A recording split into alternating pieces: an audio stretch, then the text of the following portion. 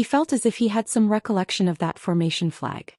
He seemed to have possessed a treasure like this once upon a time, but had since given it to someone else. However, that wasn't a cause for alarm.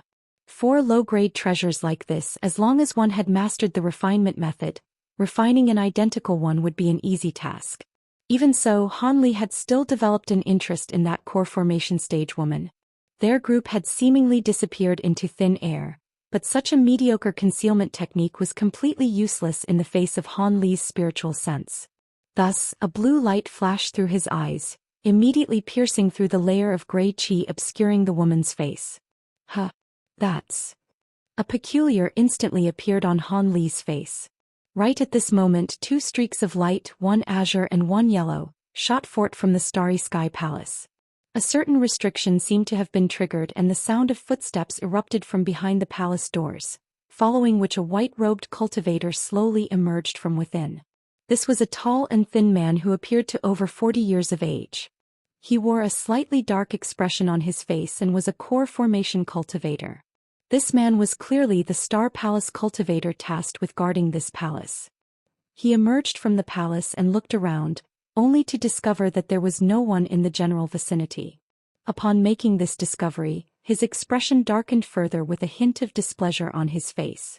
Yellow light flashed and that core formation stage man from earlier voluntarily showed himself. The gray qi over his face also faded, revealing a set of graceful and refined middle-aged features. The man cupped his fist in a salute as he asked in a respectful voice, "Brother Zhang, have there been any mishaps? Will my wife and I be able to teleport away tonight?" Fellow Daoist Tian, as long as you have enough spirit stones with you, teleporting your group away is naturally just a piece of cake. All of the guardians of the teleportation formation have done the same thing at some point. Are you worried that I would go back on my word and refuse to grant you access to the teleportation formation? The Star Palace cultivator's expression eased after the man appeared, but he still spoke in a rather cold and impolite tone. Of course not, I have absolute trust in you, Brother Zhang. It's just that my daughter really has fallen seriously ill and we have to head out to the outer seas to find the white yang demon fish's demon core to save her life. The situation is extremely urgent and we can't afford to be delayed, the graceful man said with a smile. He then waved his hand toward a certain direction behind him. A spluttering sound was heard, following which a ball of yellow mist dissipated, revealing the remaining members of the group.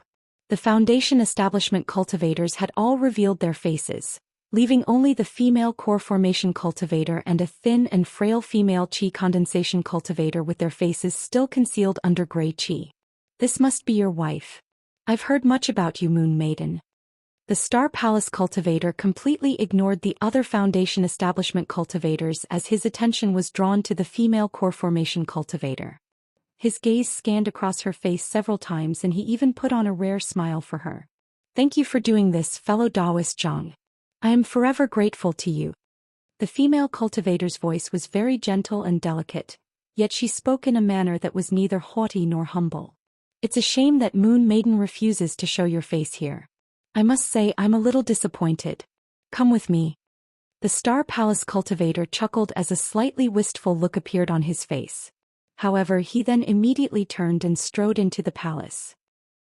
The graceful man exchanged a glance with that female core formation cultivator, before also entering the palace with the qi condensation stage woman sandwiched between them.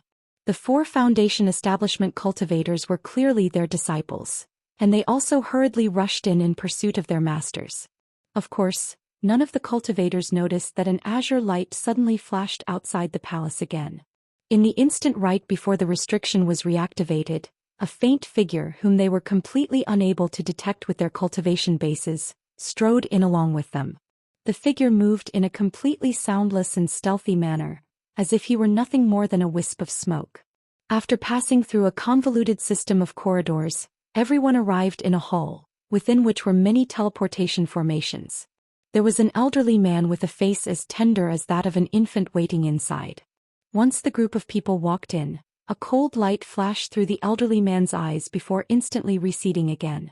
That's everyone, right? 7 people is just the right number for a single batch. The elderly man remarked indifferently. Indeed, they are the fellow Daoists wishing to be teleported away this time. Fellow Daoist, on which island would you like to travel to? The Star Palace cultivator answered the elderly man's question first, before turning to inquire the man behind him. We'll go to Silver Shark Island. Due to the fact that a high-grade min was discovered there, most of the cultivators in the outer seas have gone to that island. Perhaps we'll be able to find a white young demon fish's demon core there, the man replied after a brief hesitation. At the same time, his gaze swept over the row of teleportation formations before settling on one of the formations. Brother Huang, deactivate the restriction on that teleportation formation. Fellow Daoist, it's time for you to pay up, the Star Palace cultivator said to the graceful man expressionlessly. Of course. After the elderly man cast a few celestial techniques to withdraw the barrier of white light around the teleportation formation, the graceful man's heart danced with elation. He immediately pulled off a storage pouch hanging from his waist and tossed it to the Star Palace cultivator. The latter caught the pouch and scanned through its contents with his spiritual sense, upon which a content expression appeared on his face. The amount is just right. Here, these are your teleportation talismans. After verifying the number of spirit stones in the storage pouch, the Star Palace cultivator didn't delay any further as he pulled out 7 teleportation talismans. The graceful man accepted the teleportation talismans before distributing one each to everyone in his group. They were then led by the Star Palace cultivator toward the teleportation formation that his gaze had rested on before. This teleportation formation was already shimmering with faint white light and everything appeared to be normal. You sure have some guts. How dare you teleport people away to the outer seas behind my back? Are you not afraid that the enforcement hall will put you through the torture of the lightning whips? All of a sudden, an enticing female voice erupted. The voice wasn't very loud, but it exploded like claps of thunder in the hearts of all of the cultivators present. The Star Palace cultivator and the elderly man's faces immediately turned deathly pale. The graceful man and the female core formation cultivator were momentarily stunned before abruptly turning around. Light erupted from their bodies, wrapping up the frail female chi condensation cultivator in a cocoon of light before the two of them transformed into streaks of light, one red and one blue, as they hurtled directly toward the teleportation formation. A cold harumph rang out. A vibrant streak of light suddenly flew through the air from one corner of the hall, appearing in front of the formation in the blink of an eye. Spiritual light swept through the air, swatting the blue and red streaks of light aside with ease. The 2 streaks of light were sent flying for 70 to 80 feet before dissipating, revealing the disheveled figures of the graceful man and the female core formation cultivator. Both of them had also turned deathly pale and they opened their mouths in unison to throw up mouthfuls of blood essence. In contrast, the chi condensation stage woman that they strove to protect was completely unscathed. At this moment, the gray chi obscuring the faces of the 2 women disappeared at the same time, revealing their true features. The female core formation cultivator appeared to be around 25 or 26 years of age with skin as fair and fine as warm jade. She was an exquisite beauty. The chi condensation stage woman beside her appeared to only be around 15 to 16 years of age with a sickly yellow pallor, and an extremely thin figure. However, upon closer inspection, one could see that her features bore a startling resemblance to those of the female core formation cultivator. Furthermore, her eyes were as clear as water and even in such a dire situation, there wasn't much panic or alarm on her face. We pay our respects to the palace master. The 2 Star Palace cultivators were completely petrified after seeing that streak of light and they immediately fell to their knees. The 2 core formation cultivators glanced at each other upon hearing that, and both of them could see their own shock mirrored in one another's eyes. They were initially holding on to some hope that they would be able to escape from this woman, but that hope had been completely dashed. They stood rooted to the spot, unable to even muster up the courage to flee. Right at this moment, light flashed in the corner as a lithe and graceful figure emerged before hovering toward the center of the hall. This was a white-robed woman wearing a white scarf that obscured half of her face. Her eyes were as bright as stars and her brows were thin and long. This was clearly another stunning beauty. However, this woman didn't even look at the cultivators gathered around the teleportation formation. Instead, she turned her attention toward the entrance of the hall and said, "Fellow Daoist Han, why are you sneaking around in the presence of these juniors? Would you be so kind as to reveal yourself and have a chat with me?" Her words immediately sent waves of shock surging through the hearts of the other cultivators present, and they all turned toward the direction she was facing in unison. In their eyes, there was nothing but empty space there. How could there possibly be anyone there? Just as everyone was caught in a state of suspicion and bewilderment, a gentle chuckle was suddenly heard from that spot. I didn't think that I would encounter one of the heavenly star sages here. You didn't come here just to meet me, did you? As soon as that voice fell, azure light flashed and an azure-robed cultivator emerged from thin air. He had his hands clasped behind his back and was looking at the woman before him with a hint of a smile on his face. This man was none other than Han Li. The woman scanned over Han Li's body with her spiritual sense, upon which her expression changed drastically. A wave of incredulity swept through her bright eyes as she exclaimed, "Late nascent soul stage." This woman was naturally the woman in the cave of the sacred mountain. Everyone else in the hall was flabbergasted to hear the words late nascent soul stage. Half of them were core formation cultivators, but encountering a nascent soul cultivator was still a rare opportunity for them, and encountering a late nascent soul cultivator was something that almost never happened.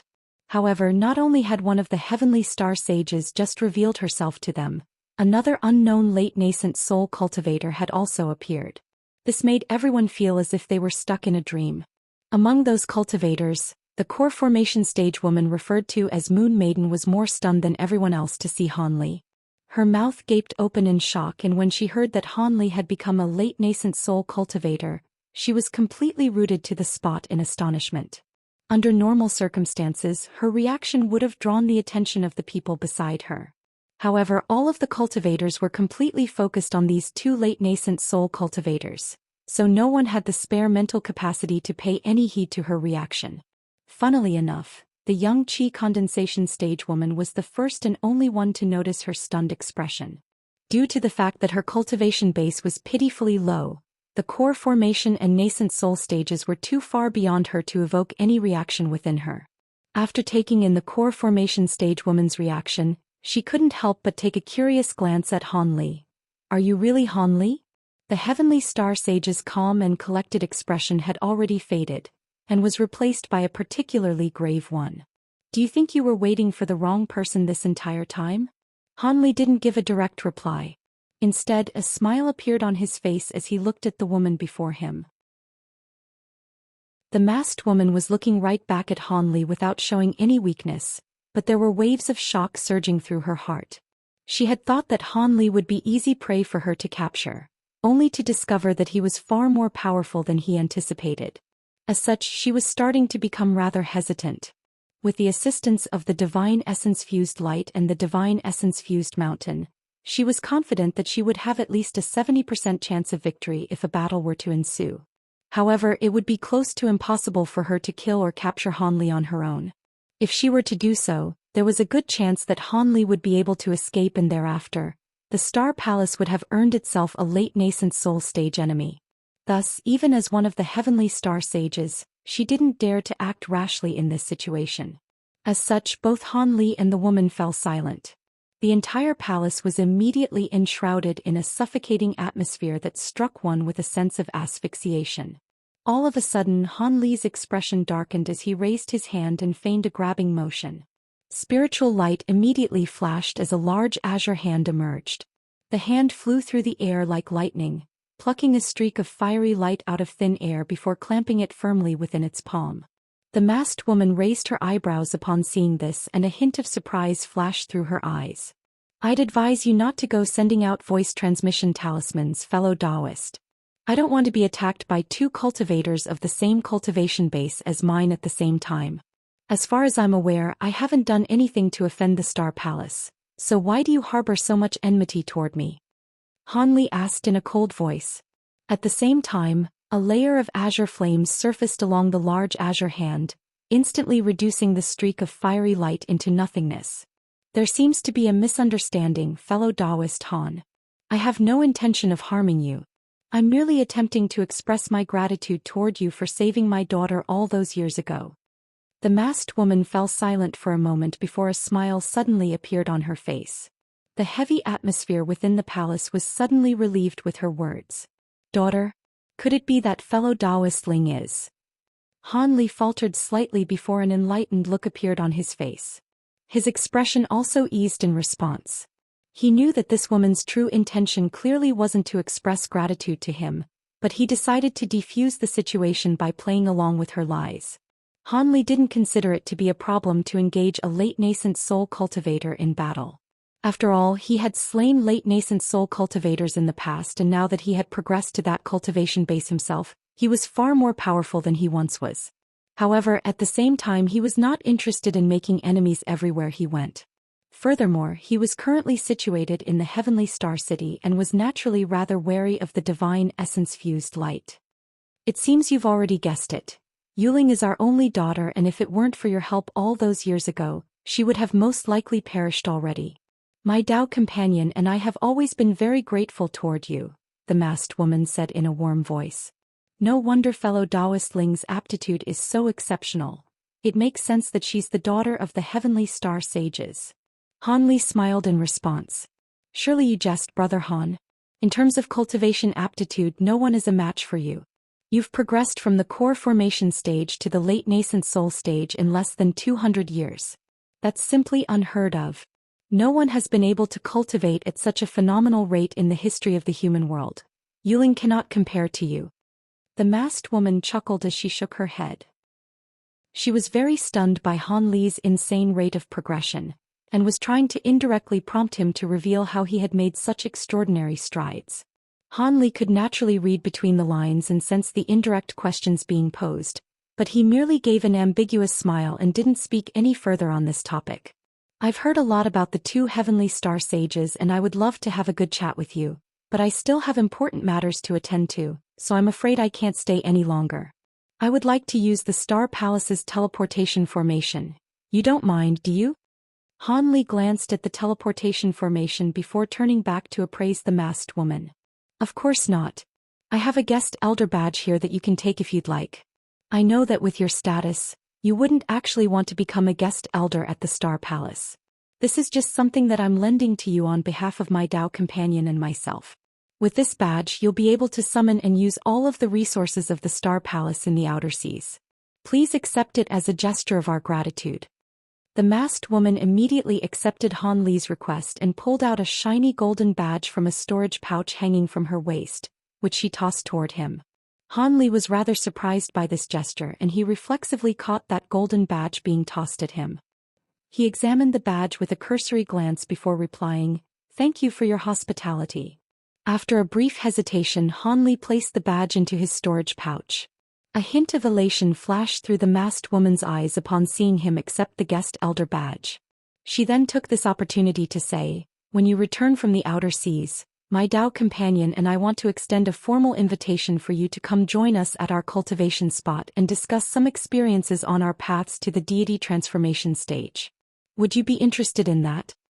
Deity transformation stage. I've only just progressed to the late nascent soul stage and I would love to exchange cultivation experiences with cultivators of the same level, but my top priority is to fortify my cultivation base for now. However, if I do get the chance I would visit you and your Dao companion for sure. Han Li contemplated momentarily before turning down her invitation with an apologetic expression. Late nascent soul cultivators were extremely rare in the human world, and to be able to hold a discussion with such cultivators was indeed a rare opportunity. However, he didn't want to plunge himself into a perilous situation for this opportunity. With his current power level, he was confident that he would be able to take on several late nascent soul cultivators at once and emerge from the battle unscathed. However, that didn't mean that there was nothing in the human world that could pose a threat to him aside from deity transformation cultivators. If he weren't careful, he could be trapped in an ancient restriction, so some kind of powerful large-scale formation spell. If he were to be attacked by late nascent stage cultivators in that situation, the outcome may not fall in his favor. Thus, he immediately decided to euphemistically turn down her invitation to visit their cultivation spot. A hint of disappointment appeared on the masked woman's face upon hearing this. As for whether she actually harbored ulterior motives in the invitation that she had extended to Han Li, even she couldn't be sure of that herself. However, seeing as Han Li had turned her down, she was naturally not going to force the issue. Instead, she merely moved on to other conversation topics and continued to chat amicably with him. Han Li gave a few polite responses before taking his leave. The masked woman didn't try to stop him. Instead, she stepped away to the side, allowing him access to the teleportation formation. At the same time, she drifted away even further into the distance as a gesture of reassurance to Han Li, indicating that she wasn't going to disrupt his teleportation. A faint smile appeared on Han Li's face and he paid this no heed as he strode on ahead. The two Star Palace cultivators hurriedly stepped aside in a respectful manner, granting Han Li free passage to the teleportation formation. However, as they did so, the core formation stage couple and their disciples were revealed to him. The graceful man didn't dare to say anything either, and he immediately tried to drag his daughter away to get out of Han Li's path. However, to his surprise, the core formation stage woman with whom he had been happily married for over 100 years suddenly made her way over to Han Li, before extending a respectful bow. When Siue pays her respects to Senior Han. Congratulations on progressing to the late nascent soul stage, Senior. If it weren't for your help all those years ago, I wouldn't be standing here today. This core formation stage cultivator was none other than the woman who had almost become Han Li's servant in the Outer Star Seas, when Siue. Siue. You recognize this, Senior? The graceful man was rather flabbergasted. Han Li turned toward the woman and said calmly, "Long time no see. I see you've also reached the core formation stage. Looks like you haven't been slacking off with your cultivation. Otherwise, with your aptitude, it would have been slightly difficult for you to reach this stage. It's all thanks to the pills you left for me, Senior. Otherwise, I would have never reached the core formation stage." When Siwe replied in a respectful manner. "Your father and I are old acquaintances, so it was only right for me to help you out. You don't need to thank me. You look like you're in a hurry to get to the outer seas as well. Let's go together. This woman is an acquaintance of mine. You wouldn't mind if I took these people with me to the outer seas, would you?" Han Li turned and asked the masked woman. "Of course not. Feel free to take them with you." The masked woman replied without any hesitation. "You have my thanks." Han Li nodded and didn't say anything further to Wen Siue. Instead, he merely raised a leg and somehow appeared in the teleportation formation after taking just a single step. He had clearly just employed the distance minimization technique that only late nascent soul cultivators were capable of unleashing. When Siue and the others were all startled to see this before turning to Han Li with awe and veneration in their eyes. Only the thin and frail young woman's eyes lit up with curiosity as she looked at Han Li. Han Li cast a celestial technique toward the edge of the formation before pulling out his greater teleportation medallion. Just as white light began to glow within the formation, he turned to the masked woman with a smile and asked, "By the way, I don't seem to have learned your name yet. Would you be so kind as to disclose it to me?" "My name is Wen Qing." The masked woman was slightly taken aback by this question initially, but she still replied with a smile. Right in this instant, Han Li and the others disappeared amid the white light, and it was unknown whether he had heard her response or not. The smile on the masked woman's face immediately disappeared. She said in a frosty voice, "For granting them access to the teleportation formations, both of you will receive 20 lightning whiplashes each as a punishment. If you dare to do this again, I won't be so kind. Thank you for sparing our lives, Palace Master. We definitely won't ever do it again." The two petrified Star Palace cultivators were both horrified and elated upon hearing the punishment dictated by the woman.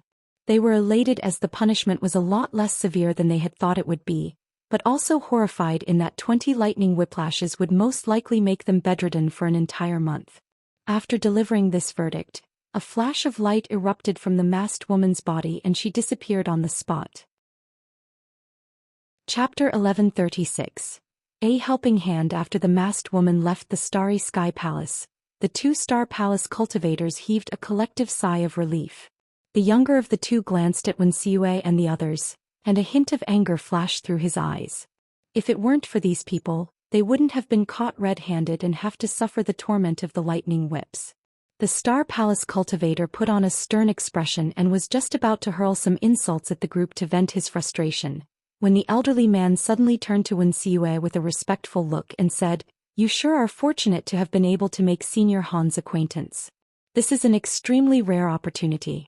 With Senior Han's guidance, you'll be able to easily progress to the nascent soul stage in the future." The elderly man's cold demeanor toward Wuxia and the others had completely disappeared.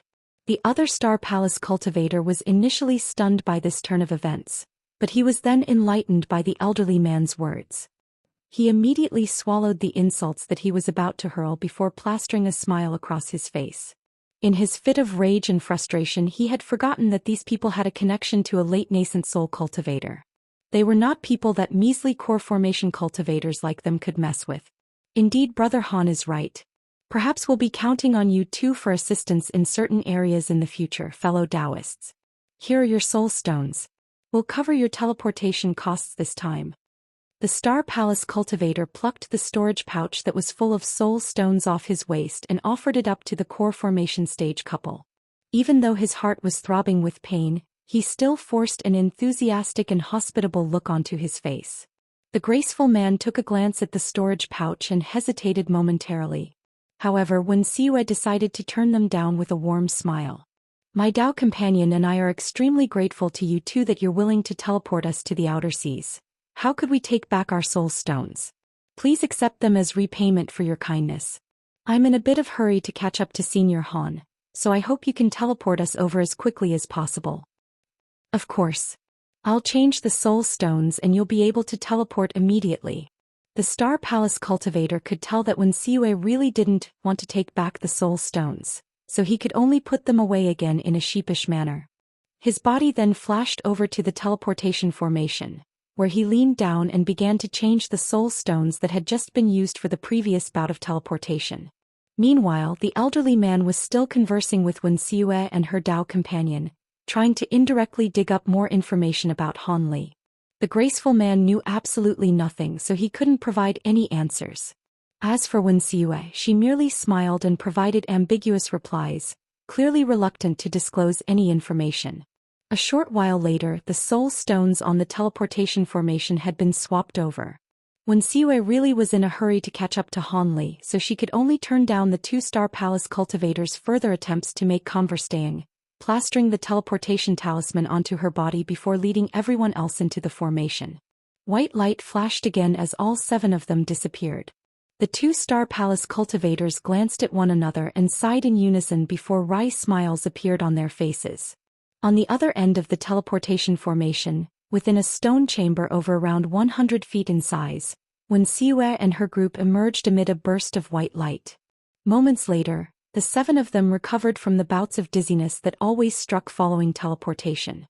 Wuxia hurriedly looked around, upon which her heart immediately sank. The stone chamber was completely empty, thus devoid of Han Li's presence. Wait here for me. I'm going to see if Senior Han is still nearby, Wuxia hurriedly instructed before rushing out the stone door without waiting for a reply from her Dao companion. The graceful man wanted to say something, but swallowed his words in the end after a brief hesitation. However, his brows were slightly furrowed as he looked on at Wuxia's departing figure. Wuxia walked out of the stone chamber and her eyes immediately lit up. The chamber was situated on a broad stone platform, and the platform was, in turn, located on the peak of a steep mountain. The platform was surrounded entirely by sheer cliff faces that no mortal would have been able to climb up. However, the cause for her elation was that Han Li was standing in a corner of the stone platform, conversing with a cultivator in Star Palace robes. He stood with his hands behind his back and was speaking in a leisurely manner.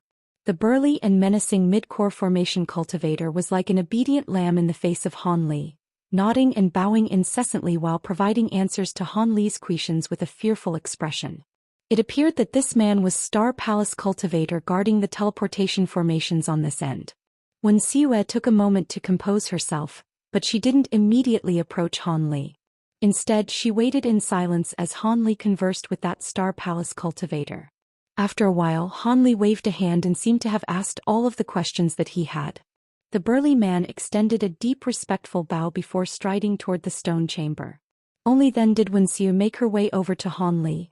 Thank you for your help back there, Senior Han. If it weren't for you, not only would we have been unable to make it to the outer seas, we could have been in deep trouble as well, Wuxia said with a respectful bow. Han Li wore a calm expression as he glanced at the woman and asked, "Don't mention it. You were only caught because of me, so it was only right for me to lend you a hand. Your trip here seems to be rather urgent. Is there some important matter you have to attend to? You have helped me a lot already and I should be content with the assistance I've received, but please forgive me for being greedy. My daughter is severely ill and could die at any moment. Please lend me your assistance again, Senior. Wen Siwei began to shed tears as she spoke, and it was quite clear that she really was extremely concerned for her daughter. That poison little girl is your daughter? A flash of light appeared in Han Li's eyes, but his expression still remained calm and collected. You truly have an exceptional eye to be able to identify the cause of my daughter's illness, Senior Han. Wen Siwei turned to Han Li with a hopeful expression upon hearing Han Li's words. I overheard some parts of your conversation already. Haven't you already found a way to cure the poison? Why are you still coming to me? Han Li asked. Indeed, my Dao companion and I received guidance from a great man, telling us that the demon core of the white yang demon fish could be used to create a pill that would cure this poison. However, this pill can't completely eradicate the poison. Even if it can temporarily save my daughter's life, her physique would be ruined and her cultivation path would be as good as over. You're a late nascent soul great cultivator, Senior, so you must have a better solution. Please help us, Senior, Wen Siwei urgently explained. I see. Han Li didn't immediately agree to help her. He merely fell silent as a contemplative look appeared on his face. Wen Siwei's heart was extremely uneasy, but she didn't dare to rush Han Li for an answer. She could only stare up Han Li with a pitiable beseeching look on her face. Han Li looked up at the dazzling sun in the sky, then down at Wen Siwei's gorgeous features, and to her surprise he said, When did Brother Wen pass away? Wen Siwei was slightly taken aback to hear this, but a dejected look then appeared on her face as she replied, When I returned to the inner seas all those years ago, Father had already disappeared. I've searched for him for several decades, but am still yet to find any leads. Unless Father has reached the core formation stage, he has most likely already left his world. The path of cultivation is always fraught with peril. No one knows which step they'll be able to reach. If you were a stranger requesting for my assistance, then I would most likely ignore you. However, you've encountered me on more than one occasion, so it appears we have affinity with one another. Seeing as you're the daughter of my past acquaintance and I still have some time on my hands, I'll take a look at your daughter, Han Li finally agreed with a nod. Thank you for your kindness, Senryo. Wen Siwei was overjoyed to hear this and was about to fall to her knees in gratitude. This is not a place to be administering treatment. I'll wait for you in the inn in that small tun at the foot of the mountain. Come on over when you and your companions are ready. Han Li swept a sleeve through the air and an invisible force carried Wen Siwei's body, making her unable to fall to her knees as she intended. An azure light then flashed around him and he shot forth down the mountain as a streak of azure light. Wen Siwei faltered momentarily before rushing toward the stone chamber with an elated expression. Moments later, the seven of them all rushed toward the direction that Han Li had disappeared in. That Han brat has already reached the late nascent soul stage? In the inner star seas countless kilometers away, within the cave on the heavenly star city's sacred mountain, an incredulous male voice rang out, causing the entire cave to tremor. The man who had spoken was none other than one of the heavenly star sages. Yes. I was also in disbelief, but I used my spiritual sense to verify his cultivation base several times, so there's no mistaking it, a female voice sounded in reply. The woman named Wen Qing had already taken off her scarf, revealing a set of beautiful yet slightly pale features, and she sat down on a translucent and glittering jade stone platform in the cave. That means his cultivation aptitude is even superior to yours and mine. The man seemed to have recovered slightly from his initial astonishment. That does appear to be the case. As far as I know, he wasn't 200 years old yet when he disappeared. His cultivation progress is unmatched by any of the past masters of the Star Palace. You and I only managed to just barely reach the late nascent soul stage at about 500 years of age. Wen Qing heaved a forlorn sigh. She had thought that she was a superb cultivation prodigy, only to find that she was merely a frog sitting in a well, and the stark contrast struck her with a sense of loss and sorrow. If that's the case, even if he's only just advanced to the late nascent soul stage with the heaven void cauldron on his side, he should be able to match either one of us in battle. No wonder you changed your mind and let him go in the end. What's your first impression after talking to him? The man asked with furrowed brows. First impression? He's very cautious and bold. Oh, not bold. Instead he's... Wenqing's brows suddenly furrowed as an indecisive light flashed through her eyes. Is he difficult to describe? The man asked. After a brief hesitation, Wenqing replied, No, it's not that. It's just that thinking back now, I've discovered something a little suspicious. Suspicious? Yes.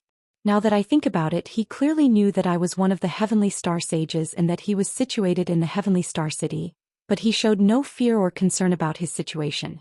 Even with the heaven void cauldron, he shouldn't have been that confident. Also, when I was facing him, I was struck by this indescribable sense of fear, as if he's an extremely fearsome person. I haven't had such a feeling in a very long time, Wenqing mused as she recalled the situation. You cultivated the spirit premonition art, so your instincts are correct the vast majority of the time. That means that he really must be fearsome in some way. The man's voice had also become quite grave. Perhaps he really is as fearsome as my instinctive impression of him suggested. Otherwise, how could he have been so calm and collected in my presence? Wenqing speculated.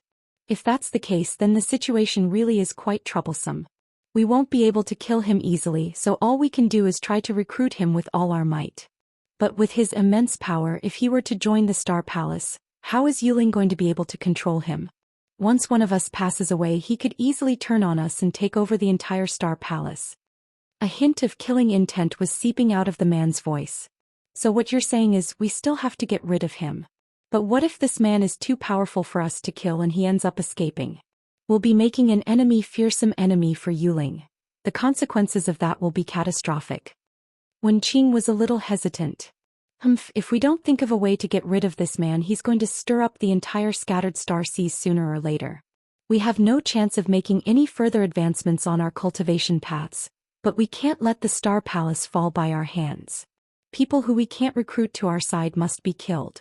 Even if it's going to be quite risky, we still have to try nonetheless. The man harumphed coldly without any hesitation. You do have a point, but this is an extremely important matter. In my opinion, it's best to think carefully before we act.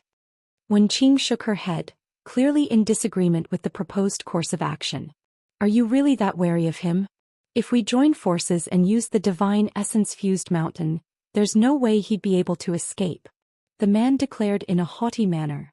If we join forces and use the divine essence-fused mountain, we do indeed have a 70 to 80% chance of killing him. However, he's a very cautious man and most likely wouldn't come to visit our sacred mountain voluntarily.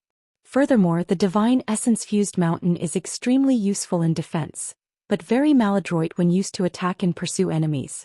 If we really want to catch him off guard, we'd have to use the divine essence-fused mountain to enshroud the entire starry sky palace in the exact instant that he teleports back from the outer seas. Only then can we ensure that he won't be able to escape.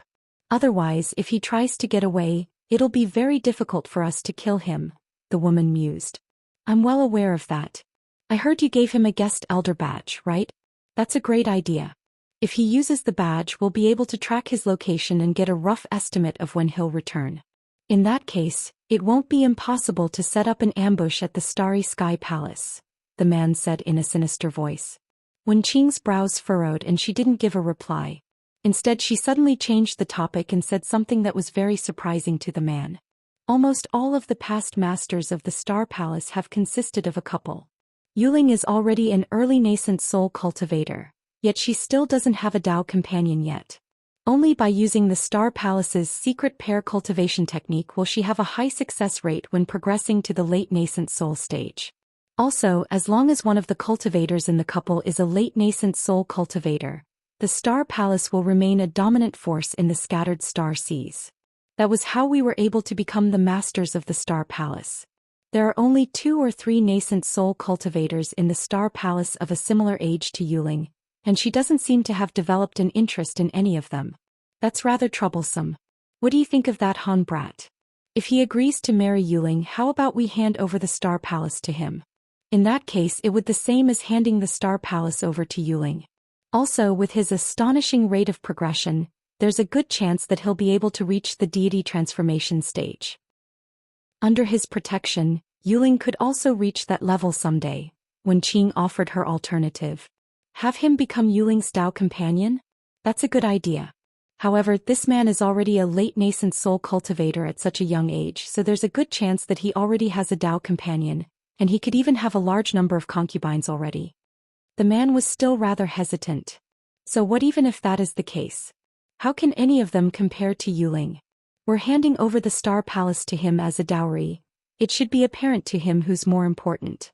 In the worst-case scenario, he'll just have to abandon his concubines or make them his servants instead. This is not an uncommon occurrence in our cultivation world, Wenqing replied with an indifferent smile. The man nodded before saying in a solemn voice, "All right, we'll do as you say then. But if he turns us down, we'll have to join forces to get rid of him."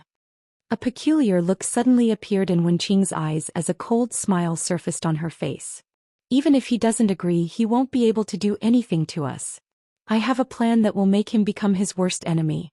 When that time comes, he's going to slowly destroy himself and he won't be able to even think about touching our Star Palace." "How are you going to do that? Make sure it doesn't backfire on us." The fact that this man was able to progress to the late nascent soul stage shows that he won't be easy to swindle. The man was rather surprised to hear this. Wenqing chuckled before her lips tremored, transmitting her voice to the man rather than speaking directly to him. "You want to do that?" "No, I absolutely won't agree to this." After listening for only a short while, a shocked look abruptly appeared on the man's face before his expression darkened. However, Wenqing paid him no heed and continued to transmit her voice to him. After listening for a while longer, the anger on the man's face gradually disappeared. When Wenqing finally concluded her voice transmission, the man fell into deep thought with his narrowed in contemplation. Wenqing waited patiently for him in silence with a smile on her face. After a long which, a decisive look appeared on the man's face as he said, "We'll do as you say. If we don't succeed, then we'll employ other methods. In any case, we have to get rid of the Archsaint of the Six Paths, Wan Sangu, and any other people who could pose a threat to our Star Palace. Only then will we be able to hand over the Star Palace to Yuling. Of course.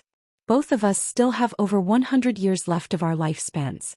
That's more than enough to take care of these matters, so we don't have to rush things. As long as he wants to progress to the deity transformation stage, there's no way he won't fall for this trap." The woman seemed to be very confident in her own plan. Just as the heavenly star sages concluded their discussion in the cave on the sacred mountain, Han Li was sitting in a peaceful wooden cabin on the Silver Shark Island. He was holding onto the wrist of a thin and frail young woman in his hand, and a wisp of his spiritual power was roaming through her body, searching for something. This was none other than Wen Xiue's daughter, a young woman by the name of Tianqiner. She was seated on a wooden bed with her legs folded in front of her, and her face was slightly flushed as she raised her exposed arm for Han Li's examination. As for Han Li himself, he sat by the edge of the bed with no expression on his face. Nearby, Wen Xiue and the graceful man were standing completely still, not even daring to breathe too loudly as they stared at the young woman with concern in their eyes. Meanwhile, their 4 foundation establishment stage disciples were standing guard outside to prevent anyone from disrupting the diagnosis process. Han Li finally released Tianqiner's wrist as he said, "The situation is indeed a little troublesome. This poison is constantly engulfing the spiritual power within her body, and it's rushing through her meridians in an extremely unpredictable manner. It's no wonder neither of you were able to do anything about this. You must have fed her a lot of pills, right? Otherwise she would have perished a long time ago. Even so, pills are only a temporary fix and the spiritual power they offer will only provide more fuel for the poison. If things continue like this, she'll be dead in 3 months unless the poison is cured." The couple was stunned to hear this, and the graceful man asked in a trembling voice, "Senior Han, even you're unable to eradicate this poison?" "I only said the situation was a little troublesome. When did I ever say I couldn't get rid of this poison?" Han Li glanced at the man and asked coldly, "Apologies for my rudeness. Please forgive me, senior." Only then did the man recall that Han Li was a great cultivator and was not someone he could voice his doubts against. Upon arriving at this realization, a sheen of cold sweat immediately surfaced on his forehead. Han Li didn't say anything else. He turned toward the young woman sitting on the bed and a hint of surprise flashed through his eyes. The young woman had been completely silent ever since she entered the room. Her cheeks had been slightly flushed when he had grabbed onto her wrist, but aside from that, she was remarkably calm. This was not the reaction he expected from a normal person. Even most cultivators couldn't pay so little heed to whether they lived or died as she did. What was even more surprising to Han Li was that he was struck by an indescribable sense of familiarity whenever he looked at her. This feeling was both familiar yet rather foreign, making him wonder if it were just a figment of his imagination. If it weren't for that fact that he had recently progressed to the late nascent soul stage, thereby significantly increasing the sensitivity of his spiritual sense, he most likely wouldn't even have been able to detect that ambiguous feeling. As for the poison that this young woman was afflicted by, taking care of it was a simple task to him. Han Li was very perplexed and he fell into deep thought as he stared the young woman before him. Wen Xiyue and her Dao companion were both also rather puzzled to see this, but they merely looked at one another and didn't dare to disrupt Han Li with their words. All of a sudden Han Li shuddered as a thought occurred to him. An extremely peculiar look appeared in his eyes as he appraised this Xianxia again. "Are you well versed in formation spells?" Much to their surprise, Han Li asked a question that was completely unrelated to the poison that Xianxia had been afflicted by. The young woman turned to Han Li with astonishment in her eyes upon hearing this, as did Wen Xiyue and her Dao companion. "Senior Han, how did you know that my daughter is well versed in formation spells?" Wen Xiyue couldn't help but asked. "There was an acquaintance of mine who was also quite proficient in formation spells and she bore some resemblance to your daughter," Han Li replied as he quickly composed himself. At the same time, a lithe and graceful figure surfaced in his mind. This lithe and graceful figure was of none other than Exen Rian, the fiery woman whom he had met countless years ago. The two of them were actually completely different in physical appearance, but their dispositions were astonishingly similar. Could it just be a coincidence?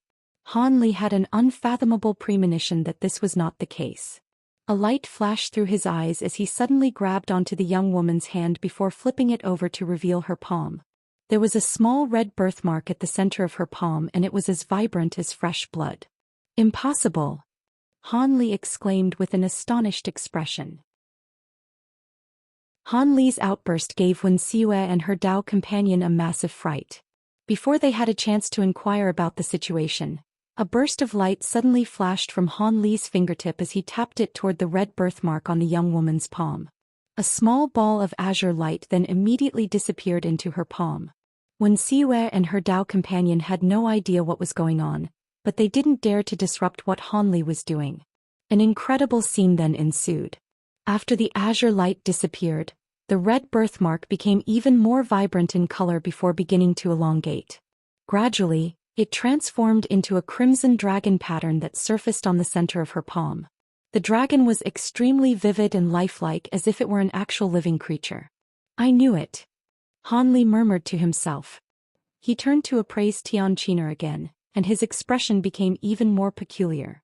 Wen Xiyue's heart immediately clenched up with concern upon seeing this and she asked, "Senior Han is my daughter." Han Li exhaled and asked, "It's all right, I've discovered why your daughter's condition is so strange. I heard from your conversation earlier that she was bitten by an unknown venomous insect before falling ill, right?" Wen Xiyue's heart stirred and she hurriedly replied, "That's right, our daughter was indeed afflicted by a venomous insect. However, we managed to get the insect to bite us as well, and its venom was indeed rather difficult to eradicate, but definitely not as difficult as in our daughter's case." Han Li pointed at the red dragon pattern on the center of the young woman's palm and said, "Hee, that's only natural. The venom is only a red herring, leading you to believe that it's the root cause for your daughter's condition when in reality, the thing that's actually posing a threat to her life is her dragon cry physique.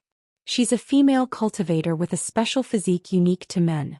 Furthermore, the insect most likely possessed extremely potent yang-type venom as well, and the combination of those two factors culminated in her current condition. The venom is merely a catalyst. Even without it, her vitality will gradually fade and she won't live past 40. Dragon cry physique? That's impossible. My Dao companion and I checked our daughter thoroughly after she was born, and we didn't discover any abnormalities within her body." Wen Xiyue's face immediately turned extremely pale. Her dragon cry physique is very rare, and it's a type of recessive physique. Unless an external catalyst is introduced or it begins to take effect on its own, it's very difficult to detect. Those with such a physique would be able to progress quickly in their cultivation, but as their rate of progression increases, the yin and yang energies within their bodies will be thrown into imbalance. In the end, they'll inevitably perish before reaching the foundation establishment stage, Han Li replied calmly.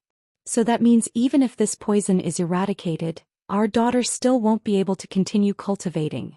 A panicked look appeared on Wen Xiue's face, and her Dao companion's expression had also become quite grave. We'll talk about those things later. Let me get rid of the poison within her body first. You two, leave this cabin for now. I'll call you two back in when I'm ready, Han Li instructed. Yes. The couple naturally didn't dare to object and could only exit the room. Upon seeing this, a hint of unease appeared on the young woman's face for the first time. Han Li turned toward her and abruptly swept a sleeve through the air. Azure light flashed and Tian Qiner felt her vision blur before she slumped onto the bed, completely unconscious. Han Li began to carefully examine her again, as if he wanted to find out something by assessing her. After a while, Han Li sighed and murmured to himself, "She has the same aura. She's also a woman with the dragon cry physique, and she's well versed in formation spells. Is this really just a coincidence, or does reincarnation actually exist?" He then brought his hands together before separating them again, upon which a dozen or so shiny silver needles as thin as threads of silk appeared between his fingers. Han Li waved his hands through the air and the silver needles shot forth, piercing into certain spots on the young woman's body with unerring accuracy, before disappearing in the blink of an eye. Han Li then made a series of hand seals as his fingers danced in an erratic manner. Bursts of light of all different colors flew forth from between his fingers, instantly transforming into a five-colored net of light that encompassed the young woman beneath it. Outside the wooden cabin was a small courtyard, within which Wen Xiue and her Dao companion were standing. They were constantly staring at the door of the wooden cabin with concern flashing through their eyes. It appeared that the two of them really were extremely loving of their only daughter. The 4 foundation establishment disciples stood off to the sides, not even daring to breathe too loudly. The wooden cabin was completely silent, and this silence was only further fueling the graceful man's anxiety. However, despite his concerns, he didn't dare to transmit his voice to Wen Xiue. He knew just how powerful a late nascent soul cultivator's spiritual sense was, and he was well aware that there was no way his voice transmission would escape Han Li's notice. If he said something to irk Han Li, then the consequences could prove to be disastrous.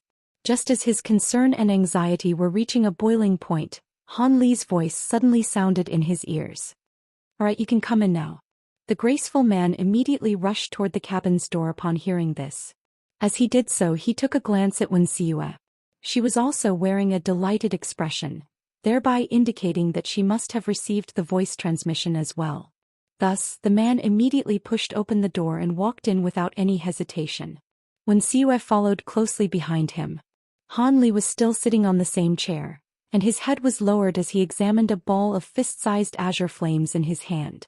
Within the flames were enveloped a few wisps of twisted and erratic black threads.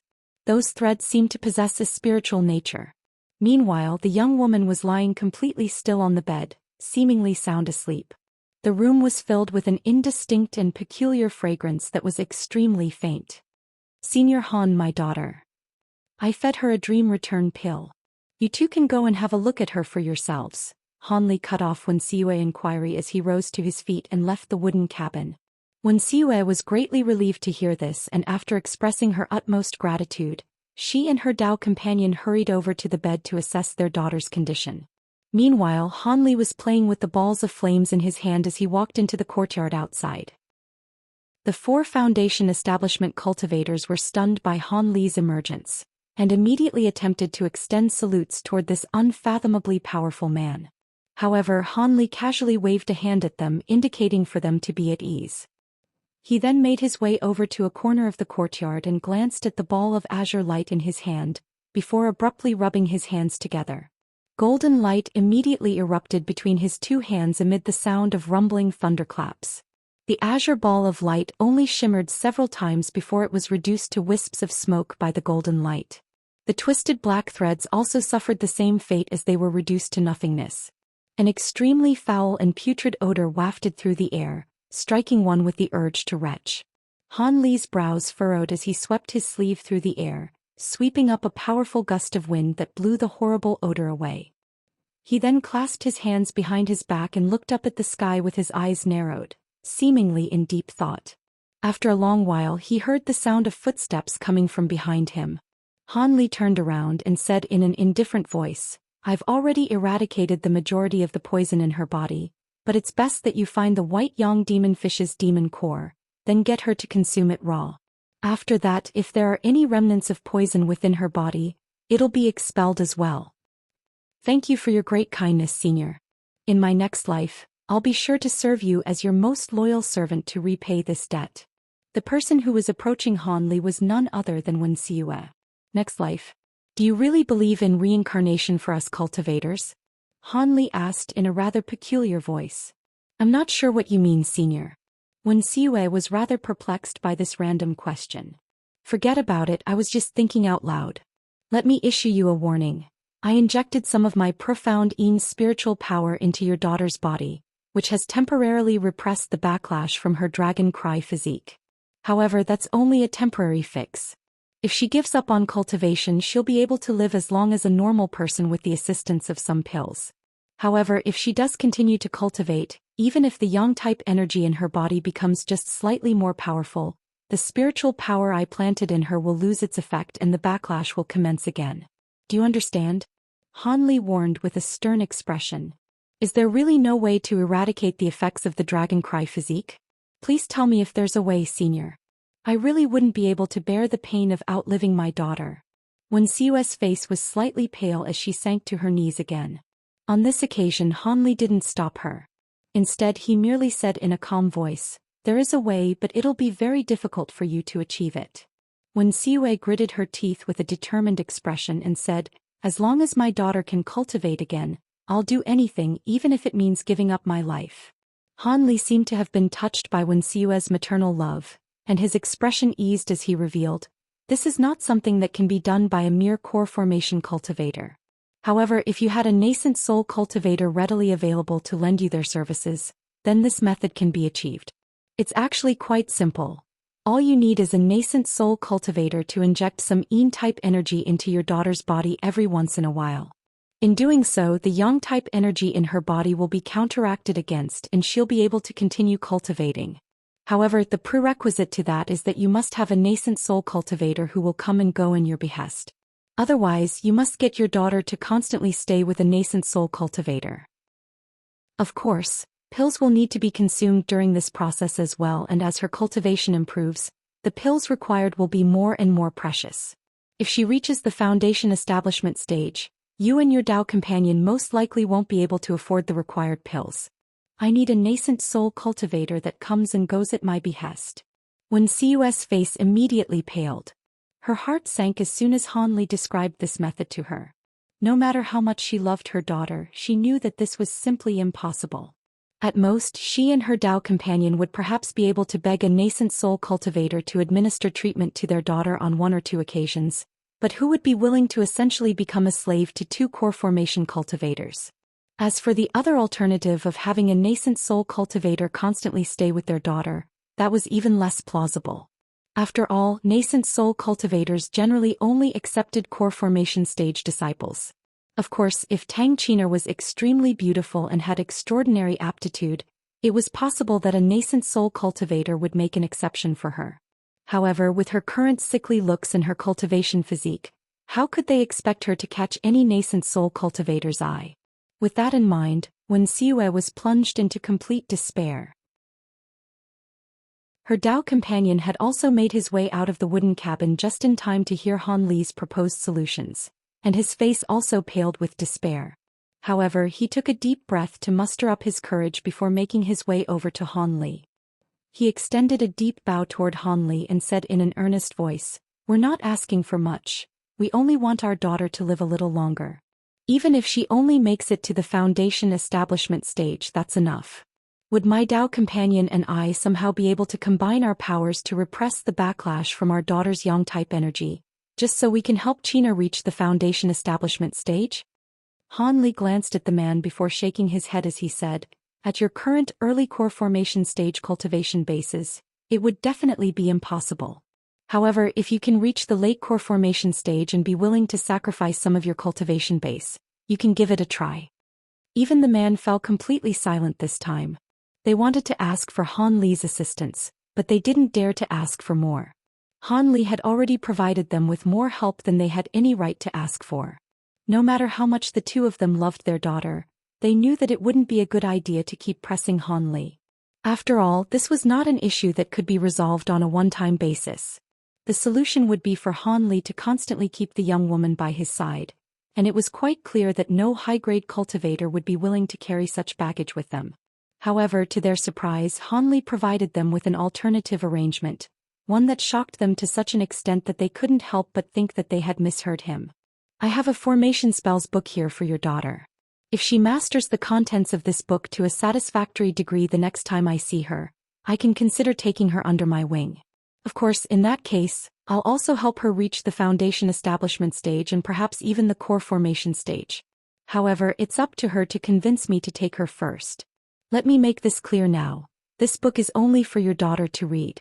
If you two try to master the contents of the book, then attempt to teach her, I'll definitely be able to see through your tricks and I'll leave right away. Han Li's voice wasn't very loud, but his words exploded like claps of thunder in the hearts of Wen Xiue and her Dao companion. Senior Han, are you being serious right now? Wen Xiue was in complete disbelief. A faint smile appeared on Han Li's face as he swept a sleeve through the air. A jade box shot forth from within, hovering slowly toward the couple. That box contains the book, Formation Spell Essentials.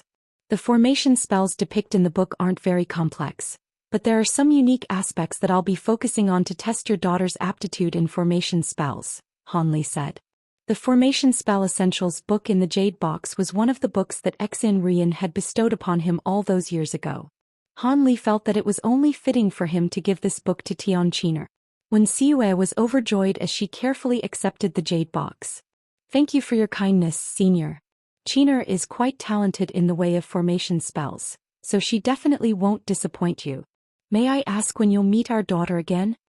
Wen Xiue asked with an urgent expression. That's hard to say. If everything goes smoothly, maybe I'll see her again in a year or so. If not, it may take several years. Let me reinforce this.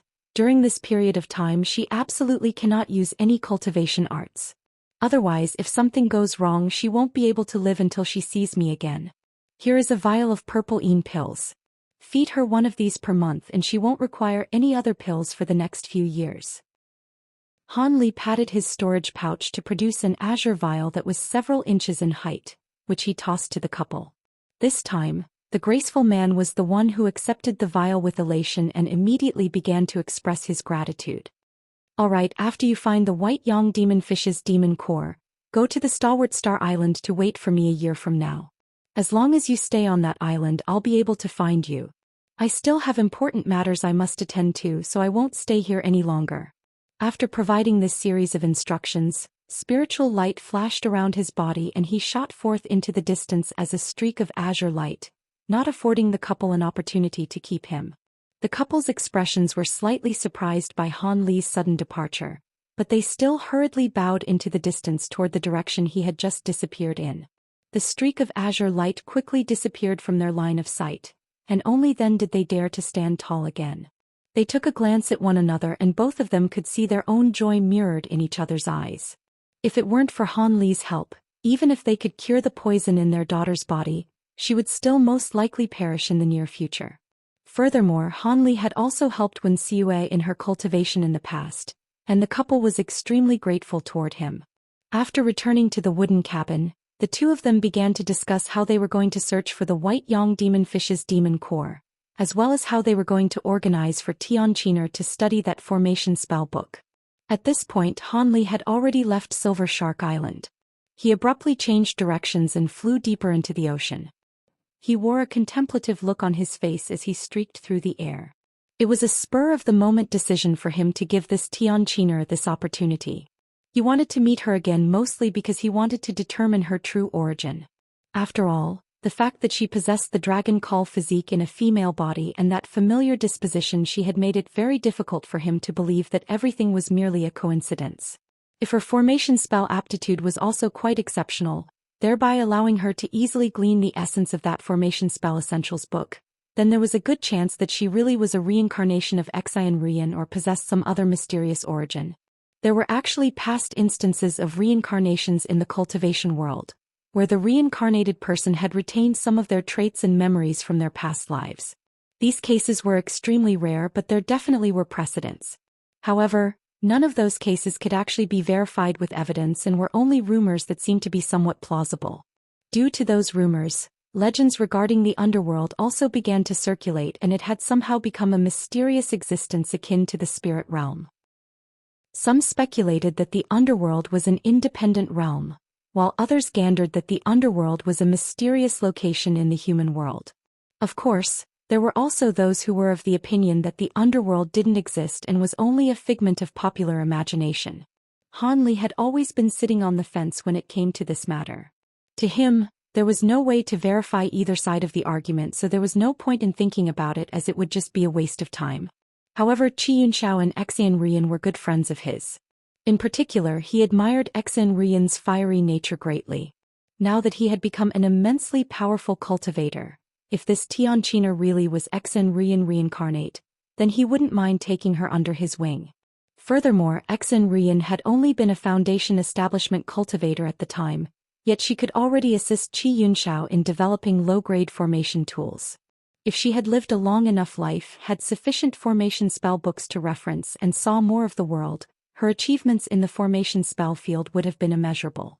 His main priority was to progress to the deity transformation stage, so he definitely wouldn't be able to focus much attention on studying formation spells. If he could take in a disciple with exemplary formation spell aptitude, and raise her to become a formation spells master, she would definitely be able to provide much assistance to him in the future. After grappling with these thoughts for a long while, Han Li heaved a faint sigh and decided to set aside this train of thought for now. He suddenly flipped a hand over and a white jade slip suddenly appeared. He scanned through the jade slip's contents with his spiritual sense, upon which the image of a massive sea chart appeared in his mind. This was the map that the Star Palace cultivator guarding the teleportation formations had given him. Prior to coming here, he had already verified the location of the island that housed the high-grade Spirit Stone mine. This was once a nameless island that had since been named Green Spirit Island. Apparently, this was because most of the spirit stones discovered there were wood attribute spirit stones. According to the sea charts, this Green Spirit Island was located extremely far north of Silver Shark Island. Even a core formation cultivator would have to fly several months without rest to get there, and it was almost the farthest point that normal cultivators could reach, which was why the spirit stone mined on the island had only been discovered recently. It was said that this island was extraordinarily massive and was originally only inhabited by some demon beasts. The mines were distributed all over the island, and they had been split among the Starfall Coalition, the Star Palace, the demon beasts in the sea. As large amounts of high-grade spirit stones were excavated from the island, the few islands nearby also began to thrive.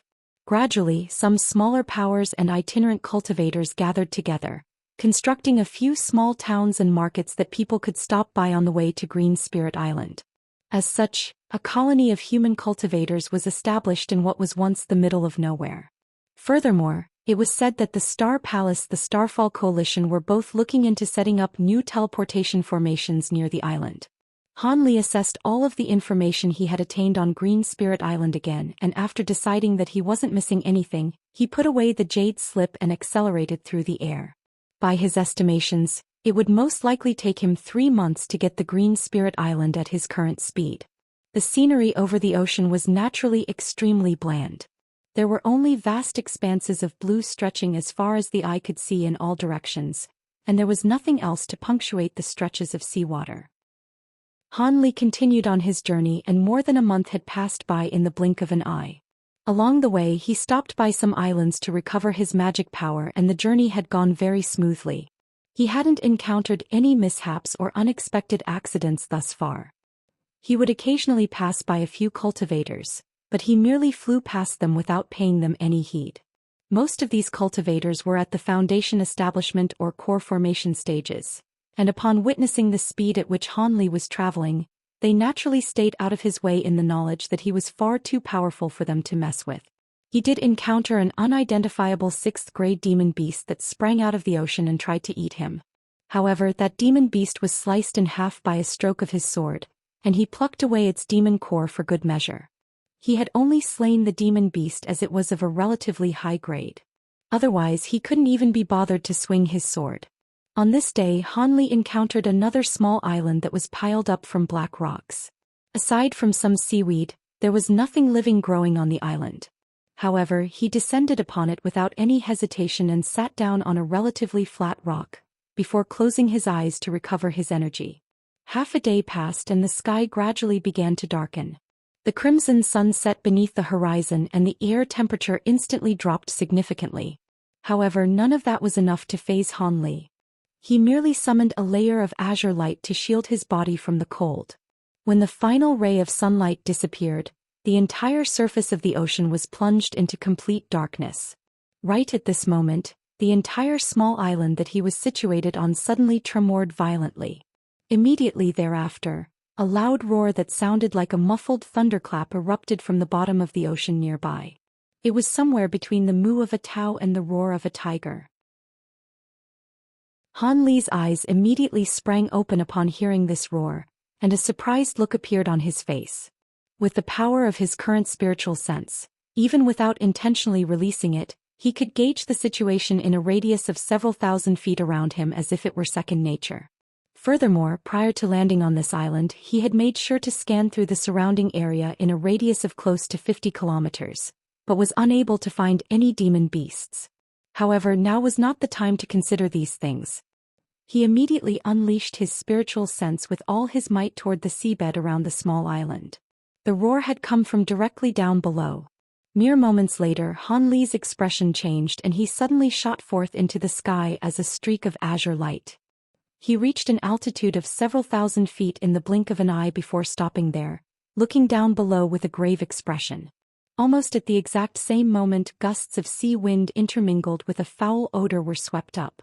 Countless vortexes of different sizes appeared on the face of the nearby ocean and rows of massive waves, each over 100 feet tall, emerged one after the other.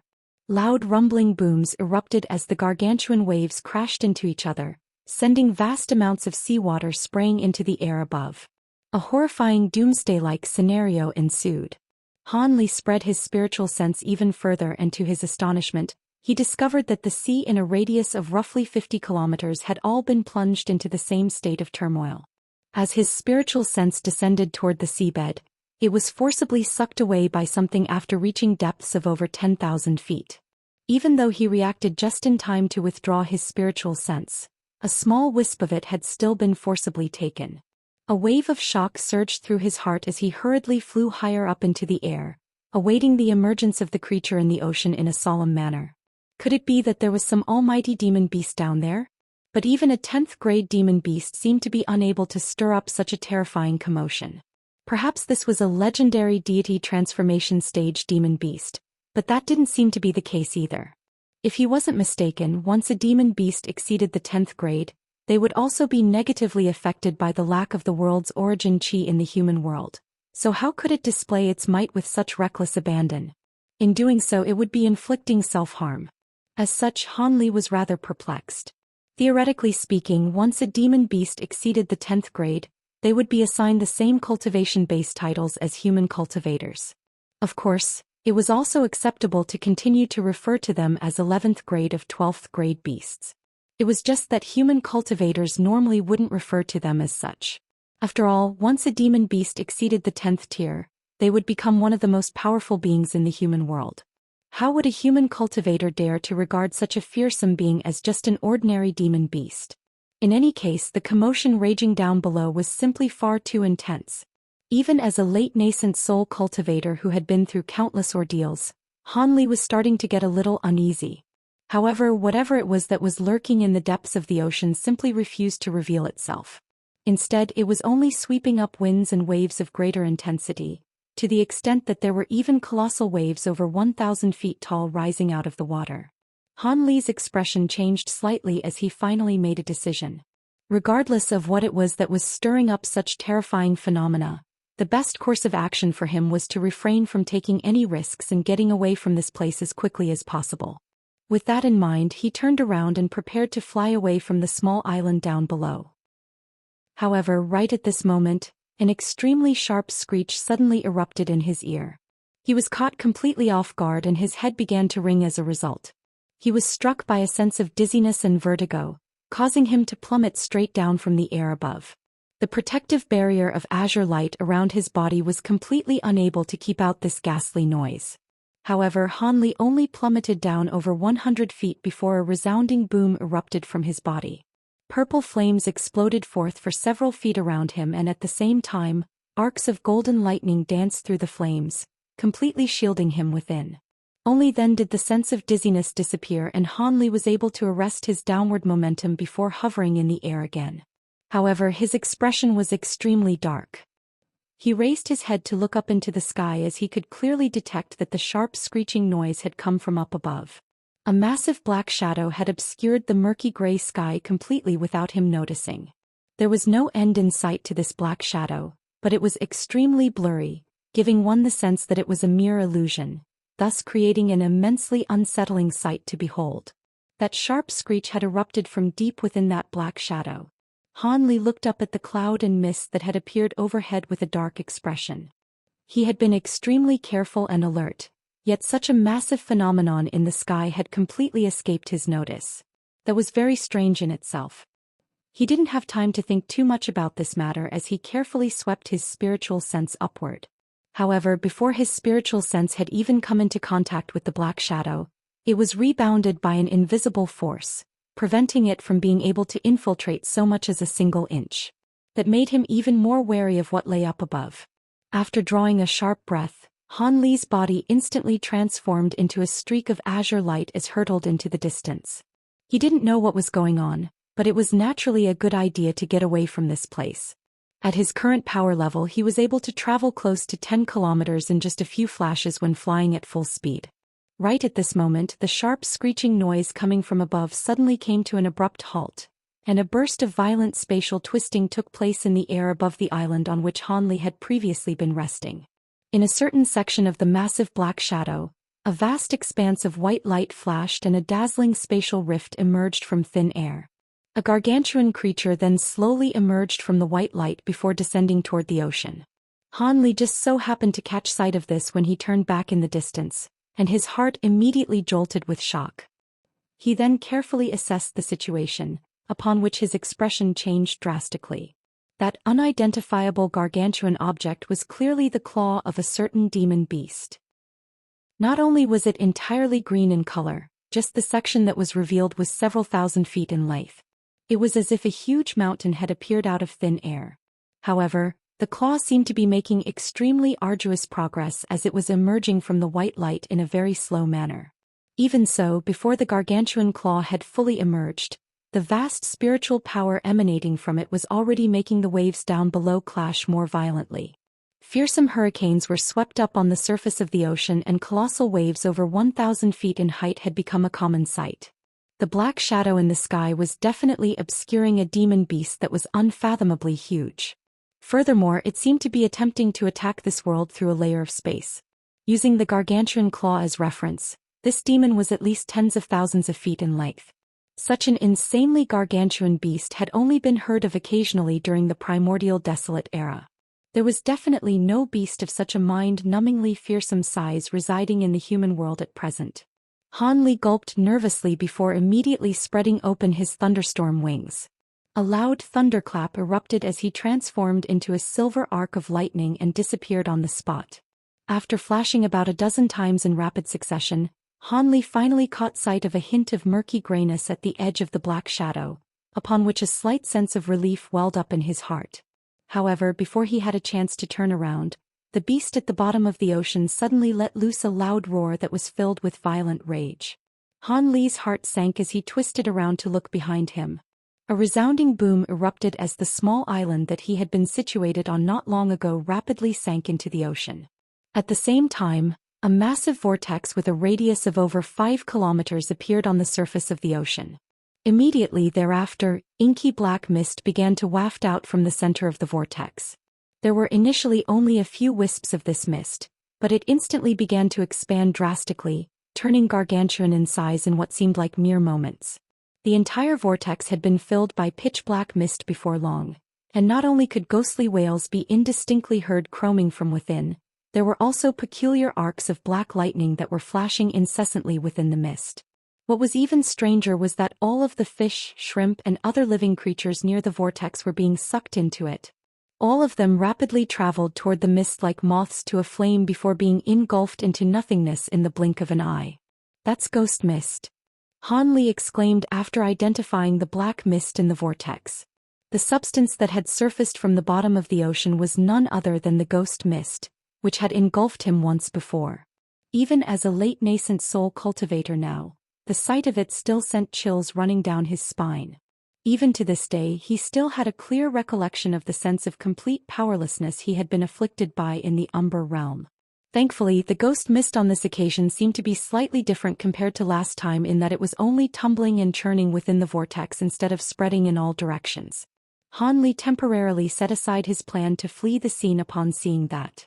At his current power level, even if the ghost mist were to spread once again, he would be fast enough to outrun it from such a far distance away. Thus he stared silently into the massive vortex. He was certain that the beastly roar he had heard earlier had come from the ghost mist, which struck him with a sense of bewilderment.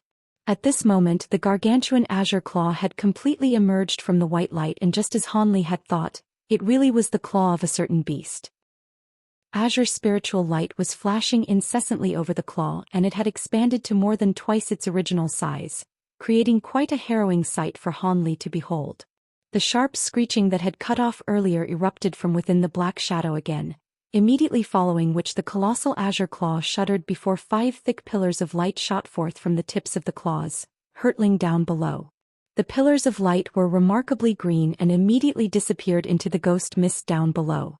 As the giant claws began to move, the 5 pillars of green light began to stir up the ghost mist, causing the beastly roar erupting from within the vortex to falter momentarily before becoming even more thunderously enraged. The mist tumbled before converging to form a massive inky black mouth filled with sharp fangs, which took up the entire vortex. The 5 pillars of azure light were immediately swallowed by the massive mouth. Han Li was dumbstruck by what he was witnessing. Right at this moment the huge black mouth closed, biting the 5 pillars of light in half before abruptly opening again. A thunderous boom erupted from within the massive mouth as an inky black bolt of lightning shot forth, vanquishing the 5 pillars of light with its fearsome might. The huge bolt of lightning then transformed into a pitch-black flood dragon before disappearing without a trace. In the next instant the gargantuan lightning flood dragon appeared beneath the black shadow before plunging into the air above. An earth-shattering thunderclap erupted, following which the flood dragon forcibly tore open a white spatial rift before disappearing into it. Arcs of black lightning flashed wildly through the rift amid explosive claps of thunder. A howl of anguish then erupted as an azure feather that was over 10 feet in length fluttered down from the white light. The huge azure claws that had extended from the other side of the rift also abruptly withdrew themselves. Both spatial rifts began to seal over following that agonized howl. The black shadow that seemed to have obscured the entire heavens had also disappeared. The murky gray sky was revealed once again as a result. Almost at the exact same moment, the colossal vortex down below began to tumble violently, compressing all of the black mist together before absorbing it into the bottom of the ocean through an immense suction force. At the same time, the vortex rapidly shrank and disappeared in the blink of an eye. Not long after that, peace and tranquility resumed over the surface of the ocean. Aside from the fact that the island Han Li had been resting on had disappeared, there was no evidence to support the fact that such an ethereal earth-shattering battle had just taken place. Han Li hovered in midair in the distance and was not in the hurry to return to that spot. Instead, after a brief hesitation, he closed his eyes and released his powerful spiritual sense, which encompassed an area with a radius of around 50 kilometers. There were no other phenomena to be seen. The unfathomably massive creature had indeed disappeared. Han Li didn't hesitate any longer as he sent his spiritual sense plunging into the ocean, attempting to assess the situation down below. A short while later, Han Li abruptly opened his eyes as a hint of bewilderment appeared on his face. After a brief moment of contemplation, he suddenly patted the storage pouch on his waist. A silver light flashed and an azure figure appeared before him. It was none other than the humanoid puppet. Go! Han Li issued a command as he swept his sleeve downward. The humanoid puppet immediately transformed into a streak of silver light and hurtled toward the ocean, covering several kilometers in just a few flashes. A short while later, the silver streak of light reached the location where the ghost mist had appeared earlier before plunging downward without any hesitation. The humanoid puppet immediately disappeared deep into the ocean. Han Li sat in midair with his legs folded in front of him, using his spiritual sense to form a connection with the humanoid puppet, thereby allowing him to manipulate it as if it were an avatar of his. The seabed nearby was far deeper than the seabed in the surrounding ocean. Only after plunging down to a depth of around 40,000 to 50,000 did the humanoid puppet reach the bottom. However, there was absolutely nothing there. Not only were there no demon beasts around, there wasn't even any coral or seaweed around. Furthermore, the terrain was far too flat to be normal without any undulation in the topography at all. The humanoid puppet searched through the surrounding area before suddenly rushing toward a certain direction. After a short while, it discovered a ball of azure light hovering in the water several kilometers away.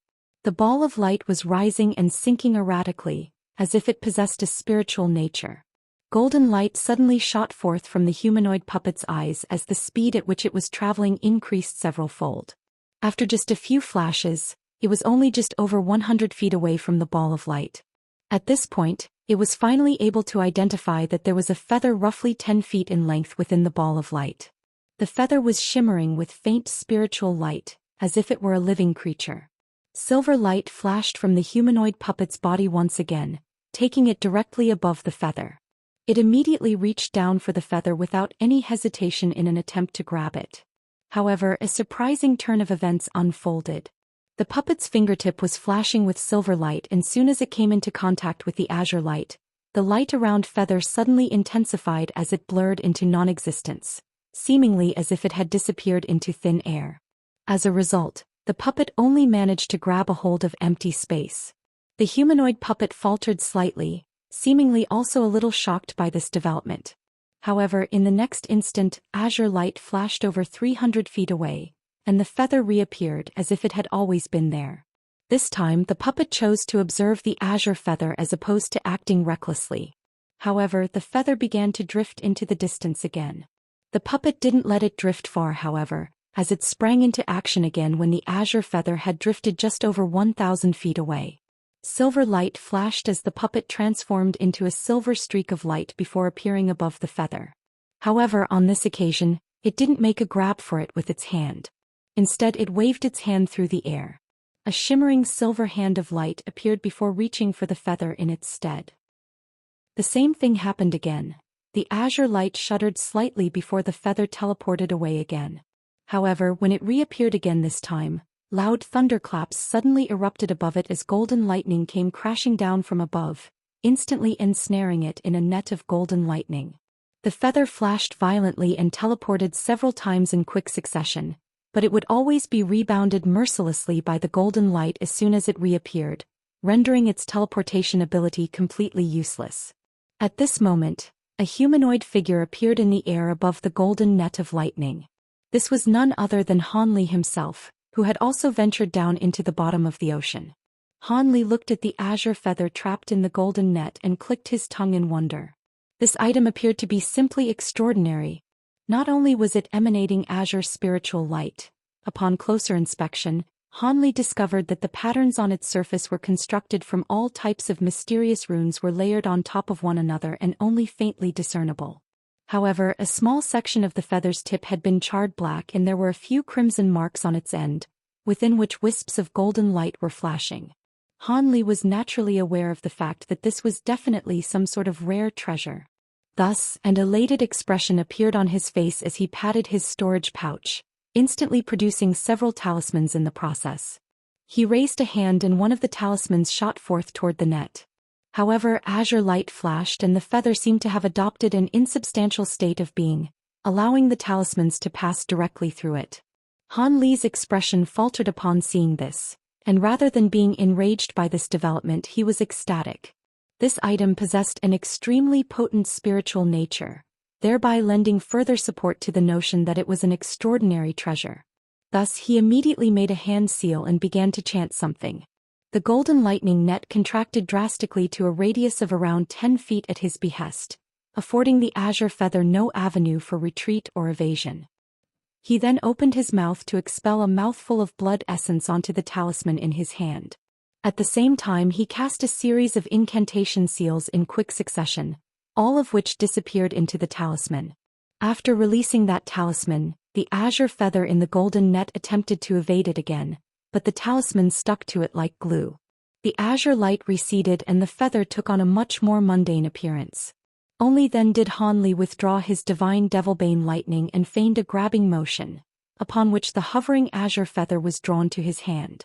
Upon careful inspection, he abruptly raised his eyebrows as he gently tapped the feather with his finger. An incredible scene ensued.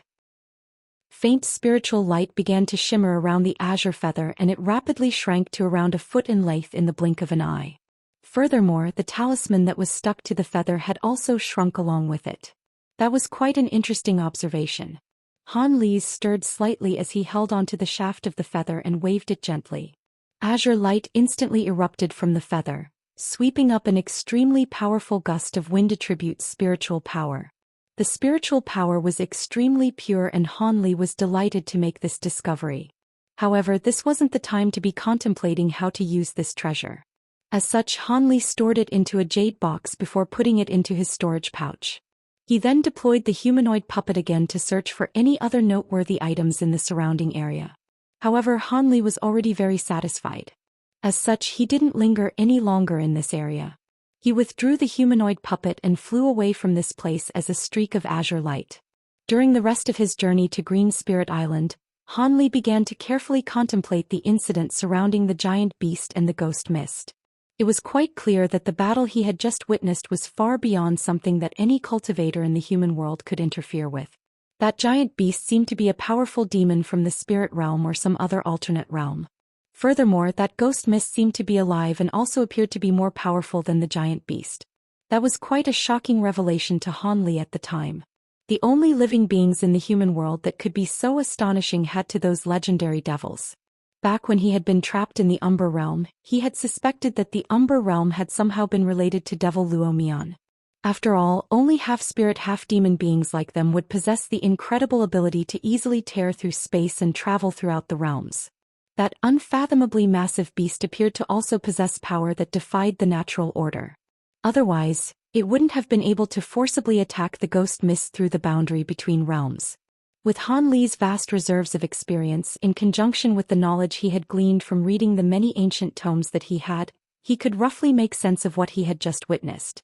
However, no matter how spot-on he was with his speculation, fearsome beings like Luo Mian were far too powerful for him to do anything against. As such, he could only treat that as a bizarre experience. 2 months and a day later, Han Li was just flying over the ocean when his expression suddenly changed, and he shot forth in a certain direction. He had only traveled a few kilometers when bursts of explosive booms erupted up ahead. In the distance, not too far away from his current location, spiritual light was flashing incessantly as 3 cultivators were fighting for their lives, trying to ward off a high-grade demon beast. Among the 3 of them, one was an early core formation cultivator, while the other 2 were only at the late foundation establishment stage. Unfortunately for them, that demon core was at the 6th grade. Even after the 3 of them combined their powers, they could only just barely ensure self-preservation.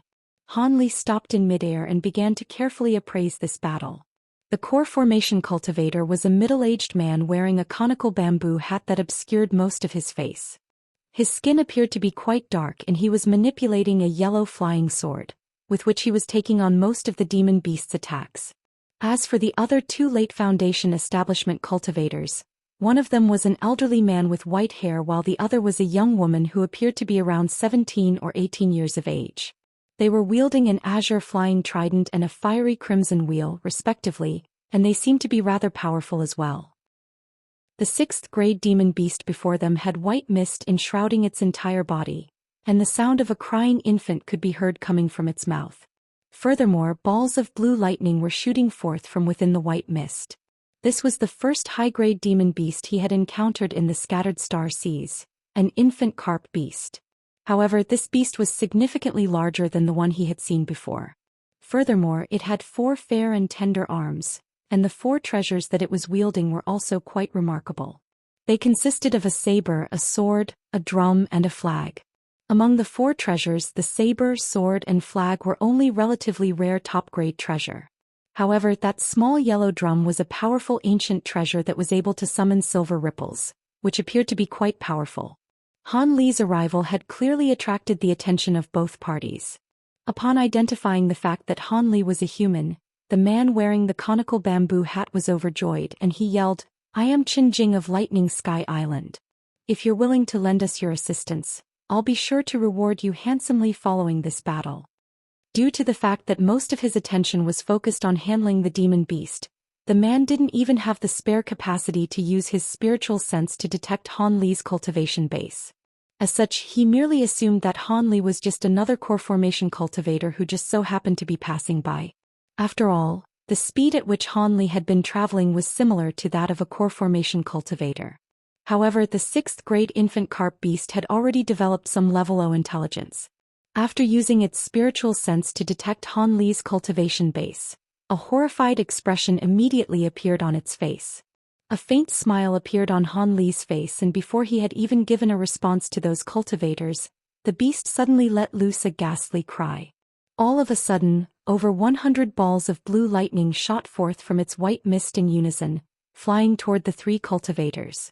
At the same time, it had already emerged from the mist and was plummeting like a shooting star toward the ocean down below as quickly as possible.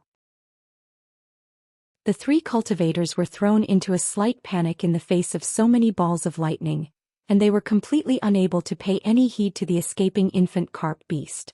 However, Han Li's expression darkened upon seeing this, and he swept his sleeve through the air in the demon beast's direction. A flying sword that was around a foot in length shot forth from his sleeve, shuddering slightly before transforming into a streak of golden light over 100 feet long, which flew through the air. The sword was so fast that the infant carp beast only saw a flash of golden light, followed by a split second of excruciating pain, before it was unable to feel nor see anything ever again. The golden light sped around the demon beast a few times and large clouds of blood mist erupted into the sky, slicing the beast into 7 or 8 pieces. Even its soul didn't have a chance to escape before it too was destroyed. The segments of its body came plummeting down from above. At this moment, Han Li reached out to feign a grabbing motion. One section of the demon beast's body suddenly exploded and a blue bead shot forth from within its flesh and blood, flying toward Han Li as a streak of blue light. Han Li closed his 5 fingers and the infant carp beast's demon core had already ended up in his hand. He looked at the demon core in a nonchalant manner without any hint of emotion in his eyes. A demon core of this caliber naturally wasn't going to catch his eyes. Following the death of the demon beast, the balls of lightning frantically attacking the 3 cultivators also disappeared in the flash. The 3 of them heaved a collective sigh of relief before turning to Han Li with awe and veneration in their eyes. They were unable to chase down the infant carp beast earlier, but they had clearly witnessed the scenes in which Han Li destroyed that 6th grade demon beast with ease. It was not difficult to imagine their astonishment. They had thought that at most Han Li would only be a core formation cultivator who just so happened to be passing by, but who would have thought that he would be a nascent soul cultivator? However, this place was already quite far into the outer seas. Cultivators of Han Li's caliber were still rare here, but 3 of them had encountered a few in the past, so they weren't overly flustered. Thus, the 3 cultivators hurriedly stowed away their treasures before drifting over to Han Li. Before they had even reached the Han Li, the man in the conical bamboo hat extended a deep bow toward him. Qin Jing of the Azure Yang sect pays his respects to Senior. Thank you for your assistance, Senior.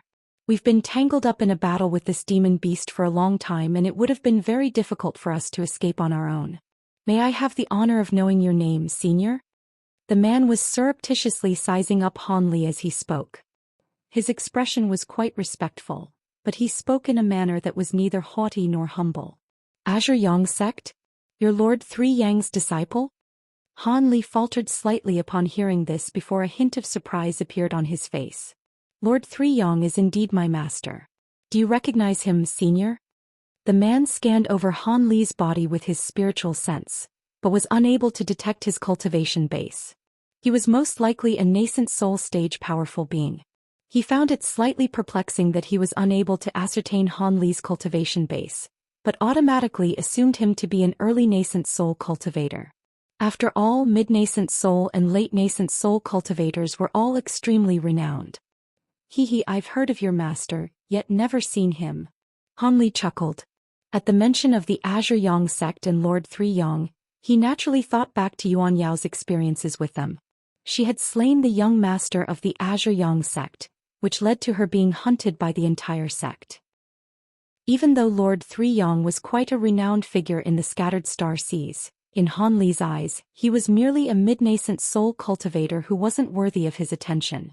Aside from that, he had no vendetta against the Azure Yang sect, so he certainly wasn't going to kill these three in cold blood. Next he began to ask them some questions. The three of you must be quite familiar with this area, right? Do you know the specific location of the Green Spirit Island? Han Li's sea charts were very detailed, but it was no easy task trying to find an island in this boundless ocean. As such, he certainly wasn't going to give up on the opportunity to make an inquiry to these three cultivators. At the mention of Green Spirit Island, smiles appeared on the faces of the Azure Yang sect cultivators. Senior, you're trying to get to Green Spirit Island to obtain high-grade spirit stones, right?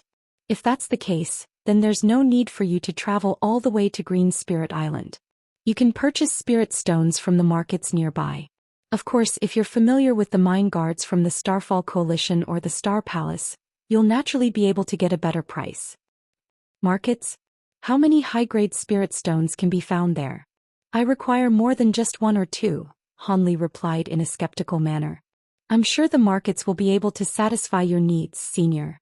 High-grade spirit stones are technically equivalent to over 10,000 spirit stones, but in reality, the price at which they're sold is over twice that amount. As long as you're not looking for more than 30 or 40 high-grade spirit stones at once, those markets will be able to provide them, Qin Jing replied with a smile. In that case, then take me to the markets first. If there aren't enough spirit stones there, then I'll make a trip to Green Spirit Island. You can take this demon core as remuneration for leading the way. Han Li tossed the infant carp beast's demon core toward them as he spoke. Qin Jing caught the demon core and was immediately ecstatic. Don't worry, Senior, we've been residing around this area for over 10 years, so we know everything there is to know about these markets. We'll be sure not to disappoint you. The Azure Yang sect cultivators were still rather confused about Han Li's identity, but a 6th grade demon core would rake in a large sum of spirit stones for a core formation cultivator, particularly when all they had to do in exchange for it was to lead the way to the market. They were naturally overjoyed. As for the elderly man and the young woman, their cultivation bases were inferior to Qin Jing's, so he naturally made all of the executive decisions for their group. However, they were even more fearful when they looked at Han Li now. After all, the disparity between Foundation establishment and nascent soul cultivators was simply massive. Thus, Han Li was led by Qin Jing's trio away from this place. According to their description, this location was only about half a month's travel away from Green Spirit Island, and on the way there, they would pass by the island on which the three of them inhabited. They flew toward the eastern direction almost without any pause for rest, and after flying for over 10 days, an unknown island finally appeared up ahead. This island appeared to be quite large, several thousand kilometers in radius. The island had an undulating terrain filled with lush hills and mountains. This is Lightning Sky Island. I have a simple abode here, so I'm very familiar with the markets in this area. The market here is also one of the largest near Green Spirit Island, so I'm sure it won't disappoint you, Senior, Qin Jing explained with a smile on his face as he flew through the air. The spirit vein on this island is not bad. It's no wonder that so many cultivators are staying on this island. Han Li nodded as he looked into the distance. Not only is the spirit vein on Lightning Sky Island the best among the surrounding few islands, the island also produces several types of rare medicines. Both the Starfall Coalition and the Star Palace have set their eyes on the island before, but they were both wary of one another and allowed other powers to take joint ownership of the island instead, Qin Jing said in a slightly boastful manner. Those so-called other powers include your Azure Yang sect, right? Han Li chuckled. Ahem. Our Azure Yang sect does have a few people living on this island, but we wouldn't dare to claim ownership over any part of it. Qinjing chuckled drily. There seemed to be some hardships involved that he was reluctant to talk about. Han Li naturally wasn't actually interested in the Azure Yang sect. As such, he merely smiled and set the topic aside. After that, Qinjing began to introduce the powers on the island, as well as the several nascent soul cultivators here. Han Li heard the name of a familiar person from Qinjing's description, and he faltered lightly before exclaiming, Daoist Master Swift Crane. The one from the Jade Cloud sect? He's also on this island? I heard that he was severely wounded many years ago. Qinjing's heart stirred slightly, but he still gave an honest response. You know about Senior Swift Crane as well, Senior? His body was once destroyed many years ago, but he was saved by the Jade Cloud sect and managed to recover his cultivation base through possession. I heard that he had intentions of taking over the island for the Jade Cloud sect, but he wasn't the only one with such intentions, so in the end, the island was split among several powers. I see. Han Li replied in a neutral manner, making it impossible for Qinjing to glean his thoughts. Before they knew it, the four of them had reached the island and were flying directly toward the center of the island. After flying for a short while longer, a small city nestled between several tall mountains appeared before their eyes. It was quite clear that this city had only been constructed not long ago. It wasn't very large in area, only around a dozen or so square kilometers, and all of the buildings in the city were constructed from large gray-white stones, creating a pristine and orderly sight to behold. There appeared to be city gates on all four sides of the city, but only qi condensation cultivators used those gates. All of the more powerful cultivators capable of flight chose to take aerial routes. It appeared to be a lively and bustling city. Han Li's eyes narrowed as he suddenly asked, how many cultivators are there living on this island? Are they all here in this city? Qinjing faltered slightly upon hearing this before replying after some contemplation, there are no exact population figures, but if the qi condensation cultivators are taken into account as well, then there are probably 30,000 to 40,000 inhabitants. Most of them live in this city while others are distributed over other spots on the island. There are even some powerful cultivators who have blasted cave abodes for themselves into the faces of mountains. I see.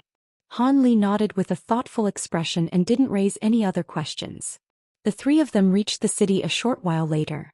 At their altitude, they were able to clearly see everything within the small city. Han Li swept his gaze down below and developed a slight interest in the stone towers situated at the center of the city, which were extending into the sky like 8 heavenly pillars. The stone towers were circular in shape and each and every one of them appeared to be around 500 to 600 feet tall. Their surfaces were bumpy and uneven, with many mysterious runes and formation spells carved into the stone. These runes and formations were shimmering with feeble spiritual light and were extremely attention-grabbing. Even Han Li couldn't help but take a few more glances at the towers. Those 8 stone towers can activate the city's protective formation. They were designed by a renowned formation master in our scattered star seas. Once activated, the formation's power is definitely not inferior to the protective formation of the major sections. The towers have foundation establishment cultivators stationed in them 24 hours a day in order to ensure that they can be activated at any moment. This formation has saved the city from destruction on several occasions and has proved to be extremely useful. Han Li's heart stirred upon hearing this as he asked, "Oh? Are there demon beasts attacking this island?" Please be at ease, Senior. I'm referring to events that took place many years in the past. Ever since the mines on Green Spirit Island were split among us humans and demon beasts, those demon beasts have never attacked this island again. Let's get down now. The market is just over there and I happen to know a few shops that specialize in selling high-grade spirit stones. I can introduce them to you, Senior. Qinjing replied with a smile before pointing toward the southern region of the city, awaiting further instructions from Han Li. Han Li turned toward the direction that Qinjing was pointing to find that there were some buildings there that were indeed different from others. All of them were remarkably tall and large, with the smallest pavilions being 2 or 3 levels tall, and the largest at 4 or 5 levels in height. There were steady streams of cultivators entering and exiting the doors of these pavilions, creating a much more lively scene than anywhere else in the city. Han Li nodded, but to the 3 cultivators' surprise he said, "There's no need for an introduction. I'll get down there and have a look for myself. You 3 can go now." "Yes." Qin Jing was slightly taken aback, but he didn't dare to object as he bowed respectfully.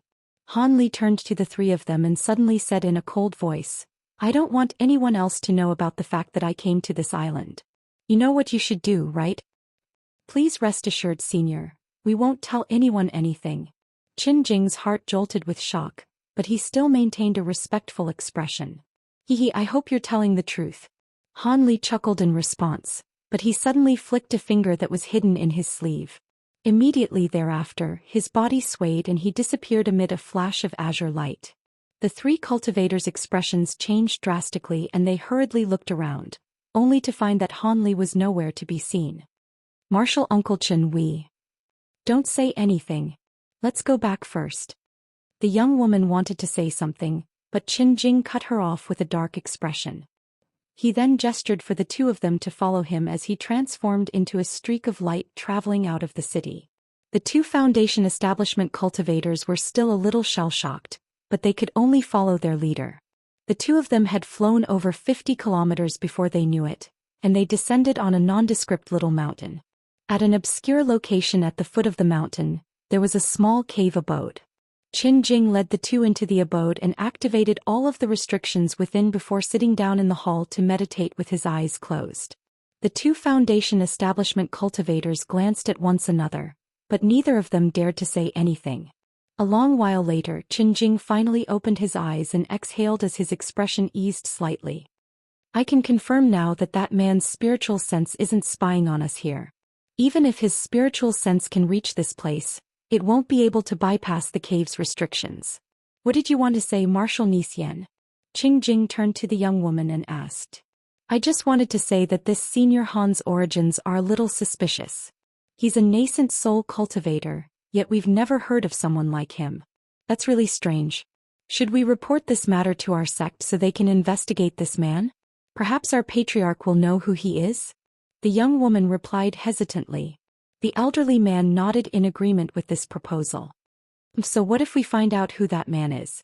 Our patriarch is currently in seclusion to make a breakthrough to the late nascent soul stage. No matter who this man is, he's not important enough to disrupt our patriarch's seclusion. If our patriarch can't do anything to him, why would we risk irking him just to find out who he is? From what he said earlier, it appears that he has some knowledge about the scattered star seas, so he's most likely just come out of an extended period of seclusion. This is certainly not unheard of in our scattered star seas. He warned us not to reveal his location. Do you think he wouldn't dare to do anything to us just because we're from the Azure Yang sect? Even if he kills us without our patriarch to stand up for us, the sect can't do anything to him. Why would we do something that incurs so much risk for no worthwhile reward?" Qin Jing harumphed coldly.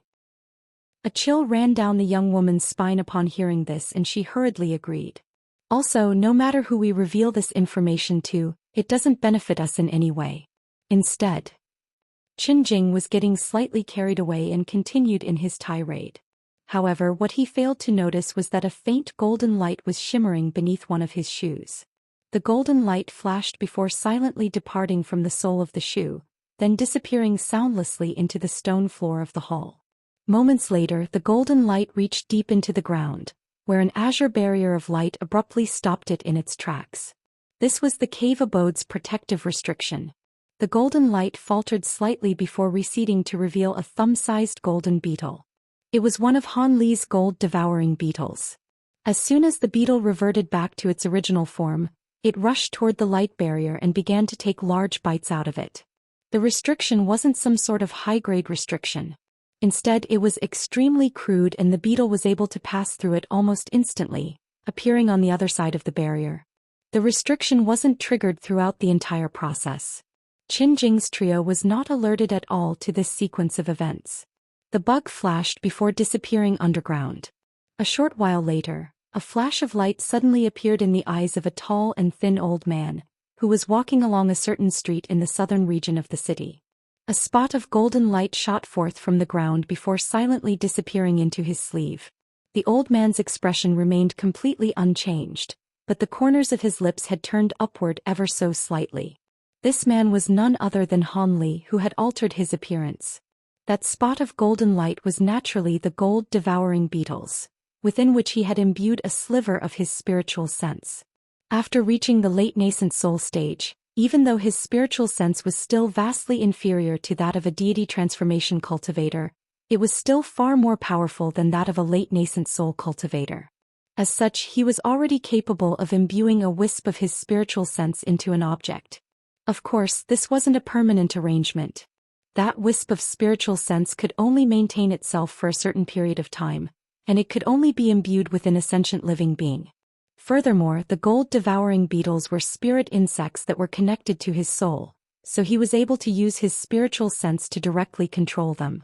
When Han Li separated from the three cultivators, he didn't immediately kill them to silence them, but he imbued a wisp of his spiritual sense onto one of his gold-devouring beetles, then snuck it onto Qin Jing's body for him to take back to his cave abode. With Han Li's current power level in conjunction with the gold-devouring beetle's abilities, it naturally wasn't going to be noticed by a mere early core formation cultivator. Han Li had made up his mind. If these three people followed his instructions, then he would naturally leave them alone. However, if they decided to play tricks behind his back, then he would immediately use this gold-devouring beetle to kill all of them.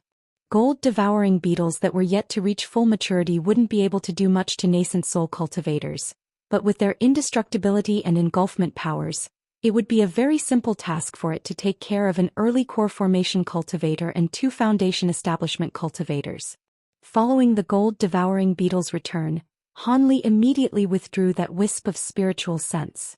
The conversation between Qin Jing's trio was instantly replayed back to him, and he smiled internally before paying no further heed to those three.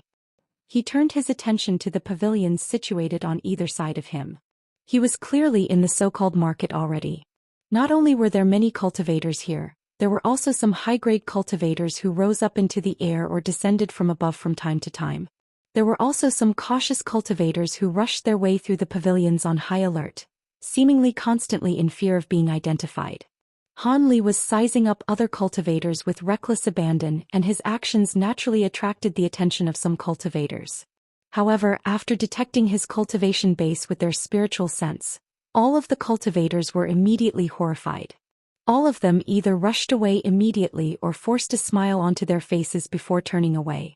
Han Li had restricted his cultivation base, feigning a late core formation cultivator. Even so, that was already enough to scare off all of the other cultivators. After taking a few more steps, Han Li suddenly faltered as his gaze fell on several pavilions, upon which a hint of surprise appeared on his face.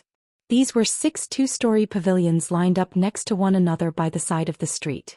There was a long and thin flag set up in front of each of the pavilions, and there were different diagrams on those flags, comprising of a blue monster, a small golden sword, an azure spirit herb, and several other designs. Are those the 6 united palaces? Han Li was surprised to see this. If he recalled correctly, many of the powers in the scattered star seas had already joined the Starfall Coalition. As such, it was very surprising to see another power set up a shop in such a bold manner on this island. It appeared that the Starfall Coalition was indeed quite powerful. Even though they weren't able to dominate the entire Green Spirit Island, the other powers on the island still don't dare to set up shops in the city. Han Li had been in conflict with many of the old nascent soul monsters in the Starfall Coalition, so he naturally wasn't going to seek them out. As such, he shook his head and decided to make his way toward the shop in front of him. However, before he had even begun to approach the shop, several cultivators suddenly emerged from one of the 6 united palace pavilions. Han Li caught sight of the cultivator at the forefront of the group, upon which his expression changed slightly. This was a yellow-robed old man who appeared to be over 50 years of age. There was a Daoist priest in a set of crane robes beside him. The latter appeared to be around just over 20 years old, and both of them were early nascent soul cultivators. There were 4 core formation cultivators behind them, as well as a middle-aged manager wearing a set of attire from the 6 united palaces. The manager wore a fawning smile on his face and was clearly trying to curry favor. That was to be expected. After all, nascent soul cultivators were revered beings everywhere, and it was quite an occasion to have 2 of them visit the same shop at once. What made Han Li's expression change slightly was none other than that young Daoist priest in the crane robes. The man appeared to be very young, but no matter how Han Li looked at him, he was clearly the very same Daoist priest who had hunted him down many years ago and almost taken his life, Daoist master Swift Crane. It was just that he appeared to have reverted back to a far younger age. Despite that, his appearance hadn't changed much.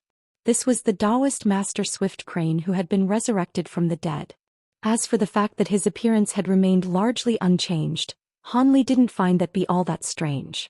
There were countless secret techniques in the cultivation world that could allow one to permanently change their appearance and figure. Most cultivators who were resurrected through possession would unconsciously revert back to their original appearance in order to make everyone forget the fact that they had secured a new body through possession. After all, possession wasn't prohibited among high-grade cultivators, but it was still bad for their reputation. The fact that Daoist Master Swift Crane had reverted back to his original appearance, yet was much younger before, was a clear indication that he had only just used an appearance-altering secret technique not long ago. As such, he hadn't yet had a chance to alter his age as well. After all, appearances could be altered in a short time, but age was a different story. Han Li immediately composed his expression again before walking toward the pavilions as if nothing had happened. Daoist Master Swift Crane and the yellow-robed man also only took cursory glances at Han Li. They were surprised to see that his cultivation base was quite advanced, but they didn't pay him any heed as they led the 4 core formation cultivators toward the center of the city. Han Li also walked on ahead without even turning his head, giving off the impression that he was merely passing by. However, right at this moment, Daoist Master Swift Crane and the yellow-robed man's lips began to move, but they uttered no sounds, thereby indicating that they were conversing using voice transmissions. Han Li had his back to the two of them and his footsteps faltered slightly again. However, he quickly continued onward, getting further and further away from Daoist Master Swift Crane and the others. After rounding a final corner, Han Li walked into a rather stylish pavilion. 2 hours later, he finally exited the shop, accompanied by a cultivator who appeared to be the manager. However, he didn't immediately depart. Instead, he walked into a nearby shop. When Han Li finally made his way out of the 5th shop, he had exchanged all of the superfluous treasures and materials that he was carrying for over 100 high-grade spirit stones, a result that he was very satisfied with. However, just as he began to walk away, he suddenly discovered that several unfamiliar core formation cultivators had appeared nearby. All of them appeared to be simply casually shopping around, but the peculiar expressions flashing through their eyes suggested a more sinister purpose. Han Li chuckled coldly and immediately decided to stray from his original plan. As such, he began to walk along the street out of the market, then exited the stone city on foot altogether. The cultivators were all using concealment techniques as they pursued Han Li. However, after making it out of the city gates, all of them turned to look at one another. Han Li had been enshrouded under their spiritual sense this entire time, but he had somehow disappeared. Their surroundings were entirely devoid of Han Li's presence. This turn of events naturally had the cultivators scrambling around in a panic. Some of them had been deployed by the shops that Han Li had visited, while others had noticed that Han Li had visited many shops, and had been seen off by the managers in a respectful manner on each occasion, thereby alerting them to the fact that major transactions had taken place. Han Li was posing as a late core formation cultivator, but in the face of a sufficiently tempting reward, these people were not going to back down. Many of them had already decided in advance to join forces. However, following Han Li's mysterious disappearance, these cultivators could search through the surrounding area in a dumbstruck manner. None of them were able to find Han Li in the end, so they could only return to the Stone City with frustration and disappointment in their hearts. Not long after all of them had left, azure light suddenly flashed in the air above the spot that Han Li had just disappeared from. Immediately thereafter, an indistinct humanoid figure began to appear. Spiritual light then flashed from the humanoid figure's body and it transformed into Han Li with his original set of features. Han Li took a glance at the Stone City and a deriding sneer appeared on his face. If it weren't for the fact that he didn't want to alert the nascent soul cultivators in the city to his presence, he definitely wouldn't have let those cultivators return to the city alive. As such, they were extremely fortunate to have been unable to see through Han Li's concealment technique. Otherwise, Han Li would have destroyed those core formation cultivators with ease. After looking around from his vantage point up in the air, Han Li decided on a certain direction and flew away as a streak of azure light. A short while later, the streak of azure light descended on a kernel. This was an extremely tranquil place with beautiful flora and fauna, as well as heavy mountain mist that refused to disperse. Han Li only took a cursory glance around him before nodding to himself. He raised a hand and a stack of formation flags of different colors appeared. A dozen or so streaks of light shot forth, all of disappearing into the surrounding mist. A layer of white mist then rapidly rose up from the ground, merging with the mist in the call to form what seemed to be a single inseparable entity. Han Li's body was concealed within this mist. After setting up that concealment formation, he patted a certain spirit beast pouch that was hanging from his waist. A loud buzzing sound erupted as tens of thousands of gold-devouring beetles flew out from the pouch, creating a golden cloud that hovered in front of him. Han Li sat down with his legs folded in front of him and began to chant something. Azure spiritual light began to flash over his body and a loud boom erupted, following which the beetles transformed into golden flowers that shot forth in all directions. Almost at the exact same moment, Han Li abruptly opened his eyes, which were initially shimmering with a remarkably bright light before then falling extremely dim. This was the secret technique that Han Li had once unleashed in the Devilfall Valley to split his spiritual sense into over 1,000 strands. It was a technique he had mastered on his own using the Great Development Technique. The technique allowed him to divide his spiritual sense into countless thin strands, which he could then temporarily imbue onto a gold-devouring beetle. Thus, it was the equivalent of suddenly attaining over 1,000 new pairs of ears and eyes. This secret technique appeared to be similar to the technique Han Li had used to imbue the gold-devouring beetle with a wisp of his spiritual sense, but it was actually completely different. One of them involved splitting up his spiritual sense into countless tiny strands at once, then borrowing the senses of the gold-devouring beetles to detect and search for what he was unable to with his spiritual sense. This could only be accomplished by using his soul to directly instruct the beetles, and they couldn't be allowed to stray out of a certain range as his spiritual sense would be automatically withdrawn in that case. The other technique involved individually imbuing a creature with a fragment of his soul, then allowing the soul fragment to manipulate the living creature in a flexible manner based on a set of instructions received from Han Li in advance. He didn't have to use his soul to control the living creature in the process, and if he wanted to, he could even instruct the spirit insect to attack an enemy. To a certain degree, it was similar to an avatar technique. Furthermore, as long as the time limit wasn't reached, there was no distance restriction on how far the manipulated creature could stray. Unless there was a situation in which he wasn't able to use his spiritual sense for some reason, the former of the two techniques was essentially useless. However, the latter was an extremely useful technique that not even many late nascent soul cultivators could master. As such, the two were simply incomparable. After all of the gold-devouring beetles flew out of the white mist, some of them burrowed into the ground while others rose into the air. In the blink of an eye, all of the spirit insects had disappeared. Han Li sat at the center of the formation with his eyes closed and a cold expression on his face. Time passed by slowly. The sun and the sky gradually descended toward the horizon, and when night finally fell, the entire Green Spirit Island was plunged into darkness. However, the stone city remained brightly lit as a series of moonlight stones that were charged full of spiritual power glowed in the night, making the stone city as bright as if it were still daytime. In contrast, everywhere outside of the stone city appeared to be extremely dark, and sea winds howled constantly, as if there were countless demons and devils lurking within the darkness. Cultivators didn't really care whether it was day or night, as they could use their magic power to grant themselves night vision, but the range of their vision would be significantly inferior compared to how far ahead they could during the day. However, that was not the case in the scattered star seas. There were many sea demon beasts in the outer seas, so if one were traveling over the sea or even staying on an island at night, they could still be approached and attacked by demon beasts who were proficient in concealment techniques.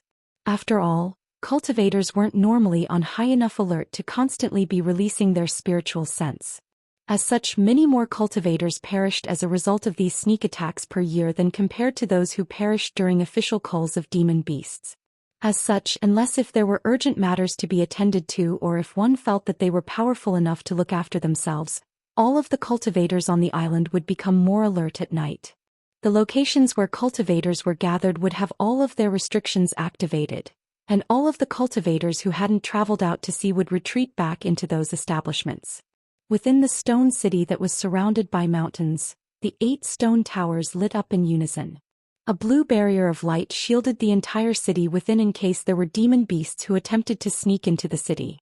However, in the darkness of the night, there were a few people wearing conical bamboo hats who crept silently over to a certain city gate.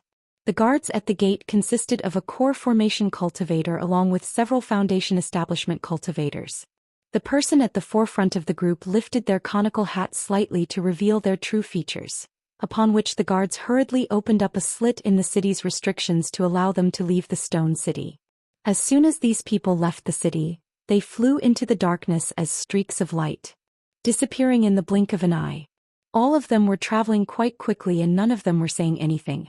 However, when they had reached over 50 kilometers away from the city, one of them suddenly uttered a confused sound as they faltered in the air. A thin white thread shot forth, immediately disappearing into the air behind them. The other cultivators also flattered upon seeing this and they all turned to look behind them. A sizzling sound erupted, following which a burst of piercing golden light suddenly appeared in the night sky extremely far away. The white thread seemed to have struck something and following a peculiar screeching noise, the fist-sized ball of golden light began to plummet toward the ground. "What's that?" one of the other cultivators exclaimed. Meanwhile, the cultivator who had unleashed the attack gestured with his hand, upon which the white thread shot back toward him at his behest. The thread spun through the air before transforming into a thin snowy white needle that fell into his hand. Only then did he reply, "I'm not sure. It seems to be some sort of spirit insect, but I don't know if it's wild or has been tamed. In any case, the spirit insect must have a very hard exoskeleton as it wasn't punctured by my white sorrow needle. Go and recover the body of that insect. I want to see what kind of spirit insect it is." The two cultivators with him immediately responded respectfully before flying toward the pitch-black ground as two streaks of light, in search of the golden spirit insect that had just been slain. However, the two of them returned with gloomy expressions after 10 minutes. "Sectmaster, the spirit insect doesn't appear to have died. We were unable to find its body over there," one of them reported in an uneasy voice. "It didn't die? Do you think my white sorrow needles are sewing needles? You're telling me that it was unable to kill a mere spirit insect?" The cultivator who had unleashed the attack seemed to have been irked by that response. "Brother Bai, that thing really did seem to have survived. I was unable to find it either." The other cultivator suddenly chimed in a grave voice. "Really? Let me have a look." The cultivator who had unleashed the needle was shocked to hear this. He hurriedly released his spiritual sense to carefully search through the surrounding area. A short while later, a strained expression appeared on his face. There really wasn't any sign of that golden spirit insect in the surrounding area. In his astonishment, his lips tremored as he transmitted his voice. The other two cultivators immediately each raised a hand in unison. One of them summoned a small green hammer, while the other unleashed countless thin white threads that shielded all three of them within. "Who's following us? Don't sneak around like a coward. Come out to meet us," the cultivator who had released the white threads yelled.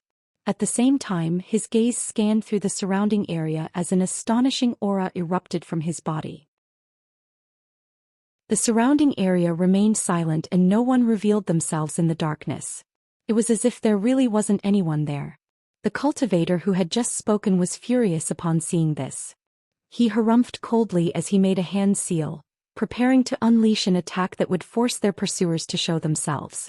Right at this moment, an indistinct buzzing suddenly rang out around them in all directions. Furthermore, the sound was only becoming louder and louder as if it were rapidly approaching them. The cultivators' hearts jolted upon hearing this as they surveyed their surroundings with wide eyes. Moments later, spots of golden light began to appear in the darkness. Each and every spot of golden light contained a golden beetle within, and more of those spots were beginning to appear. The group of cultivators had been surrounded. A stir immediately ran through the group upon seeing this. Even the two cultivators at the forefront of the group were astonished. In particular, the one who had just attacked the spirit insect knew just how pesky these spirit insects were. With so many of them appearing at once, it was definitely not going to be easy to take care of all of them. Thus, the cultivator's expression immediately darkened as his spiritual sense swept incessantly through the surrounding area, trying to find that cultivator that was manipulating these spirit insects. However, his search proved to be completely futile. Their opponents had concealed themselves extremely well, leaving him unable to discover their presence. This turn of events immediately made his heart sink.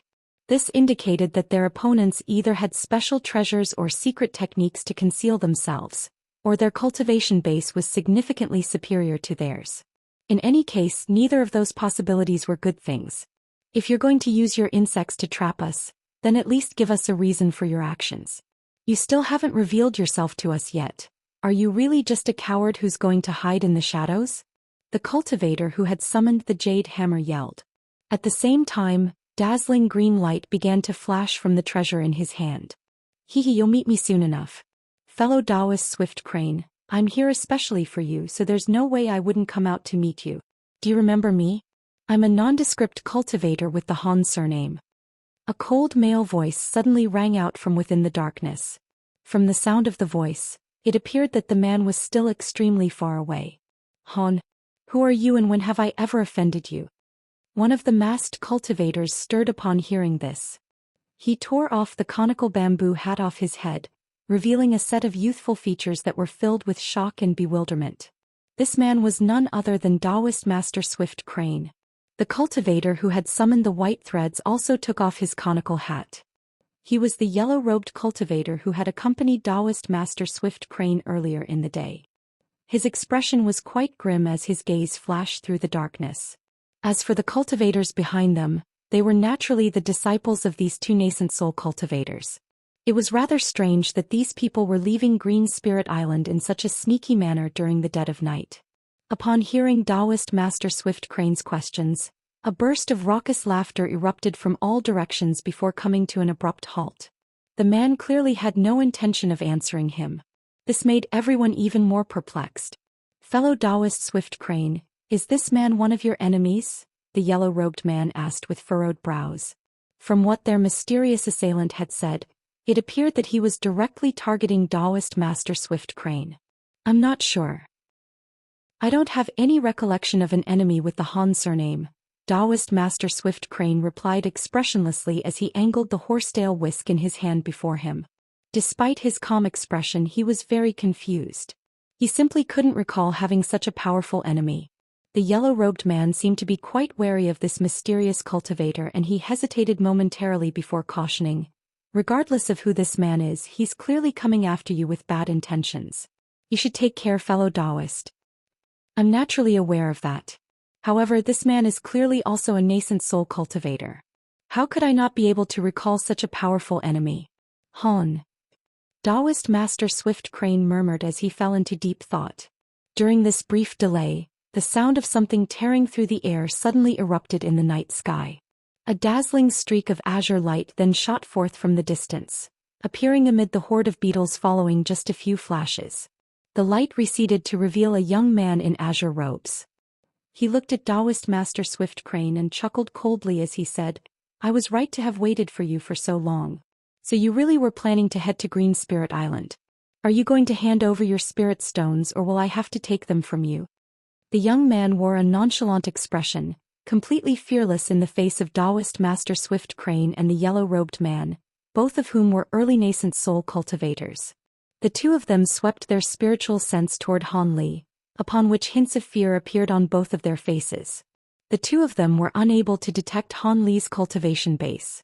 However, from the spiritual pressure that was indistinctly emanating from his body, they could tell that his cultivation base definitely outstripped theirs. This was most likely a mid-nascent soul cultivator. Furthermore, the fact that he had immediately exposed the secret behind their journey came as a huge shock to them. Fellow Daoist, I am Huang Kuan of Fire Dragon Island. I'm afraid I'm not sure what you mean by high-grade spirit stones. Perhaps you were misled by some rumors and harbor some sort of misunderstanding toward us. The yellow-robed man was extremely wily and crafty. He could tell that this enemy was more powerful than them, so he immediately put on a polite smile. Misunderstanding?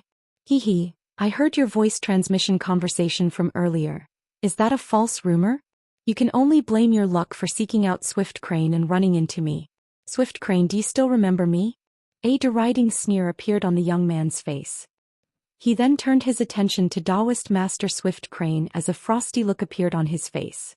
He was naturally none other than Han Li, who had split his spiritual sense into over 1,000 strands, then employed the assistance of his gold-devouring beetles to track down Daoist Master Swift Crane. The yellow-robed man's smile immediately stiffened upon hearing Han Li's cold words. You're Han Li? You progressed to the nascent soul stage? At the same time as Han Li was replying to the yellow-robed man, Daoist Master Swift Crane was struck by a sense of familiarity. All of a sudden he recalled back to the events that had transpired all those years ago, and he finally recognized Han Li. Upon making that realization, an incredulous look appeared on his face as if he had seen a ghost. Brother Swift Crane, do you know this man? Who is he? Shock and rage were surging through the yellow-robed man, and he turned to Daoist Master Swift Crane with a dark expression. Han Li clearly had no intention of settling this in a peaceful manner, so a battle was inevitable. The yellow-robed man knew that he wouldn't be able to detach himself from the upcoming battle, so it was naturally best to get a gauge of what he was dealing with here. Even though they were facing a mid-nascent soul cultivator, both of them were early nascent soul cultivators, and if they were to join forces, they wouldn't have to fear this opponent. Han Li hovered in the air with his arms crossed, looking at the two of them with a cold sneer on his face. Fellow Daoist Huang, this man is the one who obtained the Heaven Void Cauldron all those years ago. I didn't think that he would have progressed to the nascent soul stage already. Daoist Master Swift Crane replied with a dark expression. What? He's the man that was being hunted down by the Starfall Alliance? I knew he looked familiar somehow, but wasn't he just a core formation stage brat? How has he reached the mid-nascent soul stage already? I'm not sure of that myself. The Heaven Void Cauldron is known as the #1 secret treasure of the scattered star seas, so perhaps it contains some kind of unimaginable pill that can drastically improve one's cultivation base. No one has ever opened the cauldron before, so it's not impossible for that to be the case. Daoist Master Swift Crane speculated with a greedy look in his eyes. If that really is the case, then we're in deep trouble. His cultivation base is already this fearsome, and he has the Heaven Void Cauldron. Even if we combine our powers, we may not be able to defeat him. The yellow-robed man transmitted his voice to Daoist Master Swift Crane as he looked at Han Li with a wary expression. I'm naturally aware of that, but even if that turns out to be the case, how will he be able to stop us if we run away? Daoist Master Swift Crane's lips twitched slightly, but a confident look appeared on his face. As for those core formation stage disciples, in such a perilous situation, they would simply have to be left behind. You're right. The yellow-robed cultivator faltered upon hearing this before bursting into laughter. Are you done talking? If you're done, then it's time I sent you two on your way. Don't even think about trying to escape. Han Li stirred as he chuckled coldly. Crap. We forgot that he can eavesdrop on our voice transmissions. The yellow-robed man's expression changed upon realizing this. Daoist Master Swift Crane's expression also faltered upon hearing this. Right at this moment, a thunderclap erupted from behind Han Li as his thunderstorm wings appeared on his back. His body then swayed and he disappeared amid another loud thunderclap. Look out! He possesses a strange treasure that allows him to unleash lightning movement techniques. Daoist Master Swift Crane had seen Han Li use his thunderstorm wings in the past, and he immediately offered words of caution to the yellow-robed man. Spiritual light flashed on the green jade hammer, and it transformed into a barrier of azure light that shielded him within. At the same time, he feigned a grabbing motion with his other hand to summon a fiery red shield. The shield also transformed into a red barrier of light that surrounded his body. Meanwhile, the yellow-robed man made a hand seal. The white threads nearby instantly flashed through the air, interweaving with one another to form a dense net that encompassed his own body. After the two of them had unleashed their defensive techniques, silver light flashed over 100 feet in front of them as Han Li reappeared. Upon seeing the defensive measures they had taken, Han Li merely sneered and didn't even bother to summon any treasures. He raised both arms and a layer of purple flames surfaced over his body. His body then swayed as he transformed into a massive fireball, hurtling directly toward the yellow-robed man. The elderly man's heart shuddered at the sight of Han Li's ferocious attack, but he didn't have any time to think as he let loose a low roar. The white threads in front of him immediately changed directions, flying toward the fireball in unison as if he were trying to puncture countless holes into Han Li's body. A vicious light also appeared in Daoist Master Swift Crane's eyes as he pointed to the jade hammer in front of him, upon which light shot forth from the treasure in all directions. The green light that erupted from the hammer emitted loud rumbling booms before crashing toward Han Li. In the face of their attacks, Han Li took no evasive measures whatsoever. He plunged straight into the dense expanse of threads, and the deriding sneer on his face was obscured by his purple flames. A peculiar turn of events unfolded. As soon as the white threads came into contact with the purple flame, they came to an abrupt halt as if they had been dealt a heavy blow, revealing them to be a series of needles that were as thin as hair. Han Li swept an arm through the air, and the purple flames over his body expanded by over a foot, instantly engulfing the thin needles within. Purple light flashed over the needles, instantly sealing them in layers of purple ice, upon which the needles all began to plummet as they had lost their spiritual nature. As for the oncoming green jade hammer, Han Li nonchalantly waved a sleeve through the air, and a purple light flashed past, sending the hammer flying as if it had been struck by an immense force. Daoist Master Swift Crane hurriedly made a hand seal to try and arrest its momentum, but all to no avail. Light began to shimmer along the surface of the hammer as well before it was also sealed in a block of purple ice in the blink of an eye. The Daoist priest's expression had become extremely strained. The yellow-robed man was also struggling to believe his own eyes. Never would he have thought that the treasures he relied so heavily upon would be nullified so easily. This was simply incredible to him. At the sight of the oncoming Han Li, he hurriedly sent a silver will flying out from within his sleeve. However, Han Li was moving as fast as the wind, and he reached the yellow-robed man in a flash as his purple flames tumbled through the air. The silver wheel had only flashed twice before a golden light appeared, upon which the wheel was soundlessly sliced in half and plummeted toward the ground. The yellow-robed man's pupils contracted drastically upon seeing this. There was yellow light flashing in his mouth, and he was just about to summon his magic treasure. However, during this split-second delay, an eerie smile appeared on Han Li's face as one of his arms suddenly turned blurry before disappearing in a flash. Almost at the exact same moment, the yellow-robed man felt something tighten around his neck as a frosty hand rested itself around his throat. A purple light then flashed in front of his eyes, and his spiritual sense lost connection with the magic treasure that he was about to release. Arg! The yellow-robed man was absolutely petrified. He only had time to let loose a howl of anguish before purple ice began to spread from his neck, encompassing his entire body and rendering him completely immobilized. His face was immortalized in an expression of the utmost horror in the block of ice. Han Li chuckled coldly as he carried the humanoid ice sculpture in one hand. He turned and swept his expressionless gaze across all of the other cultivators. The four core formation cultivators knew that they wouldn't be able to intervene in a battle between nascent soul cultivators, and even though they had all summoned their treasures, they could only look on from afar with fear surging through their hearts. At the sight of the yellow-robed man being subdued by Han Li, they all glanced at one another before yelling in unison as they dispersed, transforming into streaks of light as they fled for their lives. As for Han Li's main target, Daoist Master Swift Crane, he had fled the scene even before the four core formation cultivators. In the instant that the yellow-robed man was captured by Han Li, Daoist Master Swift Crane was extremely shocked to discover that Han Li was far more powerful than he had imagined. He knew that he had zero chance of securing victory, so he immediately made a snap decision and hurtled toward the stone city as a green streak of light. He was initially quite concerned that the golden beetles in the air would converge to try and stop him.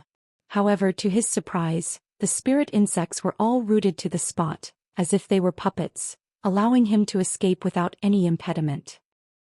Daoist Master Swift Crane was overjoyed to see this, and after flashing through the air a few times, he had already covered a distance of over 1,000 feet. Han Li didn't waste any time upon seeing this. He swept his long sleeve toward the core formation cultivators first, upon which 4 streaks of golden light shot forth, traveling so quickly that they were able to catch up to the 4 cultivators almost instantaneously. A series of agonized cries rang out in quick succession.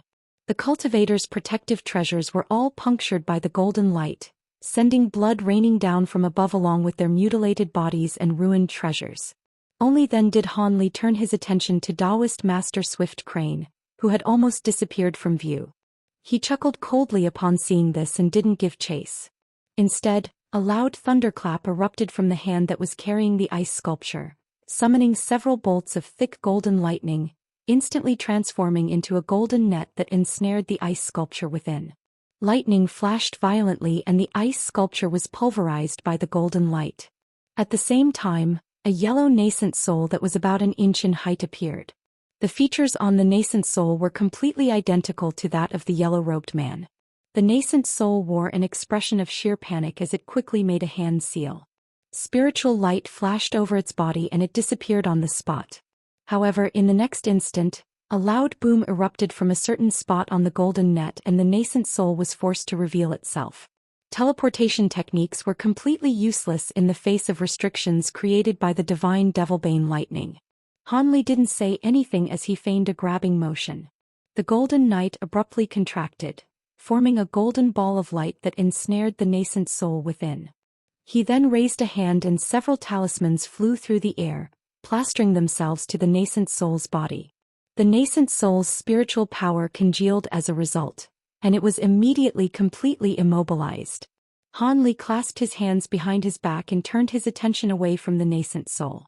Instead he narrowed his eyes and directed his gaze toward the direction that Daoist Master Swift Crane had disappeared in. At this point, Daoist Master Swift Crane was already several thousand feet away. Magic power was flowing within his body without any reservation and he was traveling almost as fast as lightning. Even so, he still turned to look behind him from time to time, seemingly in constant fear that Hanli would be able to chase him down. After seeing only a vast expanse of inky darkness behind him, Daoist Master Swift Crane finally heaved an internal sigh of relief. However, he didn't slow down in the slightest. Instead, he flipped a hand over to summon an azure talisman before making a hand seal, appearing as if he were preparing to activate the talisman. Unbeknownst to Daoist Master Swift Crane, in the instant that he had turned to face forward once again, a faint silver light appeared behind him, following which an azure humanoid figure emerged in a wraith-like manner. The humanoid figure appeared to be flying at a leisurely pace, but it wasn't being outsped in the slightest. This was naturally the humanoid puppet that Hanli had already released in advance. However, the Daoist priest was completely oblivious to this as his attention was focused on the talisman in his hand. The puppet raised a hand and a silver fist flew soundlessly through the air. The protective barrier around the Daoist priest's body formed by that red shield was instantly punctured by the silver fist as if it were a mere papier-mâché construction. The fist then struck him on the back and the protective layer of spiritual light over his body was also instantly pulverized. Daoist Master Swift Crane's heart sank at the realization that he was being attacked from behind, but it was already too late for him to react. The fist suddenly protruded out from the front of the Daoist priest's chest, leaving a gruesome crimson trail in its wake. The fist was then violently withdrawn, creating a puncture wound with a diameter comparable to that of a bowl on Daoist Master Swift Crane's chest. A blood-curdling howl erupted as Daoist Master Swift Crane's body plummeted powerlessly toward the ground. The humanoid puppet rubbed its hands together before waving them downward, upon which a silver net of light descended from above. 10 minutes later, Hanli had already settled onto the nearby mountain peak when he saw a silver streak of light appear in the distance. The streak of light was flying directly toward him and a faint smile appeared on his face. A loud thump erupted as Daoist Master Swift Crane was hurled down from above, landing heavily at Hanli's feet. He had already been encapsulated in a layer of silver light and there were talismans of all different colors plastered onto his body. A humanoid figure flashed and the puppet appeared behind Hanli. Only then did Hanli turn his attention to Daoist Master Swift Crane. The latter's body was splattered with blood and he was already half dead. A hint of a smile appeared on Hanli's face. 4 hours later, a streak of azure light silently flew out from Lightning Sky Island, disappearing into the distance in the blink of an eye. The azure streak of light was none other than Hanli and he was holding 2 green storage pouches in his hands with a contemplative look on his face. The pouches were storage pouch that he had obtained from Daoist Master Swift Crane and the yellow-robed man. There were over 100 high-grade spirit stones in each pouch and they were going to sneak them back to Green Spirit Island. It turned out that Daoist Master Swift Crane appeared to have allied himself with the other powers on the island, but he had actually pledged his allegiance to the Starfall Coalition in secret. He was planning to control the islands near Green Spirit Island with the Starfall Coalition's support, and this Lightning Sky Island was one of his targets. The high-grade spirit stones being sold on Lightning Sky Island by the sect that Daoist Master Swift Crane belonged to were given to him in secret by Starfall Coalition cultivators. The cultivators from the Starfall Coalition had excavated those spirit stones from Green Spirit Island and was doing this to support Daoist Master Swift Crane, so he could increase his influence on Lightning Sky Island. The yellow-robed man was a nascent soul itinerant cultivator who had been bribed by the Starfall Coalition. He was responsible for taking over another island, and his position was similar to that of Daoist Master Swift Crane. This man had appeared at Lightning Sky Island as he had received an incredible order, just as Daoist Master Swift Crane had. They were ordered to gather all of the high-grade spirit stones they had, then transport them over to Green Spirit Island as quickly as possible. It appeared that there was an extremely important matter that required these high-grade spirit stones as well as the power of these nascent soul cultivators. They had also been told to do their best to keep all of the cultivators from the other powers in the dark about this. Due to the facts that this order was very strange and the island that the yellow-robed man was staying on was very close to Lightning Sky Island, the two of them decided to meet up before traveling to Green Spirit Island together, thinking that they would have more strength in numbers. However, unbeknownst to them, their conversation at the market about buying back spirit stones was overheard by Han Li. He didn't manage to hear the entire conversation, but from what he did hear he deduced that the two of them had pledged their allegiance to the Starfall Coalition. They were both carrying a large number of spirit stones, and they were going to depart from the Stone City soon. Han Li had a score to settle with Daoist Master Swift Crane anyway, so he naturally wasn't going to hold back, especially after learning the fact that these two were both carrying large amounts of high-grade spirit stones, and taking into the account the fact that he had once been hunted down for a long time by the nascent soul cultivators of the Starfall Coalition. Thus he immediately left the Stone City and split his spiritual sense into countless threads, then releasing over 10,000 gold-devouring beetles all over the Stone City to maintain surveillance over Daoist Master Swift Crane. As a result, he was able to stop their group just as they were about to leave the island. With his current power as a late nascent soul cultivator, he was naturally able to take down two early nascent soul cultivators with ease. Up to this point he had achieved his objective for this journey and could immediately return to the inner star seas. However, when he was using his soul search technique on the two cultivators, he gleaned an important piece of information. It turned out that Zenith Een, the man who had once almost taken his life, had also arrived in the nearby area. Furthermore, he was one of the mine-guarding elders deployed to Green Spirit Island by the Starfall Coalition. Zenith Een was definitely one of the enemies that Han Li detested the most in the scattered starseas. Back when he was in the Heaven Void Hall, if it weren't for his own resourcefulness and a copious amount of luck, he would have most likely been tortured to death by this old devil already. As such, Zenith Een was one of the main targets on Han Li's hit list. After learning the fact that this devil was currently on the nearby Green Spirit Island, Han Li naturally wasn't going to pass up this opportunity to exact his revenge. Through his soul search technique he had discovered that there were 4 Starfall Coalition nascent soul cultivators on Green Spirit Island, one of which was at the mid-nascent soul stage while the other 3 were all early nascent soul cultivators. This was a formidable force that was perhaps enough to intimidate the other 2 powers on the island, but it was nothing in the eyes of the current Han Li. He had absolute confidence in his ability to sneak onto the island, then kill Zenith Een and depart without alerting anyone else. With that in mind, Han Li naturally wasn't going to delay any longer. He immediately set forth for Green Spirit Island. 3 days later, Han Li finally arrived in the region of the sea close to Green Spirit Island. Lightning Sky Island was already quite a large island, but it was simply incomparable to the massive scale of Green Spirit Island. Han Li hovered in the air several tens of kilometers away from Green Spirit Island, surveying the island from afar. He felt as if this island wasn't much smaller than Heavenly Star City. Of course, the island didn't have as many buildings, nor huge mountains like the Sacred Mountain. However, there were several mountains that were close to 100,000 feet in height and they were extremely rare in their own right. What was most astonishing was that the mountains were all extremely steep and barren.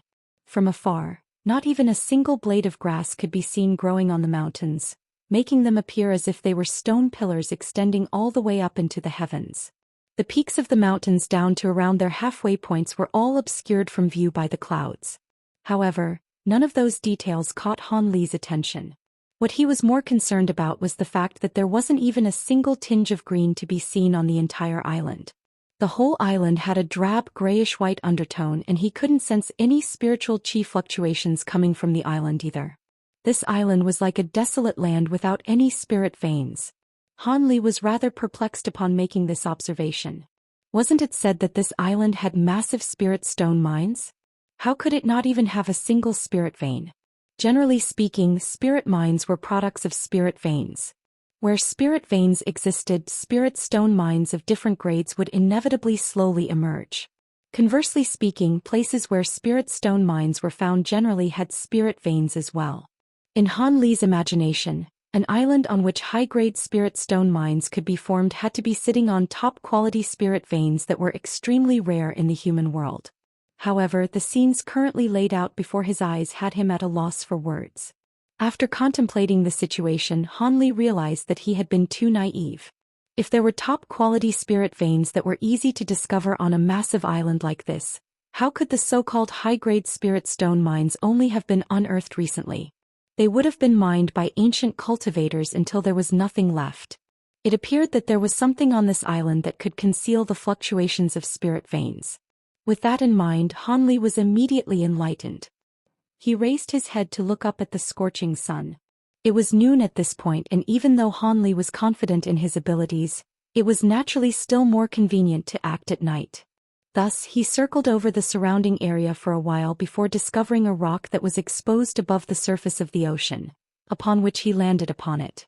He then sat down on the rock with his legs folded in front of him and began to meditate.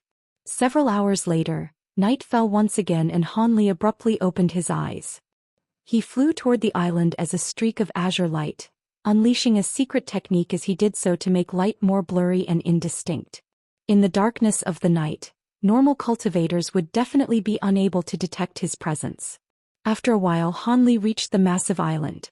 Due to the fact that he had used the soul search technique on Daoist Master Swift Crane and the yellow-robed man, Han Li was able to easily identify the area that had been occupied by the Starfall Coalition cultivators. Thus, he immediately snuck onto the island and flew toward a massive mountain. Along the way, Han Li encountered many concealment restrictions. After unleashing his spiritual sense, he discovered that there were many guards concealed nearby, and the closer he got to the mountain, the more guards he discovered. However, at his current power level, these restrictions and low-grade cultivators were naturally nothing to him. He snuck past them without any impediment, and none of the guards were alerted to his approach. An indistinct streak of light flew directly toward the center of the Starfall Coalition area, finally reaching the foot of the massive mountain. The azure light receded and Han Li's figure emerged. He wasn't in a hurry to continue onward. Instead, he looked up toward the mountain peak and contemplated momentarily before a blue light suddenly flashed through his eyes. A faint blue barrier of light was suddenly revealed to Han Li as a result. The light barrier encompassed the entire mountain peak, and its surface was as smooth as flowing water. This was a powerful restriction created by some sort of rare formation spell. Han Li's brows furrowed upon seeing this. Such a massive formation restriction couldn't be broken just by using some sort of secret technique. Of course, this didn't mean that the restriction was actually going to be able to stop Han Li. The blue light in his eyes faded and he flipped his hand over, upon which a ball of three-colored flames emerged. It was none other than his tri-flame fan. Doing this could alert the nearby guards, but Han Li had no choice. In the worst-case scenario, he would just have to kill the guards. As long as he didn't waste any time, it wouldn't be difficult for him to find Zenith Een, and after killing him, no one on the island would be able to stop him from escaping. With that in mind, Han Li raised his feather fan and prepared to blast his way into the restriction. However, right at this moment, his expression suddenly changed and the spiritual light on his tri-flame fan was snuffed out as a surprised look appeared on his face. He then immediately stowed the fan away into his sleeve and disappeared on the spot. Almost at the exact same moment, light flashed in the distance as several streaks of light came rushing toward the mountain with reckless abandon, making no attempt to conceal themselves. A short while later, the streaks of light reached the foot of the mountain, and as the light receded, 3 people were revealed. The one at the forefront of the group was a cultivator with disheveled white hair. He had a set of remarkably youthful features, Yet his cultivation base was at the mid-nascent soul stage. The two people behind him were rather similar in appearance to the white-haired man, but their faces were completely pale and devoid of blood. Neither of them had any expressions on their faces, and their white robes presented a slightly eerie sight in the darkness of the night. The white-haired cultivator seemed to be very familiar with the restriction around the mountain peak. He stopped directly in front of the blue barrier of light before raising a hand, upon which a fiery red voice transmission talismans shot forth into the light barrier. A short while later, light suddenly flashed from the blue barrier and a loud rumbling erupted as an opening slowly appeared. The three cultivators flew in through the opening one after the other, following which the light barrier rapidly sealed over again. No one noticed that there was a faint azure figure that had flown in with them behind the last white-robed man in their group. Even the white-haired cultivator didn't notice that anything was amiss. Within the blue barrier of light, several cultivators stood in front of the white-haired cultivator with respectful expressions on their faces. "Greetings, Senior Fei. Elder Tang currently has some important matters to attend to, so please rest for a night in the guest pavilion first, and tomorrow, Elder Tang will meet you at the Cloud Smoke Hall." The man who had spoken was a burly core formation cultivator who appeared to be around just over 30 years of age, and was wearing an extremely respectful expression on his face. "What do you mean by that?" "He told me that there was urgent business to be taken care of and asked me to get to the island as soon as possible, but he's now telling me to meet him tomorrow? Is Elder Tang intentionally trying to play games with me?" The white-haired cultivator's expression immediately darkened with displeasure. The burly man's face immediately paled as he hurriedly explained, "That's definitely not the case. Elder Tang really is busy attending to important matters. There's no way he would show any disrespect toward you, Senior Fei." The white-haired cultivator harumphed coldly before abruptly changing the topic. "Forget it. I'll ask him about this in person tomorrow. How many fellow Daoists have arrived on the island so far? Tomorrow is the final deadline for arrival, right?" The burly man was clearly very relieved by this change of subject, and he truthfully replied, "Aside from Senior Swift Crane of Lightning Sky Island and Senior Huang Mo of Heavenly Light Island, all of the other seniors are here. Ever since that Swift Crane had his body destroyed, he's become as cowardly as a rat. He'll surely come with Huang Kuan, so it's no surprise that he's late." A disdainful look appeared on the white-haired cultivator's face. The burly man could only pretend that he hadn't heard that. He didn't dare to voice his opinions on nascent soul cultivators. The white-haired man chuckled coldly upon seeing this before issuing an instruction to one of the white-robed men behind him. Crimson light flashed through the man's eyes as his body twisted at an incredible angle. His upper body elongated like a python to several times its original length, and he immediately pounced on a defenseless Foundation Establishment cultivator. He plunged his fangs into the Foundation Establishment cultivator's neck and began to gulp down large mouthfuls of blood essence. Arg! The Foundation Establishment cultivators standing nearby hurriedly stumbled back in horror. A few of them had even brought out their protective treasures to defend themselves. "Quit kicking up a fuss. It's just feeding time for my devilish corpses." The white-haired man glared at the low-grade cultivators. The guards could only put away their treasures. Only then did the white-haired man's expression ease slightly as he patted a storage pouch hanging from his waist. A thumb-sized pill that was filled with blood energy shot forth from the storage pouch, upon which the man pointed a finger at the pill, sending it flying toward the other white-robed man. The man opened his mouth expressionlessly and swallowed the pill before continuing to stand still on the spot. Meanwhile, the other white-robed man was still sucking the guard's blood essence with reckless abandon. The guard was originally 7 feet tall, but following a series of crackles and pops that rang out from his joints, his body began to shrink rapidly. At the same time, his skin became extremely shriveled and dry, taking on the appearance of old tree bark. The white-haired cultivator looked on with a cold expression and had no intention of rescuing the guard. After the victim had been reduced to a height of around half a foot, he finally made a hand seal and cast a crimson incantation seal onto the white-robed man's back. The white-robed man's body immediately shuddered and he reluctantly released his victim before its body reverted back to his original state. Crimson light shot forth from the white-haired man's hand, striking the guard that had been reduced to an unrecognizable miniature version of himself. A spluttering sound erupted as a ball of crimson flames engulfed the Foundation Establishment cultivator's body, reducing him to nothingness in the blink of an eye, completely eradicating even his soul in the process. "Take me to the guest pavilion," the white-haired man instructed as if nothing had happened. "Yes. Please follow me, Senior." The core formation cultivator hurriedly forced a smile onto his face and did as he was told. He rose into the air as a streak of light and led the trio up toward the mountain peak, disappearing into the cloud and mist up above in the blink of an eye. The other Foundation Establishment cultivators all heaved a collective sigh of relief with fear lingering on their faces. Unbeknownst to all of them, a concealed humanoid figure had witnessed everything that had just unfolded from a vantage point in the air over 1,000 feet above them. Sinister Blood Corpse. "I didn't think there would be someone in the human world that would dare to refine such devilish corpses. Isn't he afraid that the sinister Qi will enter his body and kill him?" The man who was muttering to himself was naturally none other than Han Li, who had snuck surreptitiously into the restriction. He had his arms crossed as he hovered in mid-air, murmuring to himself in an inaudible voice, seemingly having identified the nature of the white-haired cultivator's devilish corpses. Sinister blood corpses were a type of devilish corpse recorded in the corpse refinement tome that Han Li had obtained from old Devil Qian. There was no actual refinement method recorded, but it did mention that this blood corpse was extremely powerful, yet the refinement process was very vicious. It was said that in order to refine this devilish corpse, one had to use a body with the same bloodline as their own. Only then would they be able to use the power of their bloodline to repress the backlash from the blood corpse. During the refinement process, the soul of the body being used would be trapped in the body for eternity without being able to pass on to the afterlife. Cultivators didn't hold blood ties in as high a regard as mortals, but there were still very few cultivators who could do something so heinous and obscene. It was rather peculiar now that Han Li thought about it.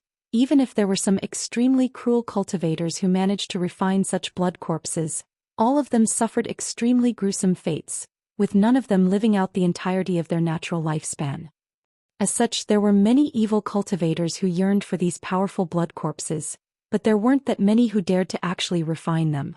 At this point, there were almost no cultivators who knew the method to refine these blood corpses. Even a great cultivator like old Devil Qian, who had refined the unbroken Sync Devils, was unaware of that specific refinement method. As such, Han Li was naturally very surprised upon identifying the two sinister blood corpses accompanying the white-haired cultivator.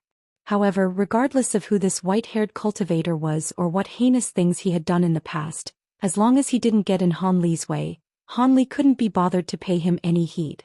After hovering in the air for a while, Han Li's body swayed as he flew directly toward the mountain peak. He had used the soul search technique on Daoist Master Swift Crane and the yellow-robed man, but they didn't know the specific location of Zenith Yin's residence either. All they knew was that he lived on this mountain peak, so Han Li would have to do a bit of searching himself. He easily subdued a Foundation Establishment guard on the mountain and secured the information he was looking for after using his soul search technique again. From that guard's memories, he learned that Zenith Yin hadn't gone anywhere and was currently situated in his residence. Han Li was ecstatic upon making this discovery. He reduced the guard to a cloud of dust before heading directly toward the mountain peak. The pinnacle of the mountain was quite vast and spacious, but there weren't many buildings there. Aside from a few sporadic halls and pavilions, there were only large stretches of empty land. That was only to be expected. There were many high-grade cultivators on the island, but almost no low-grade cultivators below the Foundation Establishment stage. As such, there was only a total of around 500 to 600 Starfall Coalition cultivators on the island. Such a large number of cultivators at or above the Foundation Establishment stage was already quite a force to be reckoned with, and that wasn't even taking into account the fact that there were also several nascent soul cultivators on the island. Han Li concealed himself and continued soundlessly toward a certain massive pavilion. This pavilion was quite a spectacular building with 5 levels, which tapered upward to form a pyramid, and the first level took up an area of several thousand feet. However, the entire building was constructed from a strange type of pitch-black rocks which exuded dark qi, striking one with a very dark and gloomy feeling. Han Li took a glance at the building before him, which had almost been entirely enshrouded in dark qi, and a cold smile appeared on his face as he swept a hand through the air. A massive blade of purple flames hurtled through the air, slicing open a path in the tumbling yin qi. Han Li transformed into a streak of azure light and shot forth into that makeshift passageway without any hesitation. "Who's there?" As soon as Han Li entered through the doors of the pavilion, an alarmed voice sounded, and a streak of black light came flying toward him. The light seemed to contain a middle-aged cultivator. This man wasn't Zenith Yin, so Han Li completely ignored him and swept a sleeve toward him, summoning a sword that was over 10 feet in length which suddenly disappeared as it flashed through the air. The middle-aged cultivator's heart jolted with shock upon seeing this, and he opened his mouth to try and expel some sort of magic treasure. However, it was already too late. Golden light flashed through the air and the sword reappeared above his head before shooting downward like a bolt of lightning. A howl of anguish rang out as the cultivator body was instantly sliced into several pieces. Even his soul had been pulverized by the golden light and not even a single shred of it was able to escape. Han Li glanced expressionlessly at the mutilated body. This was clearly a core formation cultivator, and judging from the cultivation art that he had unleashed, he appeared to be one of Zenith Yin's disciples. He flicked a finger and a crimson fireball shot forth. Scorching heat waves radiated through the air as the sections of the body were burned into nothingness. Han Li turned toward the staircase and a hint of surprise flashed through his eyes. It was rather strange that Zenith Yin still hadn't been alerted to the fact that something was amiss at this point. He immediately unleashed his spiritual sense and sent it sweeping up into the higher levels of the pavilions. A short while later, a peculiar look appeared on his face. He discovered that the higher levels of the pavilion were completely empty with not a single person to be found. It was as if that core formation cultivator had been the only one guarding this entire pavilion. Could it be that Zenith Yin had already left the pavilion and wasn't staying in his residence? Han Li was feeling slightly disappointed. He stroked his chin and a contemplative look appeared on his face. All of a sudden, a thought seemed to have occurred to him as he sent his spiritual sense sweeping into the ground below. Immediately thereafter, a smile appeared on his face. He immediately patted the storage pouch hanging from his waist to summon 2 red and yellow jade scepters. He gently waved the scepters through the air, upon which a yellow barrier of light appeared, encompassing his body within. He then twisted his body and somehow burrowed into the ground. The first level of the pavilion was immediately empty again. After traveling over 100 feet underground, a gray barrier of light and a pitch-black stone wall appeared before Han Li. Han Li immediately summoned a layer of purple flames over his hand before swiping it toward the light barrier. A small gash was immediately torn into the gray barrier of light. Han Li twisted his body and transformed into an azure thread, thus allowing him to insert himself through the gash that was only around half a foot wide. When he set foot on a pristine stone step, he discovered that he was situated on a stone staircase that was leading downward with smooth black rocks in all directions around him. Han Li looked downward with a cold expression before narrowing his eyes as he released his spiritual sense. He was going to assess the situation down below first before deciding on a course of action. However, he then immediately raised an eyebrow as he uttered a sound of surprise. After traveling downward for several hundred feet, his spiritual sense was rebounded by an invisible force. Someone had set up a spiritual sense-repelling restriction at the bottom of the passageway. Han Li was a little surprised and also quite curious upon making this discovery. Not only were spiritual sense formations extremely complex, they were also very expensive to set up. Even a nascent soul cultivator wouldn't erect one for no good reason. This place should only have been a temporary abode for Zenith Yin, so why would he set up a restriction of this caliber? That was very strange. With a hint of surprise in his heart, Han Li immediately went drifting downward. The length of this stone staircase far exceeded Han Li's expectations.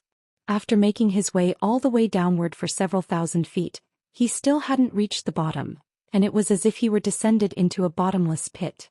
Han Li's brows furrowed as a sense of confusion welled up in his heart. After drifting down for a while longer, a powerful burst of spiritual qi suddenly came rushing toward him. His heart jolted with shock in response, and his footsteps reflexively came to an abrupt halt. This was indeed spiritual qi of the utmost purity, far superior to the caliber of spiritual qi found in normal top-grade spirit veins. Han Li took a deep breath and his expression changed slightly as he backtracked for over 100 feet. Once he scaled back up a few steps, the spiritual qi suddenly ceased to exist. There really is something interesting going on here. Han Li mused to himself as he reverted back to his normal expression.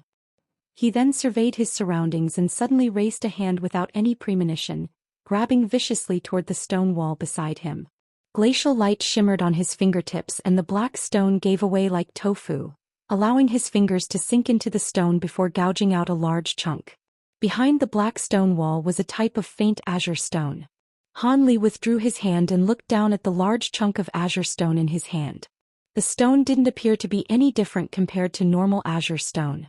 Han Li raised an eyebrow as his 5 fingers converged. The chunk of stone was immediately crushed into a fine powder before spilling down onto the stone steps. Almost at the exact same moment, blue light flashed in Han Li's eyes as he unleashed his bright sight spirit eyes. What's this? He had finally noticed something peculiar. Within the powdered azure stone, there was a faint silver granule that was flashing incessantly. Of course, this type of flashing was only perceivable to Han Li after he had injected his spiritual power into his eyes. He was unable to identify what kind of strange material this silver granule was, but Han Li knew that this substance was most likely what had sealed the spiritual qi deep within this mountain. That also explained why the spirit stone mines on this island had never been discovered by ancient cultivators or the demon beasts in the sea. After ascertaining the reason for this, Han Li didn't delay any longer as he drifted down the stone steps again. Seeing as spiritual qi of such a high level of purity had already appeared, Han Li estimated that he couldn't be far away from Zenith Yin. As expected, after traveling downward for about 500 to 600 more feet, a ray of white light appeared around a corner up ahead. Furthermore, the sound of a conversation could be indistinctly heard. Could it be that Zenith Yin wasn't alone? Han Li's eyes narrowed as a peculiar feeling welled up in his heart. However, at his current power level, even if the people that Zenith Yin was conversing with were the legendary archsaint of the Six Paths and Wan Sangu, he would still have nothing to fear. Thus he immediately rushed forward and rounded the corner in a flash. After doing so, he appeared at the entrance to a stone chamber. The stone door of the chamber was left ajar and faint white light was emanating from within. Han Li chuckled coldly as he flicked a finger toward the stone door. 2 thick bolts of golden lightning shot forth, soundlessly dividing the stone door into 4 portions. Han Li's body then swayed as he appeared directly within the stone chamber. At the same time, he turned his gaze toward a certain corner of the stone chamber. There was a black-robed cultivator with long and narrow eyes standing in that corner. He had his hands clasped behind his back and he was staring at Han Li with his mouth gaped wide open and an astonished look on his face. This man was none other than Zenith Yin. A ball of black Yin flames was hovering over the stone table in front of Zenith Yin, within which was a faint golden nascent soul. Zenith Yin was using his Yin flames to torture the nascent soul and there was no one else in the stone chamber. Han Li. After a brief moment of stunned inactivity, Zenith Yin immediately identified Han Li, upon which an ecstatic expression appeared on his face. He had been yearning for the Heaven Void Cauldron for a long time. Thus, Zenith Yin immediately swept a sleeve through the air, sending a burst of black devilish qi surging forth violently. The devilish qi transformed into a pitch-black giant python before pouncing toward Han Li. Han Li chuckled coldly upon seeing this as he raised a single hand. A thunderclap erupted from his arm as a thick arc of dazzling golden lightning appeared. He spread open his fingers and a golden lightning doubloon shot forth from his arm, clashing directly with the oncoming black python. Divine Devilbane Lightning. Zenith Yin's heart jolted with shock upon seeing this. He immediately tried to make another hand seal, but it was already too late. The golden doubloon threw itself at the black python, creating a resounding boom. Golden light flashed and the black python's body was enshrouded by countless arcs of golden lightning before being reduced to nothingness in the blink of an eye. The divine Devilbane Lightning's efficacy against devilish qi was no joke. A hint of rage appeared on Zenith Yin's face as he patted the storage pouch hanging from his waist. A loud cry erupted as a streak of crimson light around a foot in length shot forth from the storage pouch. It flashed through the air before arriving directly above Han Li's head, where it transformed into a long crimson saber and came crashing downward. Before the saber had even begun its descent, the pungent odor of blood and gore came rushing toward Han Li first. Han Li's expression darkened as he tilted his head back and abruptly opened his mouth, sending a small golden sword flying upward. A loud clang rang out as golden and crimson light became interwoven with one another. The crimson saber then let loose a cry of anguish before being sliced in half by the golden flying sword, following which its two halves came plummeting straight down toward the ground. Impossible! Zenith Yin's expression changed drastically upon seeing this, and the ecstasy that was clouding his judgment was immediately dispelled. Within the stone chamber, the restriction on one's spiritual sense didn't have any effect, so he immediately sent his spiritual sense sweeping toward Han Li. In Han Li's eyes, Zenith Yin was already a dead man, so there was no need for him to hide his cultivation base. As such, he circulated his magic power with reckless abandon throughout his body. After detecting Han Li's cultivation base, a series of spectacular expressions flashed through Zenith Yin's face. He initially faltered before a confused look appeared on his face, followed by incredulity and a hint of horror. When he used his spiritual sense to verify Han Li's cultivation base again, his face immediately turned deathly pale. "You've already reached the late nascent soul stage?" Zenith Yin spat through gritted teeth as his entire body instantly became drenched in cold sweat.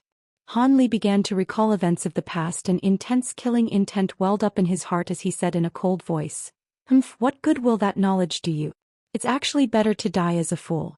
Seeing as you pursued me relentlessly to try and take my heaven void cauldron, it's only fitting that I kill you with this cauldron." He then opened his mouth and a ball of azure light shot forth, spinning on the spot before revealing itself to be a small antiquated cauldron. It was none other than the heaven void cauldron. Zenith Yin was astonished by the fact that Han Li had progressed to the late nascent soul stage, and even now, he still felt as if he were in a dream. However, he knew that he was in an extremely perilous situation after witnessing Han Li summon the heaven void cauldron, and he certainly wasn't going to surrender. Thus, he gritted his teeth and abruptly spun on the spot. Bursts of inky black yin qi exuded from his body, encompassing most of the stone chamber in the blink of an eye.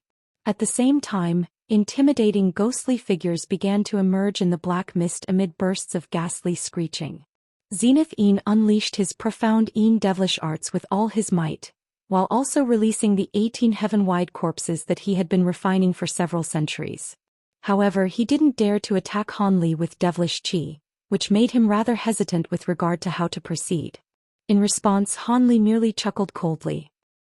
Even though almost the entire stone chamber had been enshrouded in profound Yin devilish qi, he could still see everything with great clarity using his spirit eyes.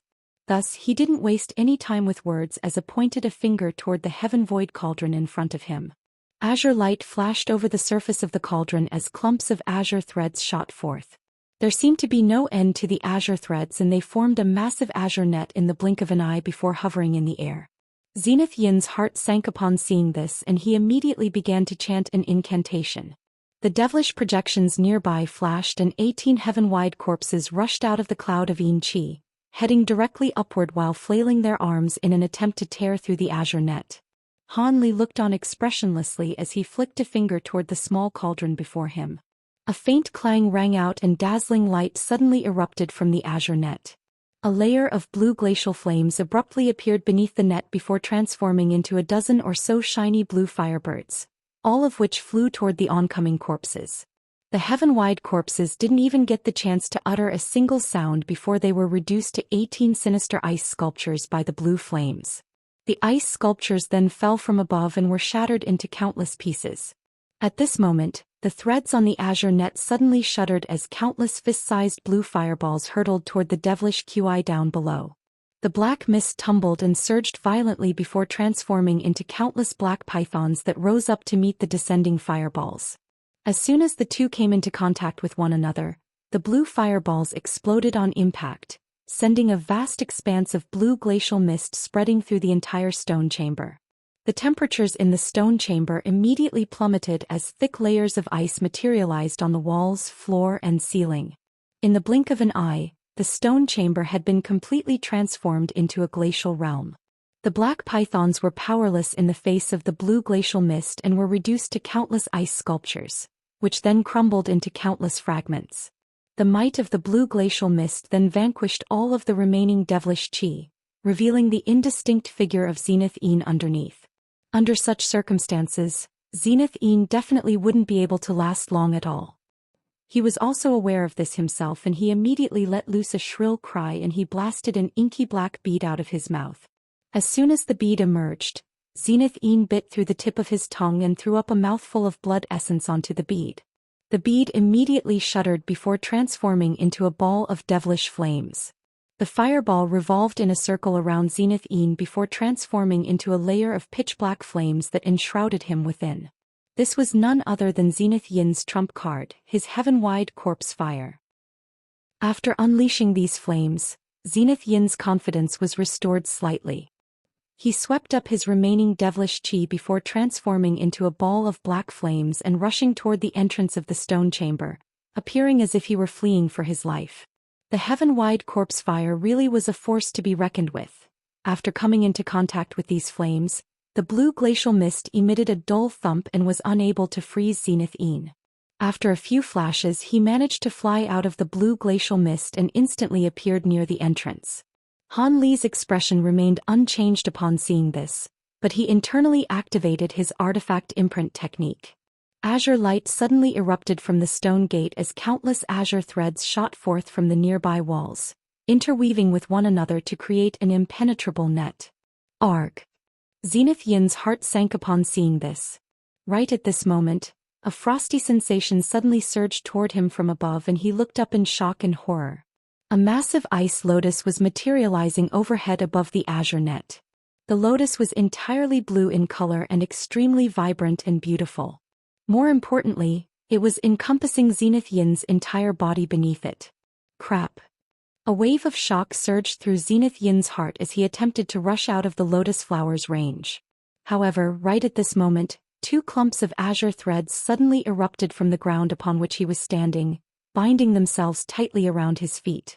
As a result, Zenith Yin was completely unable to escape.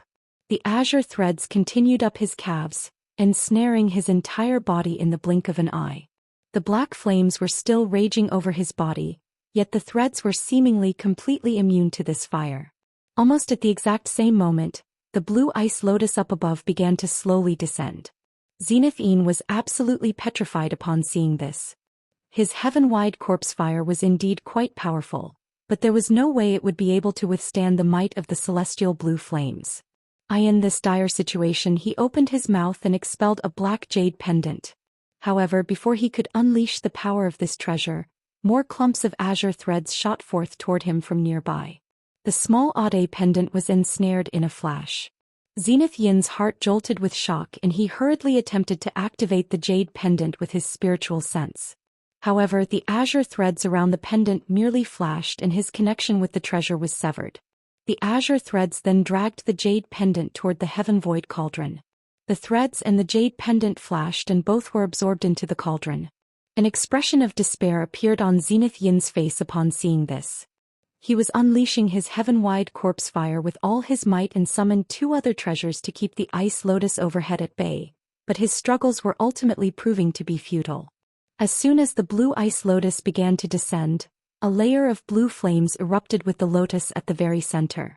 As soon as Zenith Yin's heaven-wide corpse fire came into contact with the celestial ice flames, the former was immediately warped and crushed.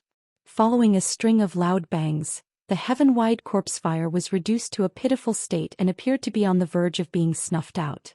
During this period of time, Zenith Yin unleashed several secret techniques in quick succession to try and struggle free from the azure threads binding his body, all to no avail. When the final wisp of heaven-wide corpse fire was snuffed out, the blue lotus flower finally descended. Despite Zenith Yin's desperate struggles, he was completely enshrouded in glacial power and completely frozen solid. His entire body was encapsulated in a block of blue ice that was several tens of feet tall, and an expression of shock and horror still lingered on his face. From the commencement of the battle all the way until Zenith Yin was captured, Han Li didn't use any treasure other than the Heaven Void Cauldron, and he didn't even move a single step from where he was standing. After Zenith Yin was sealed in ice, Han Li chuckled coldly as he flicked a finger toward the cauldron again. All of the azure threads in the stone chamber tremored in unison before returning to the cauldron as streaks of light, while spiritual light flashed incessantly over the surface of the cauldron. Han Li immediately opened his mouth upon seeing this to swallow the cauldron back into his stomach. He then turned his attention to Zenith Yin, who was trapped in the block of blue ice, and he chuckled as a hint of a smile appeared on his face. However, his eyes were extremely cold and completely devoid of emotion. Han Li drifted over to the blue ice sculpture and a ringing sound erupted from his sleeve as a dozen or so golden flying swords shot forth. The flying swords circled through the air before elongating to several feet in length. They then aimed their sharp tips at the blue ice sculpture from all directions, appearing as if they were going to completely dismember Zenith Yin's body. Please wait, fellow Daoist Han. My entire family was slaughtered by this man. May I have the honor of putting an end to this man's life? A voice that was familiar to Han Li suddenly sounded from a corner of the stone chamber. Han Li stirred as he arrested the momentum of his flying sword and turned toward the source of the voice. Golden light suddenly shimmered beneath a thick layer of ice as a small fist smashed its way through the ice, causing the ice to shatter. A golden nascent soul emerged from within the ice before rising into the air and looking directly at Han Li. Man Huzi.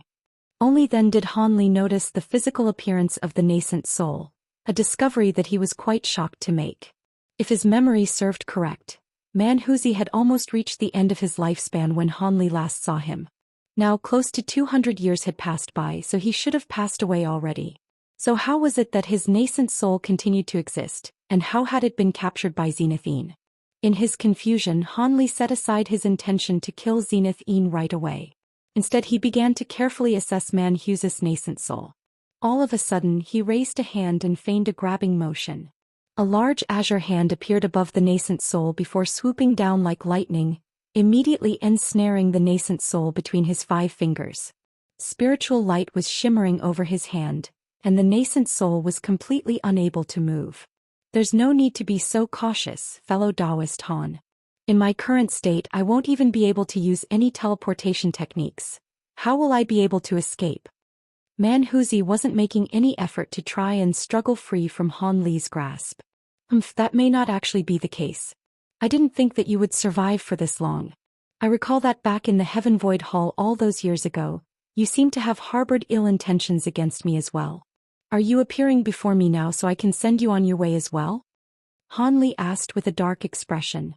You've already reached the late nascent soul stage, so if you'd like to exact your revenge for what happened in the Heaven Void Hall, then you have every right to do so. However, you were only a mere core formation cultivator back then. I think anyone in my situation back then would have tried to hunt you down. Even if you don't kill me, I've already expended the last of remaining energy to break through that restriction just then, so my time in this world is very much limited. The nascent soul didn't appear to fear death at all. Han Li was silent for a moment before saying something that came as a huge surprise to Man Huzi. That's certainly true. In your current feeble state, it won't be long before your nascent soul dissipates. I'm not an ungrateful person. Even though you did harbor animosity toward me in the Heaven Void Hall, the royal scale plate you gave me saved my life once. As such, I won't put an end to your life here. Neither of us owes the other anything now. Man Huzi faltered initially upon hearing this before a wry smile appeared on his face as he replied, I didn't give you that treasure out of generosity or kindness. I was merely trying to use you. You don't need to pay that any heed. I don't care what your intentions were. The fact of the matter is that the royal scale plate really did save my life once. However, don't expect me to save you either. Whether you survive or die here will be entirely up to you.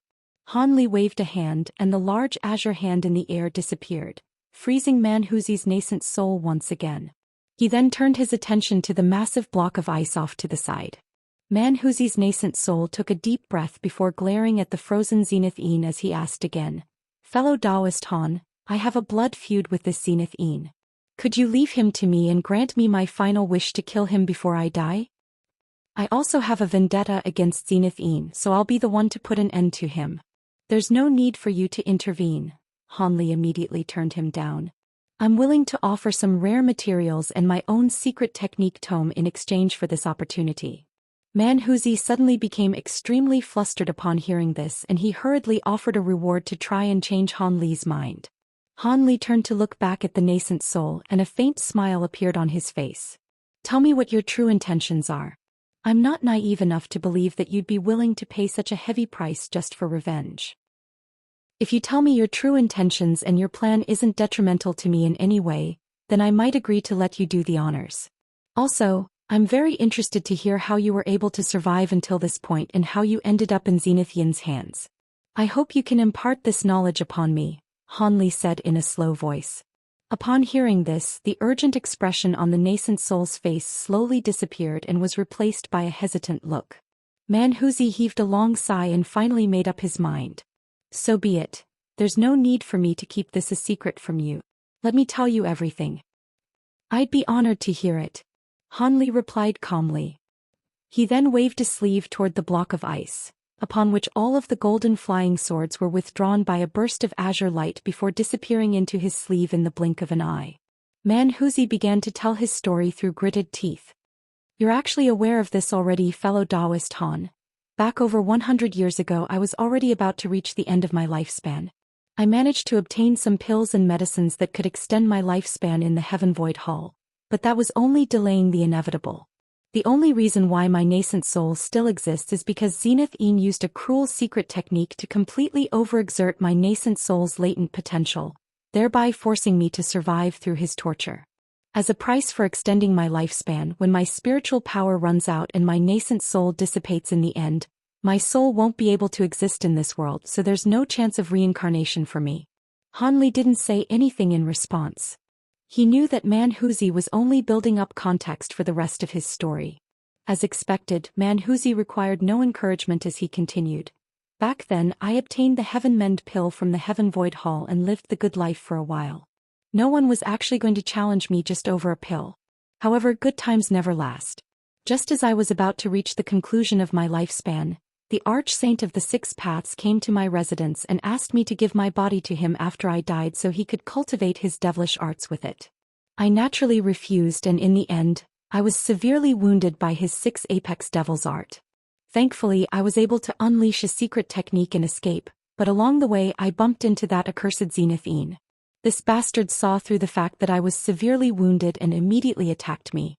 We battled for 3 days and 3 nights. But I succumbed to my injuries in the end and my body was destroyed. That was how my nascent soul ended up in his hands. He had always yearned for my collection and that Heaven Mend pill, so he imprisoned me for interrogation all the way until now. Interrogation? Why didn't he use a soul search technique on you?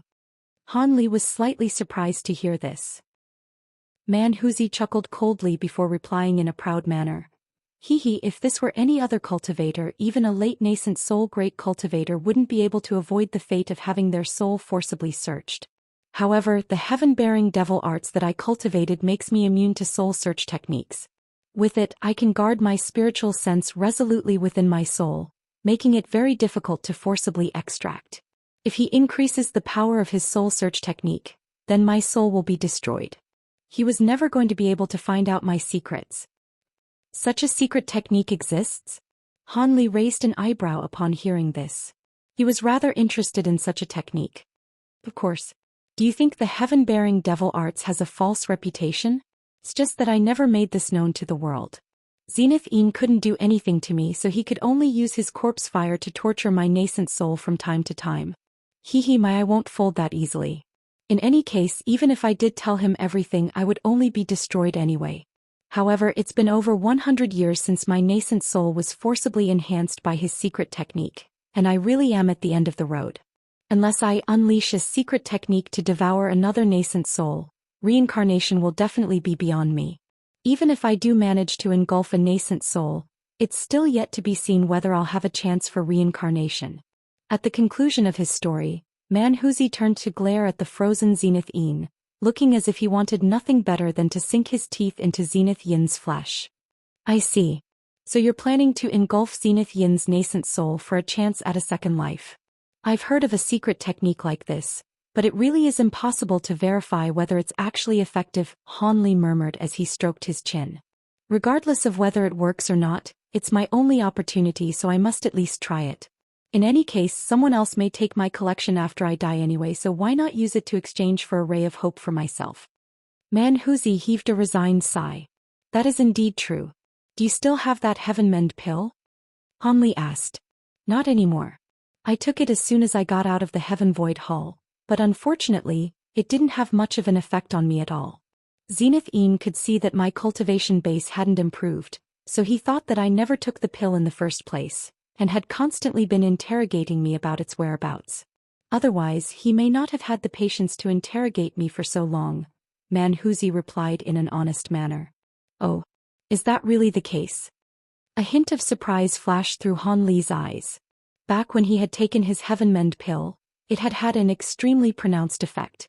However, Manhuzi had already been reduced to such a pitiful state, so he most likely wasn't lying. As such, it appeared that the Heaven Mend pill's effect on nascent soul cultivators was negligible. Of course, that could also be because the aptitude of Manhuzi's spiritual roots was quite good to begin with, so there wasn't much room for improvement. Han Li contemplated the situation for a while before giving his response. I can allow you to do as you please, but you have to give me a copy of the heaven-bearing devil arts first. After that I'll leave Zenith Een to you. I'm rather interested in the soul-locking secret technique you were referring to earlier. After you devour Zenith Yin's nascent soul, you can tell me about where the rest of your collection is. No problem. The nascent soul was overjoyed to hear this. Han Li nodded in response, but he could see that the nascent soul was very feeble. As such, he made a few hand seals and cast a few incantation seals onto the nascent soul's body in quick succession. Spiritual light of different colors shimmered over the nascent soul's body, upon which it was significantly reinvigorated.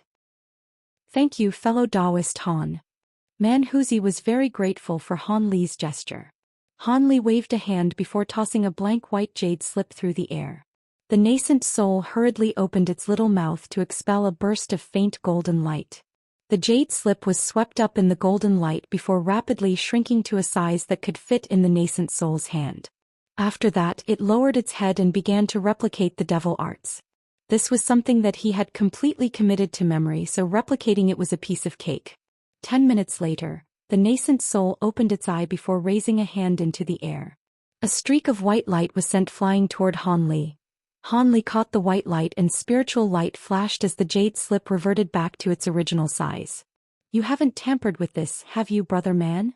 Han Li glanced at the jade slip before a half-smile appeared on his face. The nascent soul didn't know whether it should laugh or cry upon hearing this. Surely you jest, brother Han.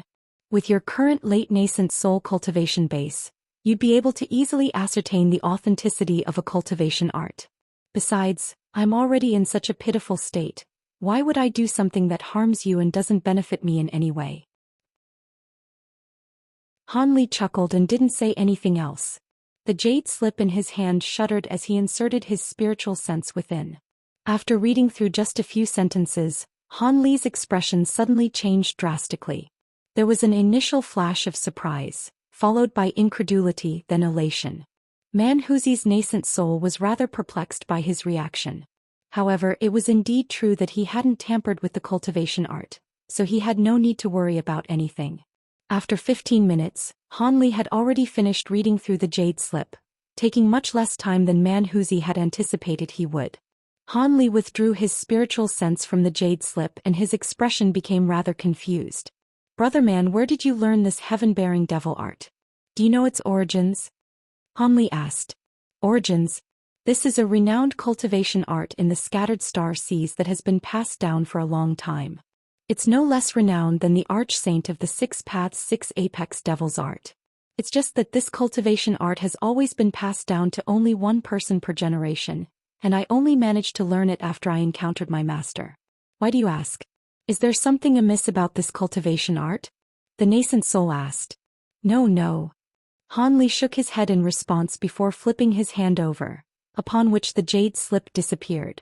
After witnessing the wide array of emotions Han Li had just displayed, Manhuzi certainly wasn't going to believe that. However, he didn't pry any further into the matter. Brother Han, if you don't have the time to cultivate this art, then just pass it on to any disciple of yours. The inheritance of the heaven-bearing devil arts must go on. His top priority was naturally to engulf Zenith Yin's nascent soul, so he immediately continued. Seeing as you've already seen the cultivation art, would I be able to begin now? Red light flashed in the nascent soul's eyes and a solemn look appeared on its face as it spoke. Han Li glanced at the frozen Zenith Yin before a smile appeared on his face as he asked, "Of course. You're a little feeble at the moment, though. Would you like me to assist you?" "Thank you for your kind offer, but that won't be necessary. My current magic power isn't comparable to even a tenth of what it once was, but it's still more than enough to handle an immobilized cultivator." Manhuzi shook his head with a confident look. "All right, then I'll be waiting outside." Han Li smiled and didn't say anything further. His body swayed and he appeared at the entrance before slowly making his way out of the stone chamber. Thus, only Manhuzi and the frozen Zenith Yin were left in the chamber. Manhuzi turned to Zenith Yin and a sinister look appeared on his face.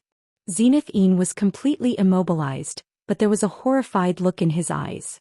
Meanwhile, Han Li was standing in the passageway outside the stone chamber, silently surveying the jade slip in his hand. The stone chamber was completely silent. After around 15 minutes, a weary voice sounded from within. "Fellow Daoist Han, you can come in now." The voice belonged to none other than Manhuzi, but it was slightly hoarse.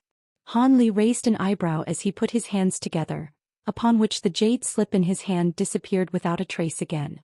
He then made his way into the stone chamber.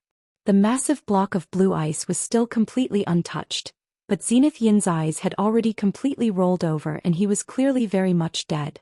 Meanwhile, the nascent soul was hovering over the block of ice. It had grown a little in size and was filled with vitality, creating a strong contrast with its previous feeble state. However, it wore an exhausted expression on its little face as it said, "You have my thanks, Brother Han. I've only temporarily recovered most of my energy and I must take this opportunity to pass on to the afterlife. Otherwise, my efforts would all be wasted. My secret cave abode is located at..." As the nascent soul began to disclose the location of its collection, it fell silent and began to transmit its voice to Han Li instead. Han Li listened carefully before nodding expressionlessly. The nascent soul exhaled and calmly said, "All right, I've exacted my revenge, so it's time for me to pass on now. Farewell, fellow Daoist Han." Its body then swayed as it flew toward a corner of the stone chamber, where it sat down with its legs folded in front of itself. Dazzling golden light erupted from the nascent soul's body and its aura became extremely unsteady, oscillating between strong peaks and feeble troughs. A smile appeared on Han Li's face as he turned his attention away from Manhuzi's nascent soul. Instead, he rubbed his hands together before raising them. A loud thunderclap erupted as several thick arcs of golden lightning struck the massive block of ice. The ice exploded amid a flurry of golden light, and Zenith Yin's frozen body was shattered into countless pieces. Han Li inspected the remains carefully to ensure that there wasn't a soul fragment or a second primal soul or something of that nature. After verifying that, he nodded with a content expression before turning away. Right at this moment, a series of cracks had already surfaced on the nascent soul's shimmering body. Golden light flashed from within the cracks and it was as if golden liquid were about to spill out. Han Li's eyes narrowed as he stared intently at Manhuzi's nascent soul, but he didn't say anything. Following a faint thump, the entire nascent soul exploded into specks of golden light before disappearing.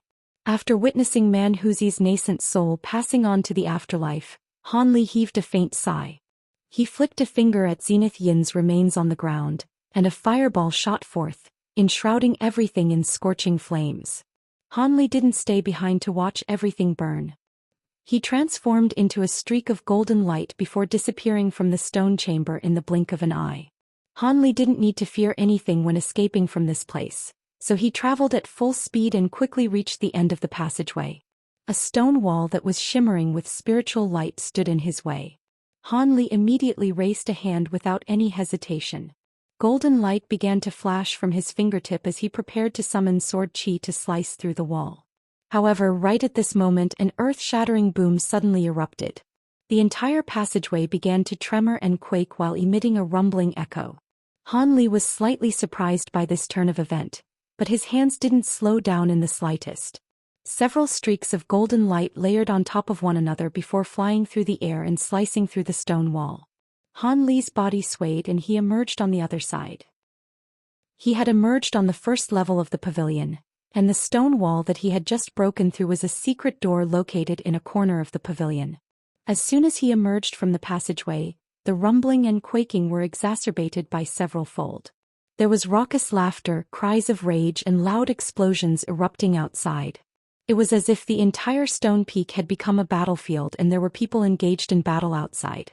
Han Li's brows furrowed, yet a streak of red light suddenly came flying into the pavilion from outside.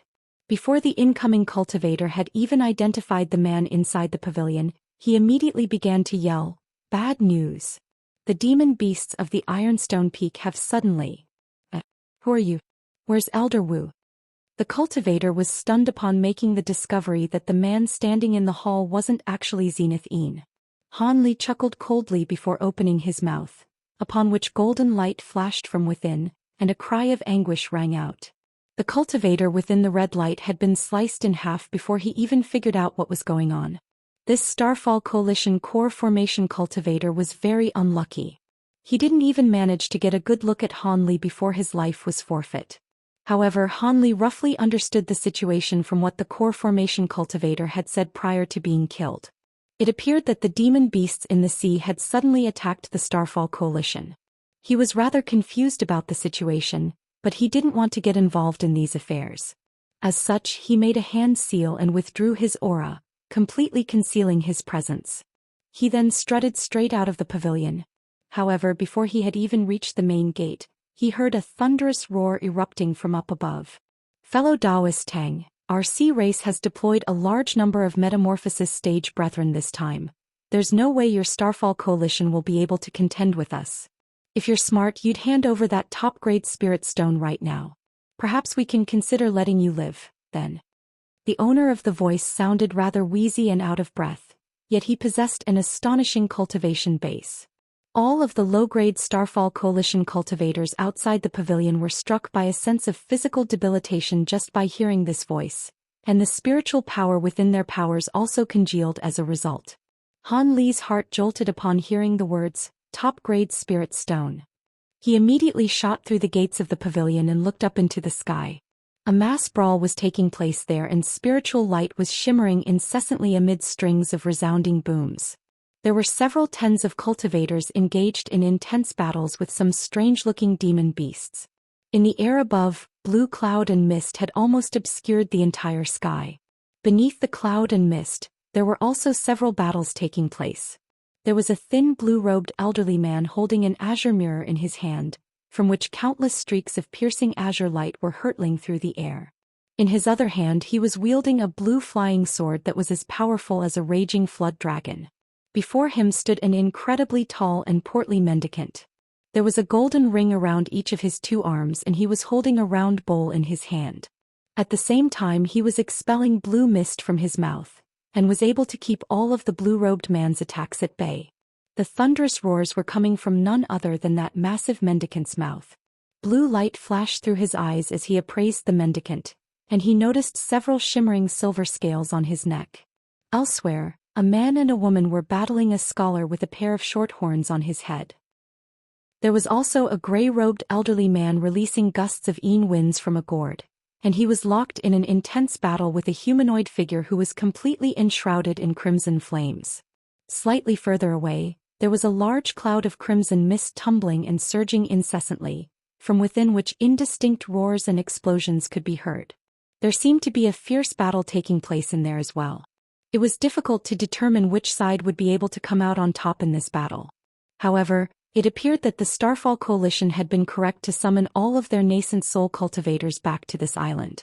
Otherwise, the guards on the stone mountain would have been no match for this demon beast army. The blue-robed man's expression remained unchanged, yet he was injecting even more power into his treasure as he calmly said, "What top-grade spirit stone? Where did you hear this false rumor from? I don't have any top-grade spirit stones. You're still trying to hide it from me now, Brother Tang? Don't you find that to be farcical?" Clouds of blue mist continued to pour out from the huge mendicant's mouth as a disdainful look appeared on his face. The blue-robed man's expression cooled even further as he replied, "So you really did come here based on a rumor alone? How can top-grade spirit stones exist in the human world? You arrived unannounced and unprovoked, killing so many of our Starfall Coalition cultivators. I won't allow you to get away with this." Hee, even if you're willing to let us get away with this, we still won't rest until we get our hands on the Spirit Stone, Brother Tang. I discovered the news about the Spirit Stone by using a soul search technique on the person who discovered the Spirit Stone, so don't try to fool me. The fatso chuckled coldly as his flabby folds tremored incessantly. So you were the ones who killed Protector Li. The blue-robed fan faltered initially upon hearing this before flying into a thunderous rage. He waved his azure mirror through the air and several thick pillars of light were launched toward his opponent. So you're not going to deny your possession of the Spirit Stone anymore? A deriding sneer appeared on the fatso's face as the round bowl in front of him blasted out a burst of yellow light, which absorbed all of the oncoming pillars of light. So what if I do? Everyone knows that top-grade Spirit Stones are extraordinarily useful for breaking through bottlenecks. There's no way I'd hand it over to you demon beasts. Are you not afraid that the Star Palace will be the one to benefit from our battle in the end? The blue-robed man's enraged expression faded as he quickly calmed down. Star Palace? You think it's just our sea race that's attacking your Starfall coalition? Let me tell you the truth. Our sea race has developed all of our most powerful beings this time, and not only are we going to take the top-grade Spirit Stone, we're going to take back all of the spirit mines on this island as well. The outer seas rightfully belong to our sea race. For you human cultivators to even think about taking a share of the Spirit Stones on this island is nothing more than a joke. We only allowed you to thrive for as long as you did because we hadn't yet gathered all of the forces we required. The fatso raised his flabby neck and a peculiar expression appeared on his face. Elder Tang's expression changed drastically upon hearing this. All of a sudden, a burst of howling erupted in the distance as if to support the fatso's claims. Another burst of blue demonic mist then came sweeping forth from that direction, seemingly containing countless demon beasts within. Looks like the Star Palace cultivators have already been taken care of. As expected, mobilizing our troops before taking down one side first was the right course of action. None of you will be able to escape now. The fatso burst into raucous laughter upon seeing this. Large swathes of yellow light surged from his round bowl in a frenzy, hurtling directly toward the blue-robed man down below. At the same time, the golden rings around his arms also shot forth before transforming into layers of projections and descending at a frenetic pace. Seeing as reinforcements had arrived, the demon beast immediately increased the intensity of his attacks, not allowing his opponent to get away. The blue-robed man's expression was twisted with shock and rage, yet he found himself unable to escape from his opponent. Similar scenes were unfolding in the other battles nearby as well. All of the metamorphosis stage demon beasts began to unleash torrential barrages of attacks without any consideration for their demonic power reserves.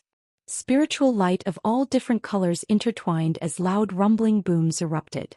None of the Starfall Coalition nascent soul cultivators were able to shake off their opponents to get away from this place.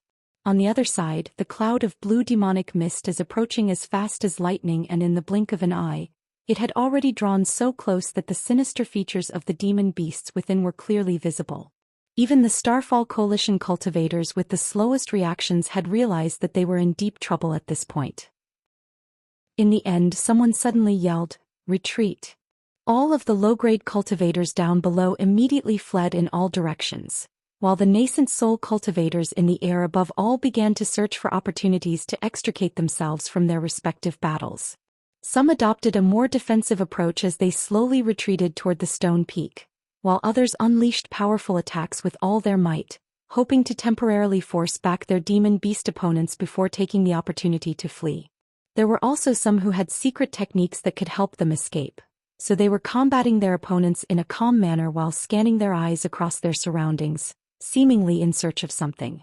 Meanwhile, Han Li was initially planning to get away, but those plans were immediately aborted upon hearing the words, "top-grade Spirit Stone."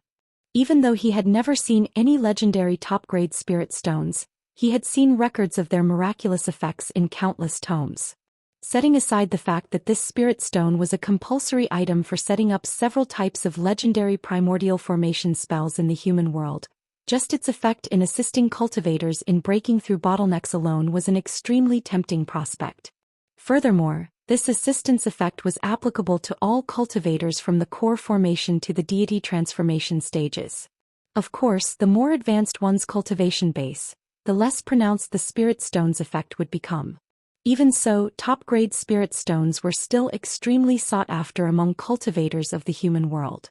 Now that a top-grade spirit stone had been extracted from one of the mines here, it was no wonder that the Starfall Coalition was immediately gathering their nascent soul cultivators, while the demon beast didn't hesitate in the slightest to launch an attack against this island.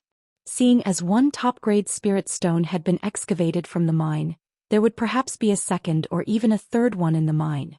Han Li took a deep breath and quickly made sense of the situation. Seeing as such a rare treasure had appeared before him, he certainly wasn't going to give up on it without a fight. However, it was a rather difficult predicament to identify just who was carrying the top-grade spirit stone. Theoretically, a treasure of this caliber naturally had to be assigned to the person with the highest cultivation base for safekeeping. In that case, the blue-robed man would fit the bill. However, it could also be the case that the blue-robed man had intentionally given the spirit stone to a certain nondescript low-grade cultivator, who would then sneak the spirit stone out of the island. If the latter strategy were employed, then no matter how powerful he was, he wouldn't be able to capture all of the Starfall Coalition cultivators, especially not with so many powerful demon beasts around as well. Han Li's brows furrowed as he carefully contemplated the situation, but his expression then immediately relaxed. The intelligence of those metamorphosis stage demon beasts definitely wasn't inferior to that of human cultivators, so they had most definitely already considered this problem as well. As such, even if he didn't do anything, the invading demon beasts definitely wouldn't allow any Starfall Coalition cultivators to escape either. All he had to do was to swoop in and take the spirit stone as soon as it appeared. At his current power level, none of the demon beasts and cultivators here would be able to stop him. With that in mind, Han Li stood in front of the pavilion and continued to conceal his presence as he surveyed the battle with a cold expression. As expected, around 200 to 300 demon beasts suddenly rushed out from the demonic mist approaching from the distance, all of whom began to pursue the low-grade cultivators on the island. Most of these demon beasts were only at the 3rd or 4th grades, but there were also about a dozen or so 5th-grade demon beasts. All of the human cultivators were being pursued by a demon beast of a concurrent power level. In the face of such a formidable army, it really was rather implausible that any of the cultivators would be able to escape from the island. The blue demonic mist instantly arrived in the air directly above the battlefield before merging with the original cloud of mist. A burst of extremely powerful demonic chi rose into the sky, following which a ball of golden flames shot forth from within. A brilliant light flashed before a demon beast in a suit of golden plate armor appeared. The demon beast had the head of a WRM and the body of a human. It was wielding a golden spear, along which silver arcs of light were flashing, forming a long and thin lightning snake that flowed along the surface of the spear. It was quite apparent that this was no ordinary treasure. As for that suit of golden plate armor, it was constructed from countless golden scales, each and every one of which were carrying tiny runes that were emanating demonic chi. As soon as this demon beast appeared, a burst of sharp light shot forth from its WRM eyes as an extremely powerful spiritual sense instantly enshrouded the entire stone peak. All of the nascent soul cultivators were still engaged in heated battles with their respective demon beast opponents, and their hearts sank in unison.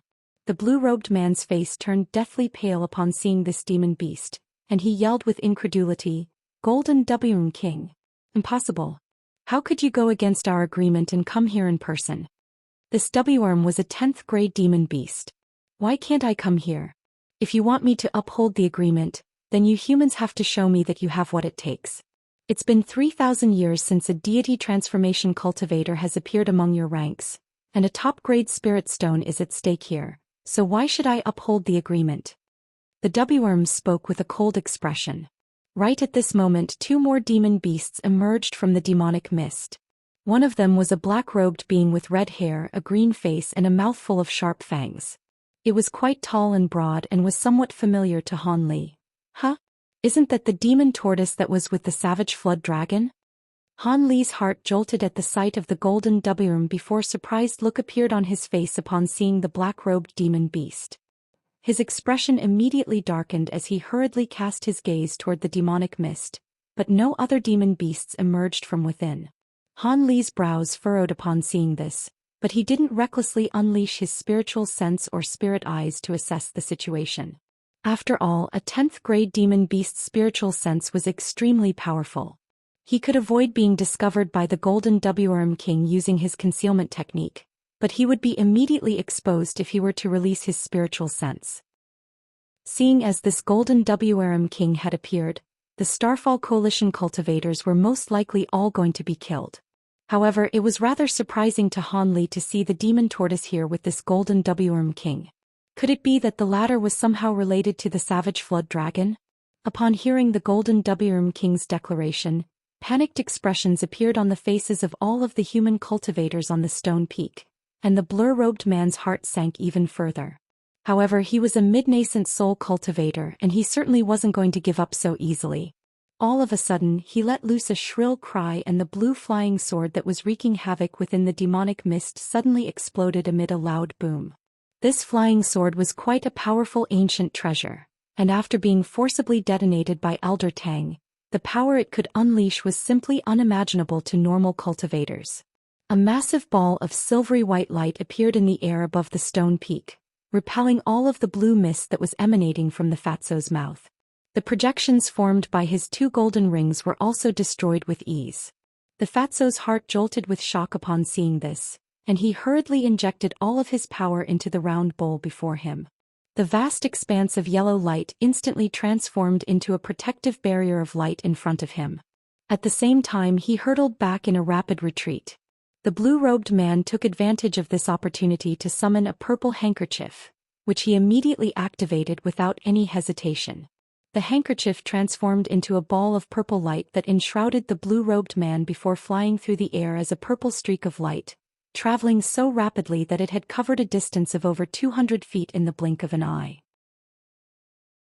The blue-robed man's actions seemed to have acted as a signal, prompting all of the other nascent soul cultivators to unleash incredible secret techniques. Some of them disappeared on the spot amid bursts of white light. Some of them threw up mouthfuls of blood essence and fled into the distance as streaks of crimson light. In any case, all of them fleeing with all their might, even if doing so necessitated the infliction of severe self-harm. Humph! A cold harumph rang out in the air as a frosty look appeared on the Golden WRM King's face. It waved a hand and a loud thunderclap erupted, following which a streak of golden and silver light shot forth through the air. The demon beast had hurled its golden spear directly toward the blue-robed man. As soon as the spear left its hand, it disappeared in the flash. Crap! The blue-robed man was paying close attention to the Golden WRM King, and his heart shuddered upon seeing this as he immediately tossed his azure mirror behind him. Azure light erupted, creating the projection of a full moon that was several tens of feet in diameter. The moon projection was azure in color and encapsulated the blue-robed man's body within. Almost at the exact same moment as the moon projection's emergence, a golden spear that was over 100 feet in length appeared nearby. Silver lightning flashed along the spear before striking the very center of the azure moon. The surface of the azure moon cracked like a mirror, and as the huge spear continued onward, the moon projection was completely destroyed. Arg!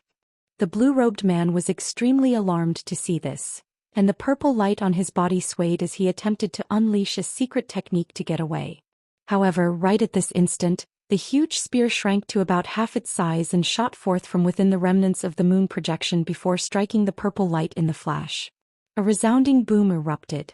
The handkerchief was quite a powerful treasure in its own right, as evidenced by the fact that the purple light it was manifesting was able to keep the spear at bay. Even so, the blue-robed man felt as if he had been dealt a heavy blow, and was completely unable to control his own body as he was sent flying for several tens of feet. The Golden WRM King raised a leg and somehow managed to cover a distance of over 100 feet with a single step. Its body only had to flash through the air a few times before it caught up to the blue-robed man before reaching out with its hand. Golden light shimmered over its 5 fingers, making it appear as if they were constructed from pure gold.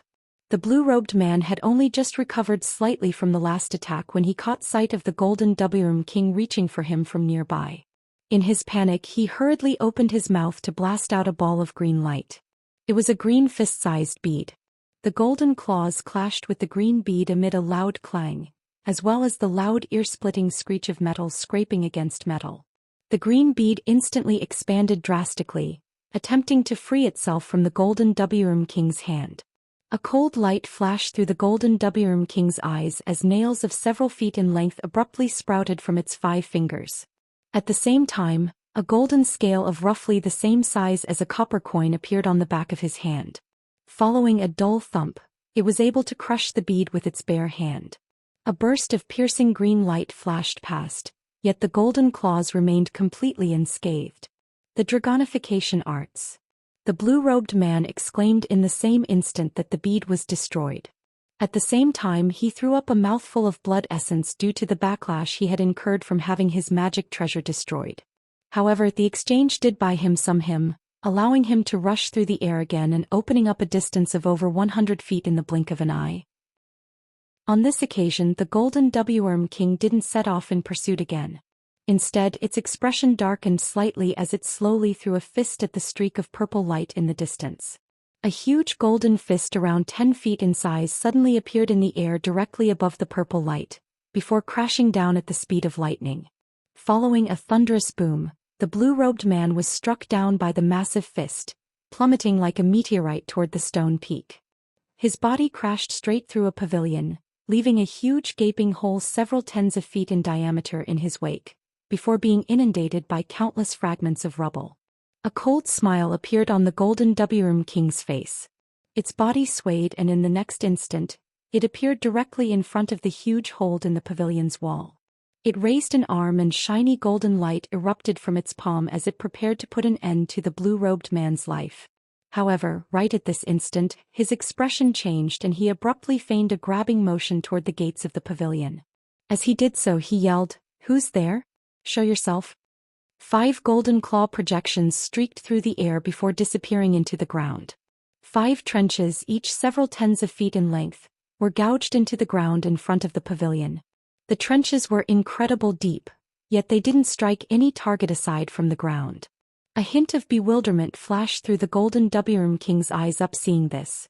A moment ago he had suddenly been struck by a hint of fear without any premonition. This bone-chilling sensation sent a shiver running down his spine, and he lashed out without any hesitation. He hadn't actually discovered anything. It was his instinct as a heavenly spirit beast that had prompted him to attack in a reflexive manner. During his tens of thousands of years of cultivation, this sense of foreboding had saved his life on several occasions. However, now that the attack had failed to strike any target, the golden Wurm King was left feeling a little hesitant, wondering if that sensation had merely been a figment of his imagination. After all, that sense of foreboding had proven to be incorrect on several occasions in the past. It was just that the chilling sensation that he had just experienced was a little too strong, as if there were some sort of extremely dangerous being spying on him from the shadows, and even now, there was still fear lingering in his heart. Just as he was considering widening the scope of his search, a pile of rubble at the foot of the massive hole in the pavilion suddenly stirred before reverting back to normal. However, that split second of abnormality was enough to draw the golden Wurm King's attention. He scanned his gaze across the pile of rubble beneath him, upon which a flash of killing intent surfaced on his face. He immediately reached out and feigned a grabbing motion. Following a resounding boom, that golden spear appeared once again with lightning snakes arcing over its surface. He grabbed the spear before viciously swinging it downward. Arcs of silver light flashed as the spear transforming into a streak of blinding golden light, hurtling downward before disappearing midway again. When it was revealed once again, the spear had already plunged into the ground in a certain spot over 200 feet away from the pavilion. The golden spear disappeared into the ground with a loud boom. A muffled groan then rang out as the ground nearby completely crumbled. Countless rock fragments shot forth in all directions, from within which a streak of purple light emerged. The purple light contained none other than the blue-robed man.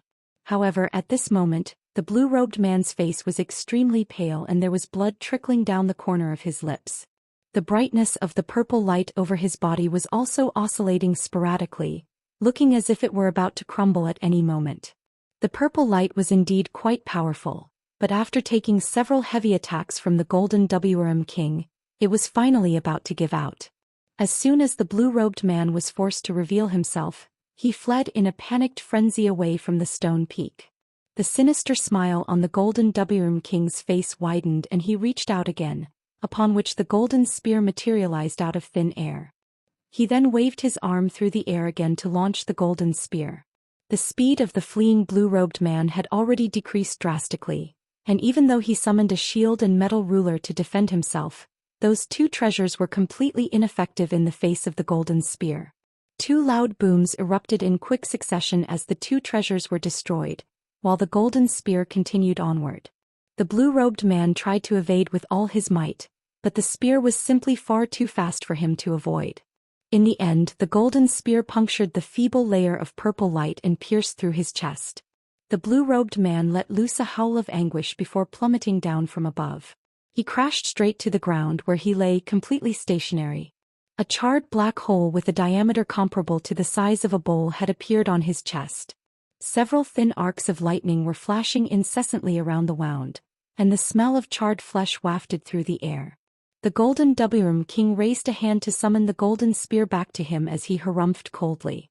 "Humph, you think a mid-nascent soul cultivator like you can escape from me? What a joke."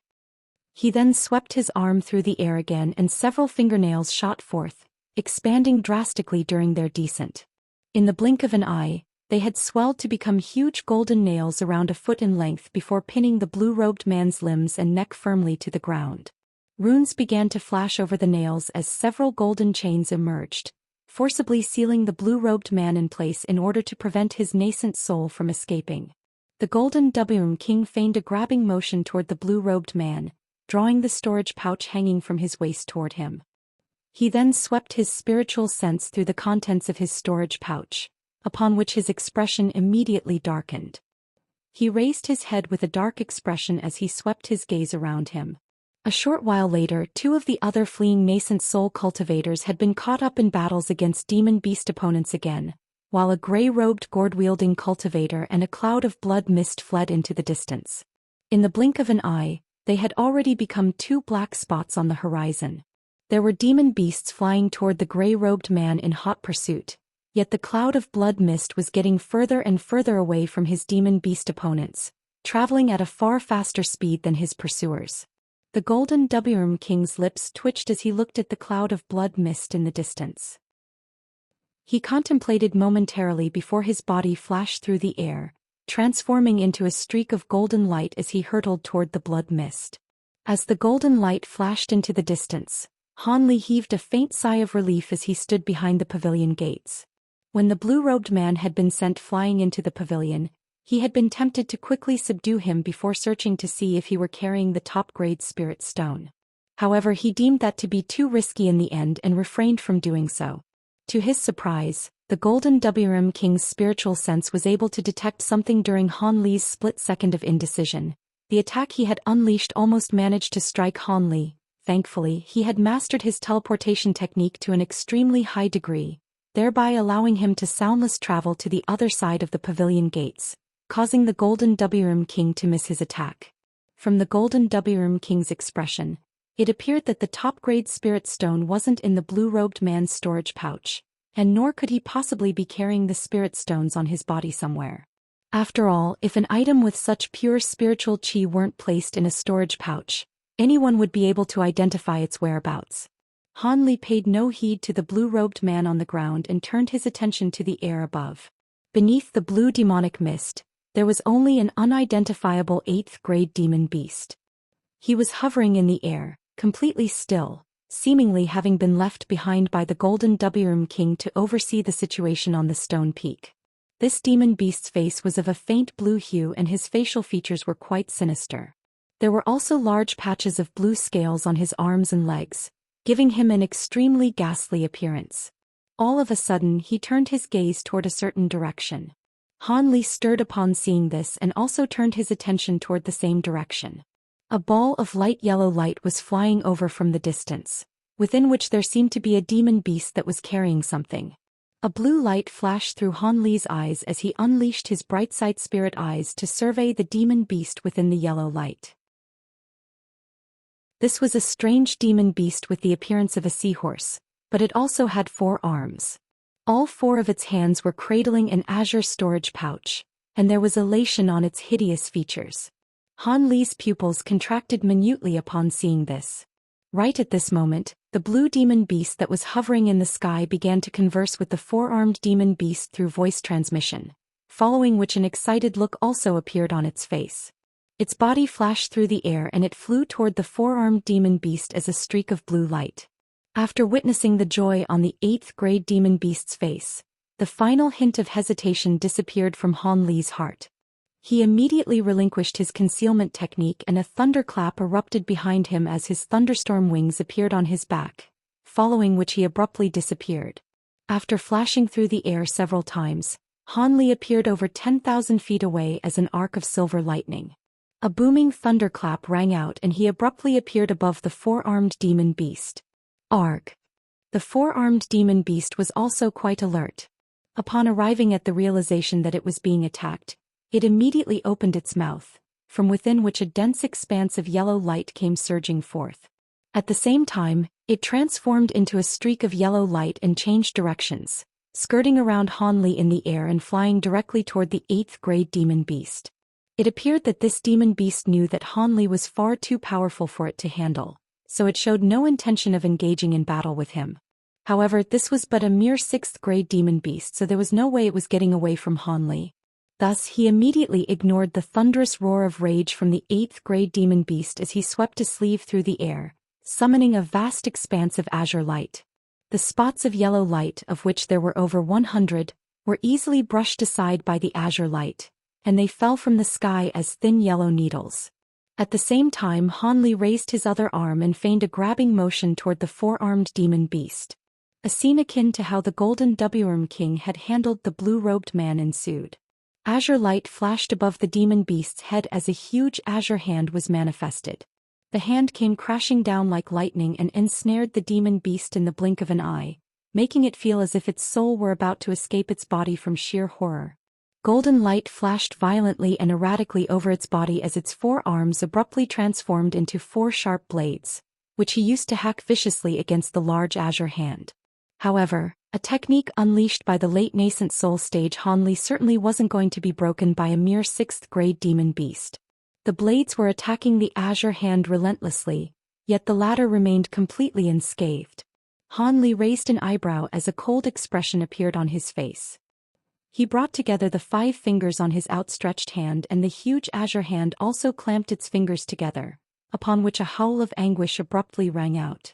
The four-armed demon beast had quite a sturdy body for a being of its level, but there was no way that it would be able to defend itself from a late nascent soul cultivator's attack, and its body was forcibly clamped into several segments. Almost at the exact same moment, Han Li disappeared on the spot as an arc of silver lightning again. In the next instant he appeared beside the demon beast's mutilated corpse before grabbing its azure storage pouch. He then quickly swept his spiritual sense through the contents of the pouch and a delighted look appeared on his face. "Leave that spirit stone." A rumbling roar erupted from nearby. Han Li had appeared out of nowhere, killed the four-armed demon beast, and taken the treasure that the entire demon beast army had been searching for. In the aftermath of all this, it wasn't difficult to imagine the rage coursing through the 8th grade demon beast's heart. As such, it immediately let loose a roar of thunderous fury. Furthermore, it had injected its magic power into the roar, making it audible to all of the demon beasts in a radius of several tens of kilometers. Han Li's brows furrowed as he turned toward the demon with an expression that was cold to the extreme, as if he were appraising a dead man. Blue light flashed and the demon beast was drawing close to Han Li. However, the glare that Han Li directed at it made it feel as if it had been plunged into a glacial pit. The demon beast was extremely alarmed and immediately stopped cold in its tracks.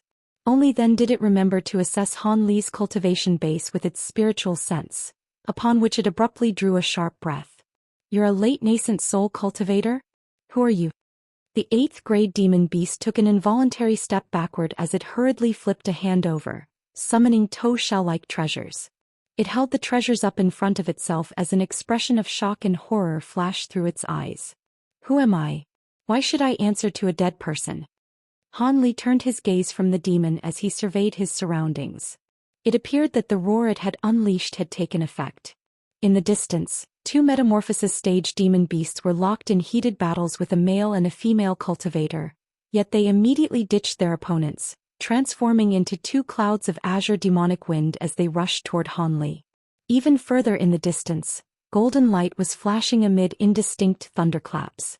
That golden Worm King was also on its way back. With that demon beast's fearsome speed, it would only take it an instant to return to this place.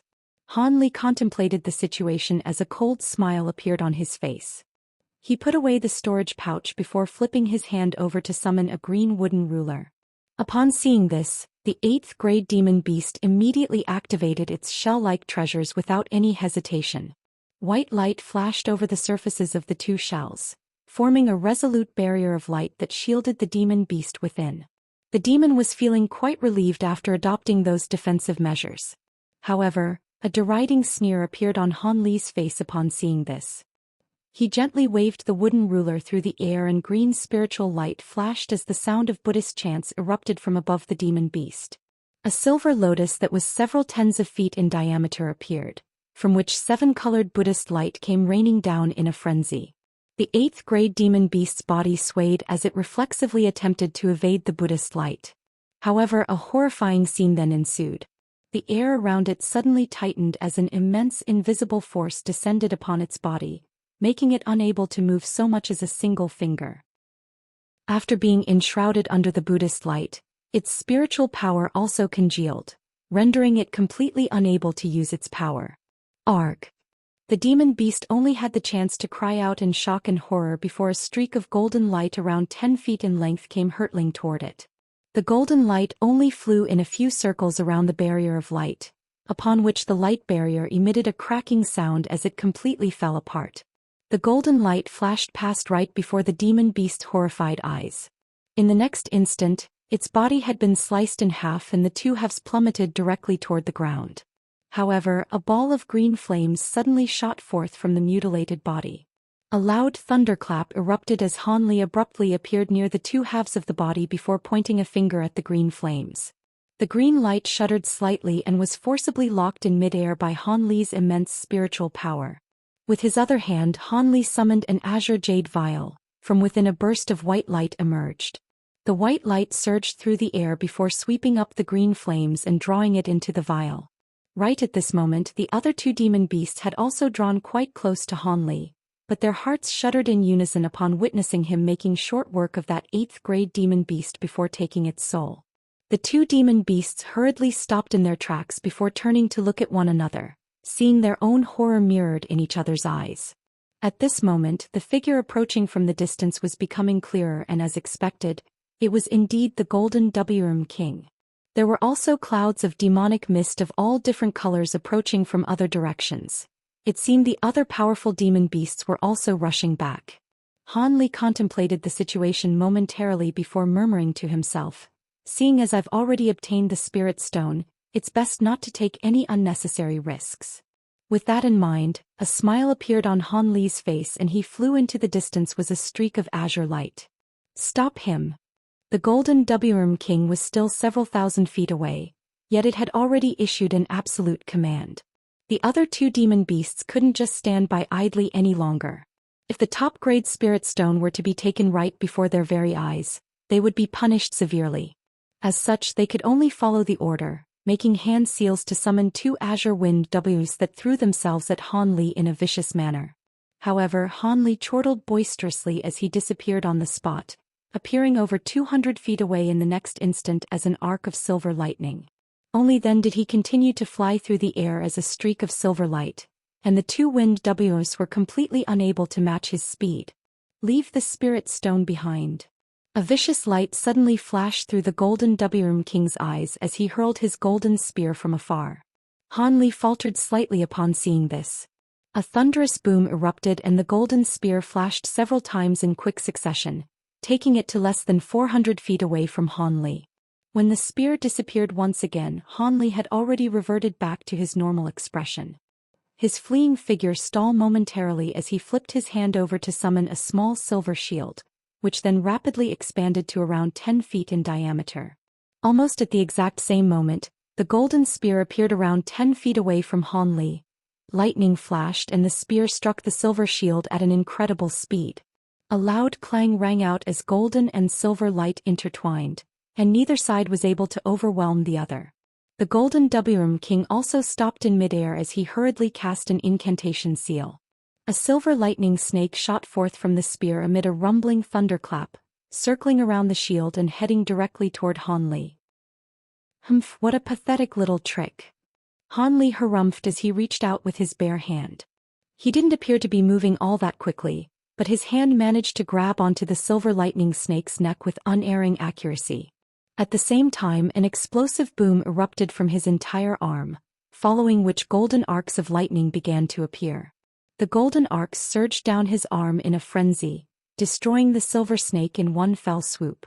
In the distance, the Golden Wyrm King's expression changed slightly upon seeing this. However, Han Li didn't stop there. After destroying the lightning snake, he slammed a palm into the silver shield before him. A layer of piercing silver light immediately surfaced over the shield, making it as smooth as a mirror. The golden spear tremored and was repelled by the silver light as it was sent flying over 80 feet away. Han Li took advantage of this opportunity to fly toward a certain direction as a streak of azure light. However, he wasn't conserving his spiritual power in the slightest this time. After unleashing his maximal speed, the streak of azure light covered a distance of over 1,000 feet in the span of a few breaths. Coincidentally, there was a black streak of light containing a demon beast flying directly toward him, and it was none other than that demon tortoise that had accompanied the Golden Wyrm King. Han Li was traveling far too quickly for the demon tortoise to get a clear look at his appearance. However, it had witnessed Han Li slaying an 8th-grade demon beast before blocking an attack from the Golden Wyrm King with ease. As such, the demon tortoise's expression changed drastically upon seeing Han Li flying in its direction. It immediately changed directions in an attempt to avoid Han Li. A cold light appeared in Han Li's eyes upon seeing this, and the azure light around him suddenly flashed violently before vanishing. The vast expanse of space before him suddenly became completely empty. The demon tortoise couldn't help but falter upon seeing this, and it slowed down slightly in the process. However, that split second of hesitation proved to bear lethal connotations.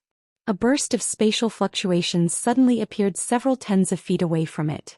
Han Li emerged from thin air with purple flames all over his body before sweeping a sleeve toward the demon tortoise. 36 small swords shot forth from his sleeve at once, transforming into over 100 streaks of golden light in the blink of an eye. The golden light formed a dense net of swords that came crashing down toward the demon tortoise. "It's you." The demon tortoise finally caught sight of Han Li's true features, and it immediately identified him, upon which it let loose a horrified cry as if it had seen a ghost. As the sight of the streaks of golden light hurtling toward it, the demon tortoise immediately turned deathly pale. It had seen how Han Li had used just a single streak of this golden to slay an 8th-grade demon beast, and even his victim's most prized treasure wasn't able to pose any resistance. The demon tortoise was only an 8th-grade demon beast itself, and in its intense horror, it let loose several roars in quick succession. At the same time, it took off its long robes, which transformed into a dark cloud that came flying toward the net of swords. At the same time, inky black demonic chi materialized over its body as it attempted to unleash a secret technique to get away. However, right at this moment, a bone-chilling harumph sounded from between Han Li's lips. The demon tortoise was immediately struck by excruciating pain, as if its spiritual sense were being torn apart. It clasped its hands over its head and let loose a blood-curdling cry as jets of black blood shot out from his ears and nose. The demon tortoise then plummeted from the sky. Meanwhile, the dark cloud was instantly sliced into countless segments by the net of swords, and those segments transformed into fingernail-sized tortoise shell fragments that came raining down from above. Brilliant golden light flashed and the net of swords descended toward the demon tortoise without any pause. The demon tortoise had only just recovered slightly from the agony of having its spiritual sense torn apart, and it was completely unable to avoid this net of swords. In its despair, the demon beast gritted its teeth and roared, "Brother Gold, this man is the Li-surnamed man from."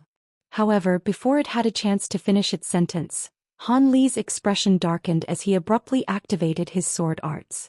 The net of swords immediately contracted as countless streaks of golden light flashed past the demon tortoise's body, slicing it into countless pieces. Even the green flames manifested by its soul only flashed once before it was inundated by golden light. It had only taken Han Li several seconds to slay the demon tortoise. His body swayed and he transformed into a streak of azure light again, covering a distance of several thousand feet in the blink of an eye.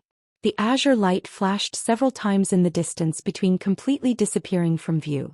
The Golden W King was naturally unwilling to let him escape, but he was unable to catch up to Han Li, and nor was he confident that he would be able to defeat Han Li in a one-on-one battle. As such, he could only give up in his pursuit and return to the stone peak with a thunderous expression. A man with the surname of Li, the Golden W King's expression suddenly changed as he murmured to himself. At this moment all of the other metamorphosis stage demon beasts gathered around, and their expressions were also quite strained. A demon whose true features were obscured by the flames all over its body asked, "Brother Gold, who was that late nascent soul cultivator?" From his voice and appearance, he doesn't appear to the arch-saint of the six paths, and there's no way that the heavenly star sages would leave the heavenly star city. Could it be that he's a new great cultivator among the human race? I'm not sure. However, his cultivation arts and treasures are all very unfamiliar, so I know I've never fought him before. It seems that there's no one among the nascent soul cultivators of the scattered star seas that fit his description, the Golden W King replied in a dark voice. A green-robed demon beast said with a fearful expression, "This man is extremely powerful. Even fellow Daoist Lan and fellow Daoist Wu couldn't last more than a few seconds each against him. He's most likely even more powerful than the arch-saint of the six paths and the heavenly star sages." The other demon beasts also wore the same fearful expressions.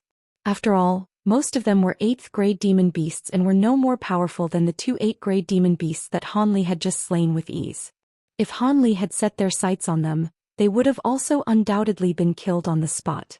Many of the demon beasts had already made up their minds. If they were to ever encounter Han Li again, they would drop everything and run for their lives. I fought the arch-saint of the six paths once in the past, and this man does indeed appear to be an even more troublesome opponent. At the very least, without employing the use of sneak attacks, the arch-saint of the six paths wouldn't be able to kill our metamorphosis stage brethren so easily. However, there's no need to be too fearful of him. This is our first time clashing with him, so his skill set is very unfamiliar to us. Otherwise, he wouldn't have been able to succeed in his plan so easily, the Golden W King analyzed calmly. Upon hearing this, some of the other demon beasts were enlightened, while the others remained silent with contemplative looks on their faces. Right at this moment, a 9th grade demon beast, the portly mendicant who had been battling the blue-robed man, suddenly asked, "Brother Gold, what was that about a Li-surnamed man that fellow Daoist Wu yelled before his death? Have you managed to figure it out? If I recall correctly, back when we attacked the human cultivators on their island near the unfathomable depths, we were searching for a cultivator with the surname of Li. Does that man have anything to do with this?" The mendicant's speculation sent a stir running through the rest of the demon beasts present. However, the Golden W King's brows furrowed as he replied, "I don't think so. Back then I was wounded by a sneak attack from a core formation human cultivator, and that was why I deployed forces to hunt him down. However, that man was a late nascent soul cultivator. How could it be the same person? Unless this man is a once-in-100,000 years freak prodigy, how could he have become this powerful in less than 200 years? That's not necessarily the case. I slew a nascent soul human cultivator once, and after using a soul search technique on him, I discovered that the so-called #1 treasure in the human world, the Heaven Void Cauldron, had appeared, and was obtained by a core formation cultivator with the surname of Han. However, after an extensive investigation by many nascent soul cultivators, they discovered that this man was at our outer seas for a long time, posing as a man with the surname of Li. The Heaven Mend pill in the Heaven Void Cauldron is vastly renowned. With the assistance of this pill and the other unknown ancient pills in the cauldron, it's not impossible for this man to have progressed to the late nascent soul stage so quickly, the mendicant chuckled. All of the demon's beasts were flabbergasted upon hearing this, and some of them immediately began to chat among themselves again. The Golden W King also fell into deep thought upon hearing this. After a long while, a cold light flashed through his eyes and he said, "If you're correct, then that man may well be the same cultivator who had attacked my son all those years ago." If that's the case, then I definitely won't let him get away with this. He killed my son close to 200 years ago and now he's responsible for the death of fellow Daoist Wu and Lan. Furthermore, he's also taken our top-grade spirit stone and possesses a supreme treasure like the Heaven Void Cauldron. That only gives us even more reason to capture him and offer him as a blood sacrifice. The mendicant shook his head as he said in a cautious voice, "But this man is a late nascent soul cultivator and he's extremely powerful. Unless we force him into a dire situation and have more than 3 brethren with cultivation bases comparable to Brother Gold's, we won't be able to do anything to him. This man is indeed not someone to be scoffed at. We'll have to devise a plan and invite Brother Jia and fellow Daoist Bai to assist me. But there's no need to hurry. As long as that man remains in the scattered star seas, we'll always have chances." Overall, this was still a triumphant trip for all of us. Even though 2 of our fellow Daoists have fallen by the hands of that man, we slew 6 nascent soul human cultivators and all of the spirit stone mines on the Green Spirit Island belong to our sea race now. Even though that top-grade spirit stone had been taken, there may be other top-grade spirit stones that have yet to be excavated in the mines, so there's no need to overly frustrated. Our top priority is to set up the restrictions again and gather more troops in case the human cultivators launch a counterattack. The Starfall Coalition and Star Palace won't be willing to accept defeat so easily, so we have to be prepared for them. The Golden WM King didn't seem to be very interested in the subject of revenge, and he immediately changed the topic to focus on the spirit stone mines. These mines were going to benefit all of the demon beasts present and as expected, their attention was entirely drawn to this new topic of discussion. Only that mendicant wore a concerned expression with his brows furrowed, seemingly still a little unsettled. At this moment, around 5,000 kilometers away, Hanli unleashed his spiritual sense to verify that there were no pursuers within a radius of several hundred kilometers before slowing down significantly. Of course, Hanli wasn't going to return to that so-called Lightning Sky Island. Instead, he was heading straight back to Silver Shark Island. As he flew through the air, he couldn't help but pull out that azure storage pouch before tipping out its contents with an excited look on his face. A burst of white light erupted from the storage pouch as a green thumb-sized spirit stone appeared in his hand. Han Li cradled the spirit stone in one hand and began to carefully assess it. There was spiritual light revolving erratically over the surface of the spirit stone, and the brightness of the green light emanating from it was oscillating sporadically, as if it were a living being. There also seemed to be tiny white substances flowing out from the surface of the spirit stone. However, the white substance was extremely minuscule and Han Li was struggling to identify it. Han Li's pupils contracted upon seeing this and blue light abruptly flashed through his eyes, finally allowing him to clearly see the substance within the green light. They were spots of white light that somewhat resembled snowflakes, but also appeared to be runes. These spots of light were relentlessly pouring out of the spirit stone before self-detonating, transforming into traces of pure wood attribute spiritual qi in the process.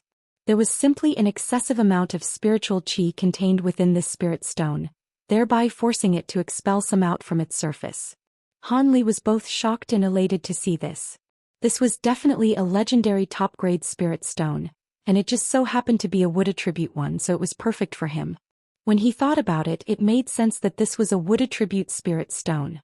The spirit stone mines on Green Spirit Island had always yielded an abundance of wood attribute spirit stones, so it was only to be expected that this top-grade spirit stone followed that trend.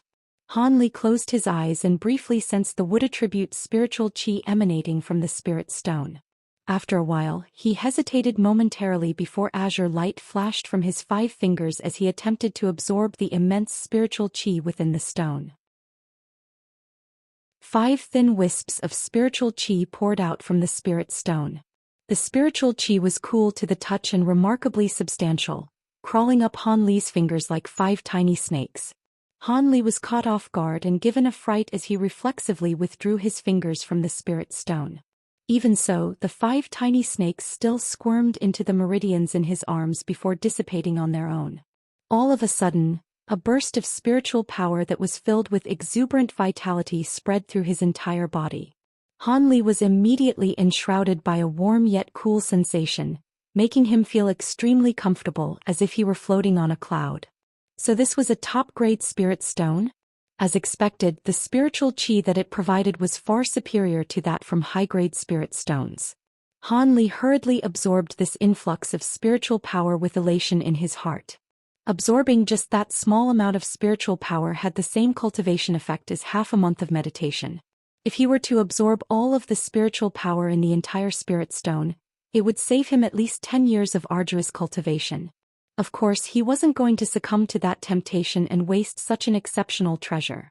A spirit stone that contained such an immense amount of spiritual qi naturally had to be reserved for critical junctures during breakthroughs.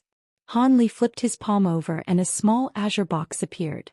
He carefully placed the top-grade spirit stone into the wooden, then plastered several talismans of different colors onto the box before stowing it away into his storage pouch.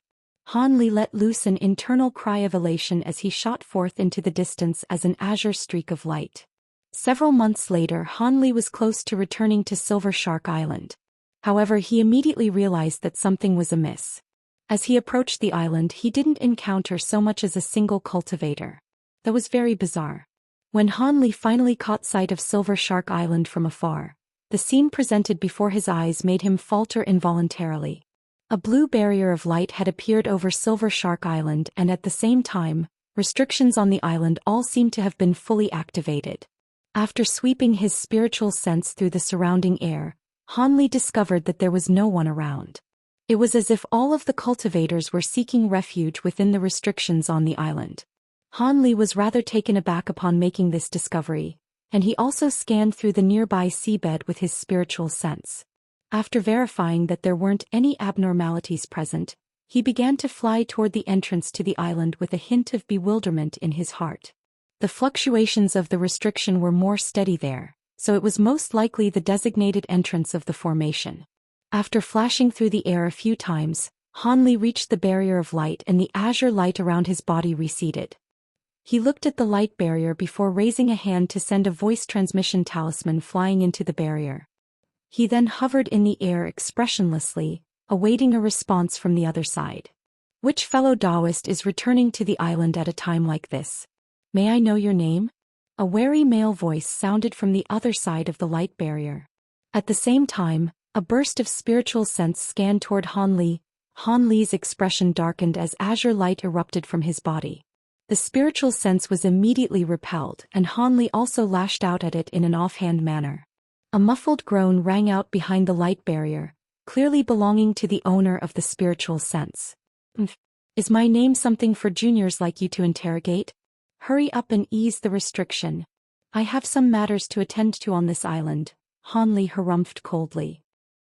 The cultivator repressed the sharp pain in his spiritual sense as he hurriedly explained, "My apologies, I was not aware that you were a nascent soul stage senior.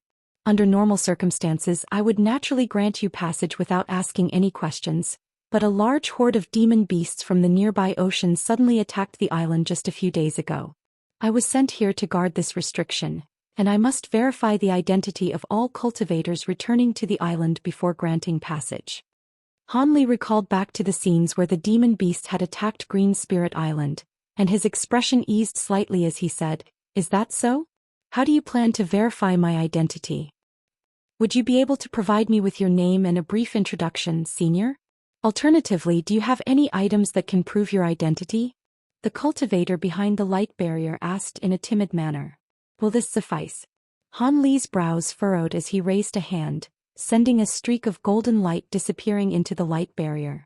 It was none other than the guest elder badge given to him by the heavenly star sages.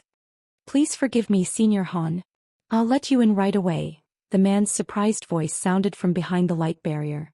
Han Li's heart stirred slightly upon hearing this and a peculiar light flashed through his eyes, but he quickly recomposed his expression as he awaited entry into the island.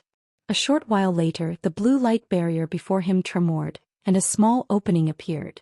Han Li's body swayed and he flew in through the opening, which slowly sealed over amid a burst of buzzing.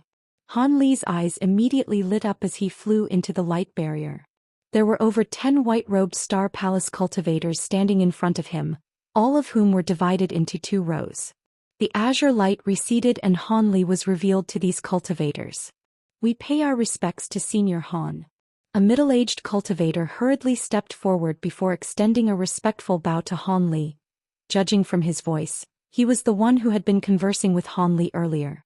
This man was a core formation cultivator and his face was slightly pale, clearly still recovering from the spiritual sense backlash that had just been inflicted upon him. "You're the only ones guarding this place?" Han Li raised an eyebrow with a hint of surprise on his face. Aside from the one core formation cultivator, all of the other Star Palace cultivators were only at the foundation establishment stage. This was not a formidable force by any stretch of the imagination. The demon beasts launched an extremely fierce assault against the island a few days ago, and all of our other fellow Daoists have retired to the town within the island to rest, leaving only disciples like us to guard this place in shifts. However, please rest assured, Senior Han, the closest town to this place is only just over 50 kilometers away, and there are over 100 Star Palace disciples there who can come to reinforce us at any time, the man explained. "Why are you calling me Senior Han? How do you know of me?" Han Li's expression darkened as a burst of astonishing spiritual pressure erupted from his body, forcing the man to stumble back in retreat as his expression changed drastically. The man steadies himself and hurriedly replied, "Senior Han, we've received portraits of your appearance several months ago from the Star Palace, and we were told to constantly be prepared to do your bidding." "I see. I didn't think the two palace masters would pay so much attention to me." An ambiguous light flashed through Han Li's eyes and a smile suddenly appeared on his face as the astonishing spiritual pressure abruptly disappeared. The man heaved an internal sigh of relief as a fawning smile appeared on his face. Right at this moment, Han Li turned his attention deeper into the island as he asked, "Have you notified everyone else of my arrival?" The man gave an honest reply. "I have. We were told to immediately notify the elder on the island of your arrival should you come here." "I see." Han Li remained expressionless and it was impossible to identify what he was thinking. However, a shiver suddenly ran down the man's spine as a hint of unease welled up in his heart. Right at this moment, a streak of white light appeared in the distance, rapidly approaching them. Han Li turned to look up into the sky with narrowed eyes. "It's Elder Zhao coming to welcome Senior Han in person," the man hurriedly said in a fawning manner. Han Li merely nodded expressionlessly as he stood still with his arms crossed. The man was slightly surprised at the sight of Han Li's careless display. He wasn't aware of the fact that Han Li was a late nascent soul cultivator. After his spiritual sense had been repelled, he didn't dare to try and ascertain Han Li's cultivation base again, so he simply assumed that he was an early nascent soul cultivator that the Star Palace had only recently recruited. The streak of white light descended before revealing an elderly man with a head of white hair. This man wore a brocade robe with a jade belt around his waist, and his brows were thin and long. He was an early nascent soul cultivator. The elderly man immediately identified Han Li from within the crowd, and his eyes lit up as he strode toward him. He cupped his fist in a salute and said, "Please forgive me for failing to provide a timely welcome, fellow Daoist Han." The elderly man wore a warm smile on his face as if he and Han Li were old friends.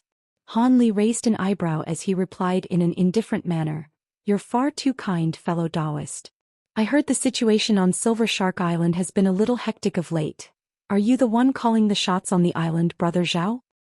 There was a horde of demon beasts that attacked the island, but there wasn't even a single metamorphosis stage demon beast among them, so they were taken care of with relative ease. "I'm not the one overseeing things here on the island. That would be Ning Chongkai. However, he's currently away at the moment, investigating the reason behind the demon beast's unprovoked attack against the island. I was actually sent here with the sole purpose of welcoming you, fellow Daoist Han," Elder Zhao said with a smile. "You were sent here to welcome me?" A hint of surprise finally appeared on Han Li's face upon hearing this. "Indeed. The palace masters have asked me to pass on a message to you. They insist on meeting you again when you return to the inner seas. Truth be told, I've been waiting on this island for you for several months already, fellow Daoist Han," the elderly man explained with a smile. "Oh, what business do they have with me?" Han Li's brows furrowed slightly. He had a feeling that there was some serious trouble brewing. This is not the place to discuss such matters. Please come with me to a quieter location, Brother Han," the elderly man suggested with a mysterious smile. "Sure, then let's head over to that small mountain over there." Han Li looked around with a contemplative expression before suddenly pointing to a small mountain around 10 kilometers away. Elder Zhao turned his gaze toward the small mountain and immediately agreed, "As you wish, Brother Han." Han Li nodded in response, and after the elderly man delivered some instructions to the Star Palace disciples, the two of them flew toward the mountain together. The mountain wasn't very far away, so the two of them naturally arrived in a very short time. Han Li landed on the mountain and said in a calm voice, "What message would you like to pass on from the palace masters, fellow Daoist Zhao? You can tell me now." There's no need to be so cautious, Brother Han. I have fantastic news to deliver to you." The elderly man stroked his beard with a smile. "Fantastic news? What are you referring to?" Han Li was taken aback upon hearing this. "Fellow Daoist Han, you're not yet at 500 years of age, right?" The elderly man asked with a smile. "So what if that's the case?" Han Li was struck by a peculiar feeling, but he didn't deny this. That's all I needed to hear. What do you think of Elder Ling from our Star Palace?" The elderly man asked with a smile. "Are you referring to fellow Daoist Ling Yuling?" Han Li asked with a peculiar look on his face. "Indeed, she is also the daughter of our two palace masters." The elderly man nodded in response. Fellow Daoist Ling naturally has exceptional cultivation aptitude to be able to reach the nascent soul stage at such a young age. "I'm not quite sure I understand what you're asking, fellow Daoist." A hint of confusion flashed through Han Li's eyes. Elder Ling's aptitude is indeed quite exceptional, but it's far inferior compared to yours, Brother Han. However, there's no doubting the fact that both of you are supremely talented prodigies. If you two join forces, perhaps there will be a chance for you to succeed in your pursuit of the great Dao and immortality. Brother Han, would you be willing to become Elder Ling's Dao companion? Dao companion? Han Li was given a massive fright upon hearing this, and his jaw dropped straight to the ground. Indeed, both Brother Han and Elder Ling are so young with such exceptional aptitude. You two are a match made in heaven. Would you allow me to act as a matchmaker for the two of you? The elderly man wore a wide smile on his face. The astonishment on Han Li's face immediately receded as his brows furrowed. The elderly man was slightly surprised to see this. Could it be that Han Li was unwilling to accept such a brilliant arrangement? One had to realize that in the cultivation world, female nascent soul cultivators were almost non-existent, and it was even more difficult to find a female nascent soul cultivator of a similar age as Han Li. As such, even though everyone knew about the benefits of dual cultivation, most male nascent soul cultivators could only take core formation or even foundation establishment female cultivators as their servants or concubines. There were very few of those couples who actually became Dao companions. A female nascent soul cultivator would occasionally appear, but she would immediately be pursued by many male cultivators with similar cultivation bases. Ling Yuling was a nascent soul cultivator, an extremely beautiful one at that, and she was also the daughter of the vastly renowned Star Palace Masters. Wasn't this almost the best possible thing that could happen to Han Li? So why was it that he appeared to so reluctant to accept this arrangement? That was simply astonishing to the elderly man. However, this man was a late nascent soul cultivator, so the elderly man naturally didn't dare to express the displeasure in his heart. His expression remained unchanged as he continued in an enthusiastic manner. "The two palace masters have said that as long as you're willing to become Elder Ling's Dao companion and live in our heavenly star city, you'll be the next master of the Star Palace for sure. In that case, you'll become the ruler of the scattered star seas, Brother Han, and on top of that."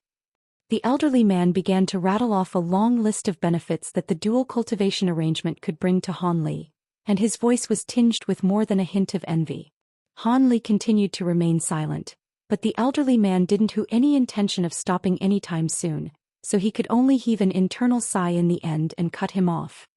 "I'm very grateful to the palace masters for thinking so highly of me, but I must refuse this proposal." "What? Please consider this carefully, Brother Han. This is an important matter and it would be unwise to make a rash decision." The elderly man could sense from Han Li's aloof reaction that he was quite averse to the proposal. However, his heart still sank after hearing Han Li's refusal, yet he was still unwilling to give up.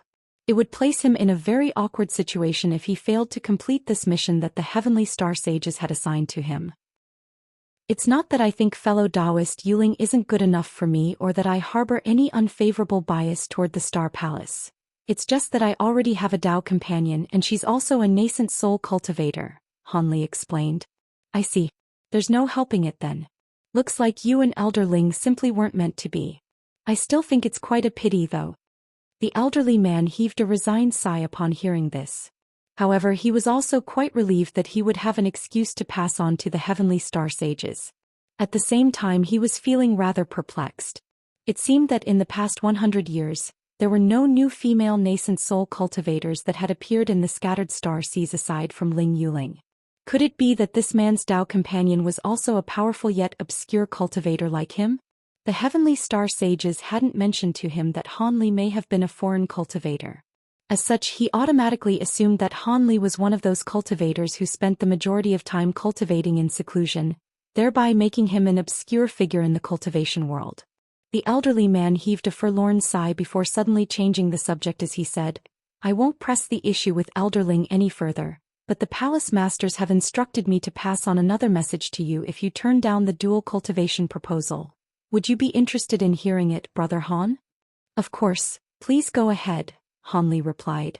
Seeing as the Star Palace had failed to recruit him, they were naturally going to try some other tricks. This did not come as a surprise to Hanli. The elderly man suddenly adopted a more solemn expression as he said, the palace masters would simply like to meet with you again. Of course, you're free to choose the location as long as it's within or somewhere close to Heavenly Star City. The palace masters have said that they would like to discuss an important matter with you regarding a breakthrough to the deity transformation stage. I hope you can accept this proposal, Brother Han. Something related to a breakthrough to the deity transformation stage. Hanli stroked his chin with a contemplative look. If it weren't for that final part of the message, he would turn down the proposal without any hesitation. However, this proposal was quite tempting and he had to think carefully about it. After all, he didn't have a single clue with regard to how he was going to progress to the deity transformation stage. Even if the process was likely going to be quite risky, he still didn't want to miss out on an opportunity like this.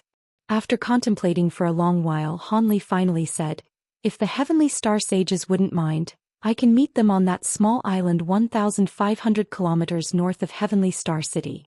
I'll be there on the island in the 3 days. At his current power level, as long as he wasn't trapped in an inescapable place and ganged up on by too many nascent soul cultivators at once, he didn't need to fear any ambushes or sneak attacks. As such, meeting them shouldn't incur too much risk. Alright, I'll be sure to pass on your response to the palace masters. An elated expression appeared on the elderly man's face. Hanli chatted with this man for a while longer before taking his leave. The elderly man could see that Hanli wasn't interested in conversing with him any further, so he didn't try to keep Hanli. After that, Hanli headed straight toward the teleportation formation on the island. At his speed, it didn't take him long at all to reach the mountain upon which the teleportation formation was situated. Once there, he just so happened to catch sight of the burly cultivator who was guarding the teleportation formation on the previous occasion that he was here as well. The man wore a stern expression and was speaking to several cultivators. As he did so, he shook his head incessantly as if he were refusing something. Dazzling azure light flashed and Hanli appeared in front of the group of people, seemingly out of thin air. I pay my respects to Senior Han. The berry cultivator immediately recognized Hanli, and he hurried over before extending a respectful salute. I want to go back to the inner seas. The teleportation formation is ready to go, right? Hanli asked coldly. Of course. Right this way, Senior Han. The Star Palace cultivator quickly replied. Before Hanli even had to ask, he immediately handed over a teleportation talisman. Even though he had the greater teleportation medallion, Hanli still took the talisman before entering the teleportation formation. Moments later, white light erupted within the stone chamber and Hanli disappeared. The other cultivators had all put on reverent expressions in response to Hanli's arrival, and following his departure, their expressions eased in unison. One of the core formation cultivators who was familiar with the burly cultivator asked, Brother Yu, was that senior an elder of your Star Palace? He looks quite unfamiliar to me. He actually isn't. I've only met this senior on one previous occasion, and he's carrying a guest elder badge from our Star Palace. Even though no official announcement has been made, I assume he must be a new elder who's about to join our star palace, the burly man replied with a smug smile. I see. Doesn't that mean your star palace is going to grow even more powerful now? It appears this elder is quite powerful. I wonder if he's an early nascent soul or mid-nascent soul cultivator. The core formation cultivator clicked his tongue with wonder. I'm not too sure of that either. This senior seems to be carrying some sort of treasure that prevents people from ascertaining his cultivation base. However, I assume that he's still an early nascent soul cultivator. After all, if he were at the mid-nascent soul stage already, surely he would be more renowned, the burly cultivator speculated hesitantly. I agree with you on that one. In any case, he's not someone that the likes of us can compare with. TSK, 1,000-year lifespan. I wonder if we still have a chance to progress to the nascent soul stage. A cultivator with a sword strapped to his back heaved a forlorn sigh. 3 days later, on a nondescript coral island 1,500 kilometers north of Heavenly Star City that was only several kilometers in size, there was a young man meditating with his legs crossed and his eyes tightly closed. That young man was, of course, none other than Han Li. Several days ago, after returning to the inner seas using the teleportation formation, he had immediately left the massive island without delaying so much as a single moment. He had been wary that the Heavenly Star Sages would take advantage of that opportunity to attack him, but it appeared that he had been overly paranoid. He managed to leave the Star Palace's territory without any impediment. Han Li was quite relieved as a result, and stayed for a few days in the nearby region before arriving on the island that he had agreed to meet the Heavenly Star Sages on. At this moment he had already released his powerful spiritual sense to its maximal extent as a safety precaution. Everything within a radius of several hundred feet had been enshrouded within his spiritual sense, regardless of whether it was the seabed that lay at depths of tens of thousands of feet or the sky hundreds of thousands of feet above. All of it was within the scope of his surveillance. Han Li naturally wasn't going to get complacent when faced with vastly renowned cultivators like the Heavenly Star Sages. They were a couple and both were using the same cultivation arts, so when they combined their powers, they would most likely be far more troublesome to deal with than two normal late nascent soul cultivators. Furthermore, the divine essence-fused light was certainly no joke. It was said that it could crush all powers of the 5 elements in this world. That was clearly an exaggeration, but it wasn't too far off the mark. Han Li didn't want to lose his life over a moment of carelessness. Thus, he had made sure to establish surveillance over everything in the surrounding region prior to the arrival of the sages, in order to protect himself from any sinister intentions they could harbor. When it was close to noon and the sun had almost reached its highest point in the sky, Han Li suddenly stirred as he opened his eyes. In the far distance, there were 2 spots of white light flying through the air side by side, heading directly toward the small island that he was situated on. Han Li didn't immediately rise to his feet. Instead, he turned toward that direction expressionlessly. The 2 approaching cultivators had clearly seen Han Li from afar, and they immediately accelerated toward the small island that he was situated on. The streaks of white light soon appeared above the island, before receding to reveal a man and a woman. The woman appeared to be around 25 or 26 years of age with skin as fair as snow and luscious black hair. She wore a vibrant green palatial dress and her entire body was emanating a regal and esteemed aura. In contrast, the man was a white-robed scholar who appeared to be around 40 years old. His looks were very ordinary, yet his brows were as dense and dark as swords. There was a sinister aura radiating from his body and his expression was as cold as ice. The 2 of them hovered in the air at altitudes of around 300 feet, appraising Han Li from above. Han Li slowly rose to his feet and his body drifted into the air. Moments later he was standing at the same altitude as the 2 of them.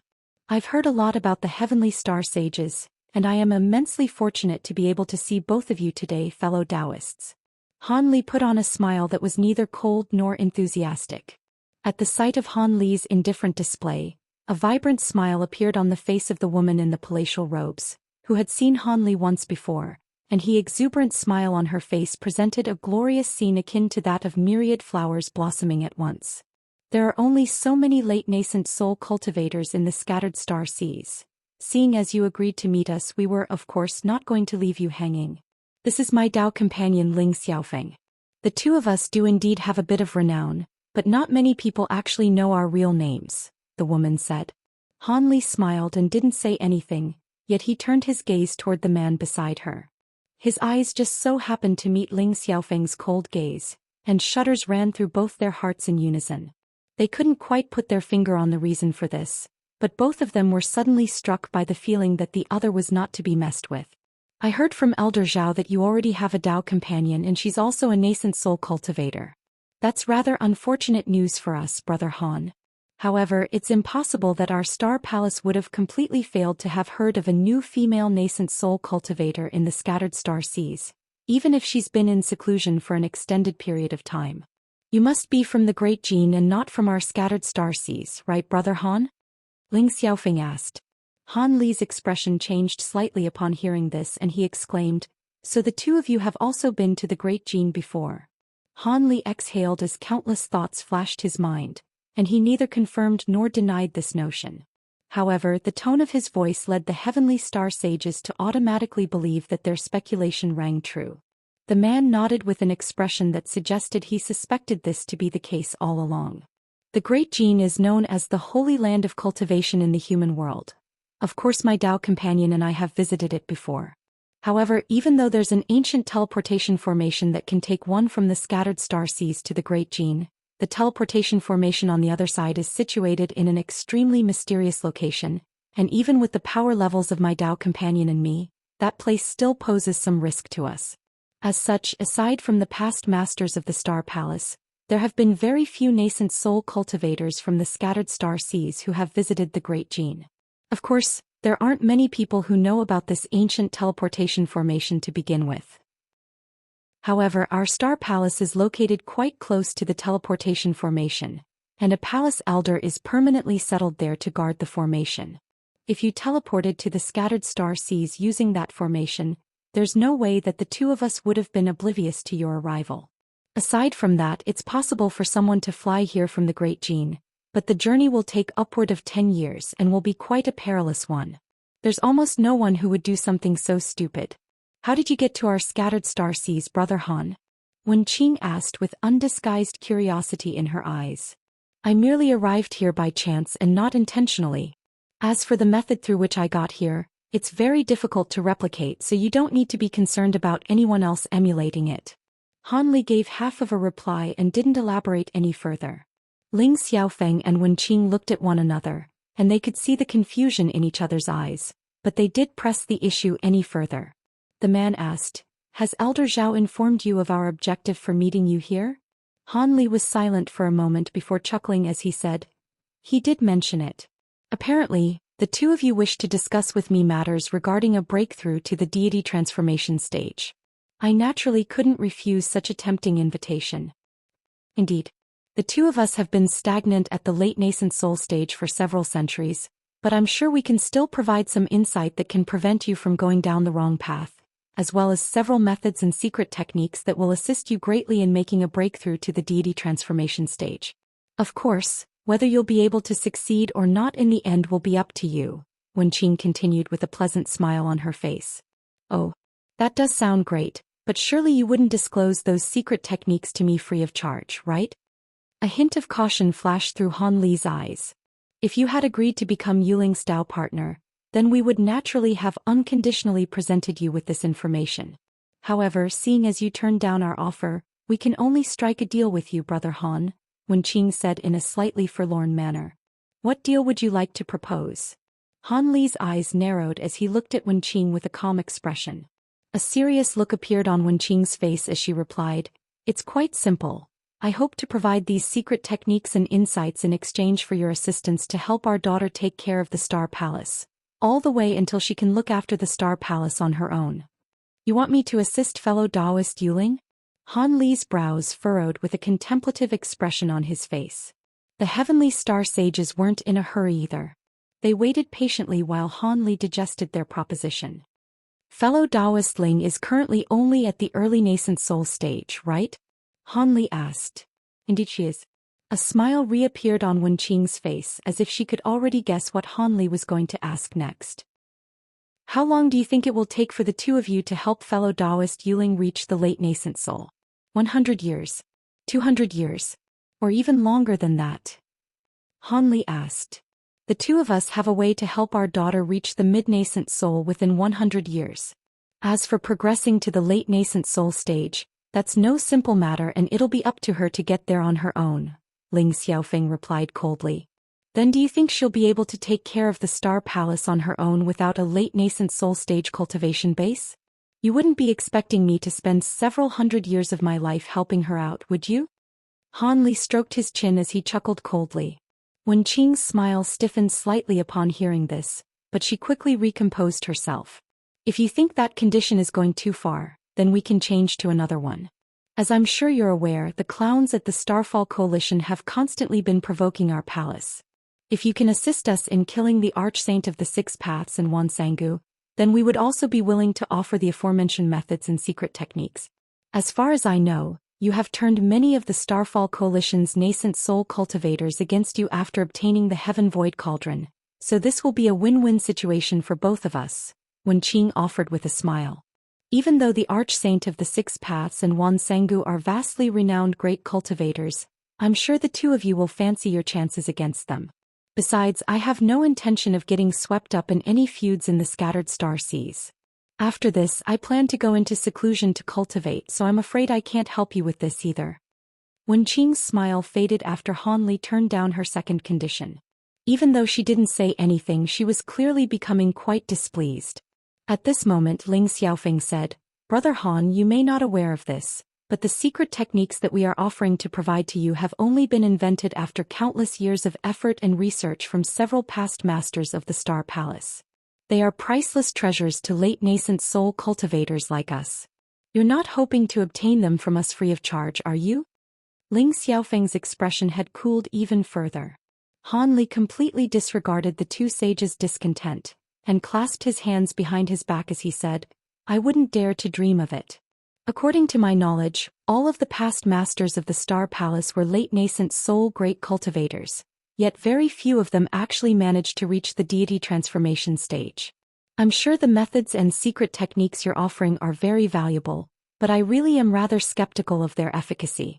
Of course, referencing these things will surely be of great benefit to me, even if they can't directly assist me in making a breakthrough. However, it's too much to ask of me to expend several hundred years to help your daughter or to take such a massive risk in assisting you two in battle. Please state some simpler conditions. I definitely won't consider anything that's too complex or too ambitious. The expressions of the couple's faces immediately darkened upon hearing this. However, they didn't say anything in response. Instead, they exchanged a glance and began to communicate using voice transmission right before Han Li's eyes. Han Li's lips twitched slightly upon seeing this before looking up into the sky expressionlessly. A short while later, the couple seemed to have finished their discussion. Ling Xiaofeng turned to Han Li expressionlessly and said, For everything we're offering, we're only asking you to assist our daughter on 3 separate occasions. As long as you can do that, we have a deal. Han Li contemplated this condition momentarily before replying, I can agree to that. However, I will only step in when fellow Daoist Yuling's life is under threat, and I'll only do what I can. All right. There's no need for you to swear a vow or do anything of that nature. As a fellow great cultivator, I'm sure you'll keep your promises, fellow Daoist Han. I have 3 myriad distance talismans here that were refined by ancient cultivators using special methods.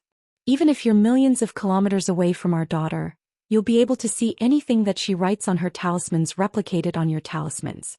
Please keep the safe, fellow Daoist Han. Ling Xiaofeng swept a sleeve through the air, and 3 shimmering white talismans appeared. He then swiped a finger across the 3 talismans and a thin golden line flashed past, upon which the 3 talismans split up into 6. 3 of those talismans disappeared into his sleeve, while the other 3 shot forth toward Han Li as 3 streaks of white light. Han Li raised an eyebrow as he caught the 3 jade talismans before taking a cursory glance at them. The runes on these talismans were quite complex, and even though they had been split in half, there was still spiritual light shimmering over their surfaces, thereby indicating that these were no ordinary artifacts. Han Li flipped his palm over and stowed them away into his storage pouch. This jade slip contains the secret techniques that will assist in a breakthrough to the deity transformation stage. With your vast knowledge and experience, I'm sure you'll be able to verify its authenticity with ease. A smile reappeared on Wenqing's face as she raised a hand to hurl forth a streak of green light. Han Li caught the object to find that it was a palm-sized green jade slip. He nodded and immediately injected his spiritual sense into the jade slip.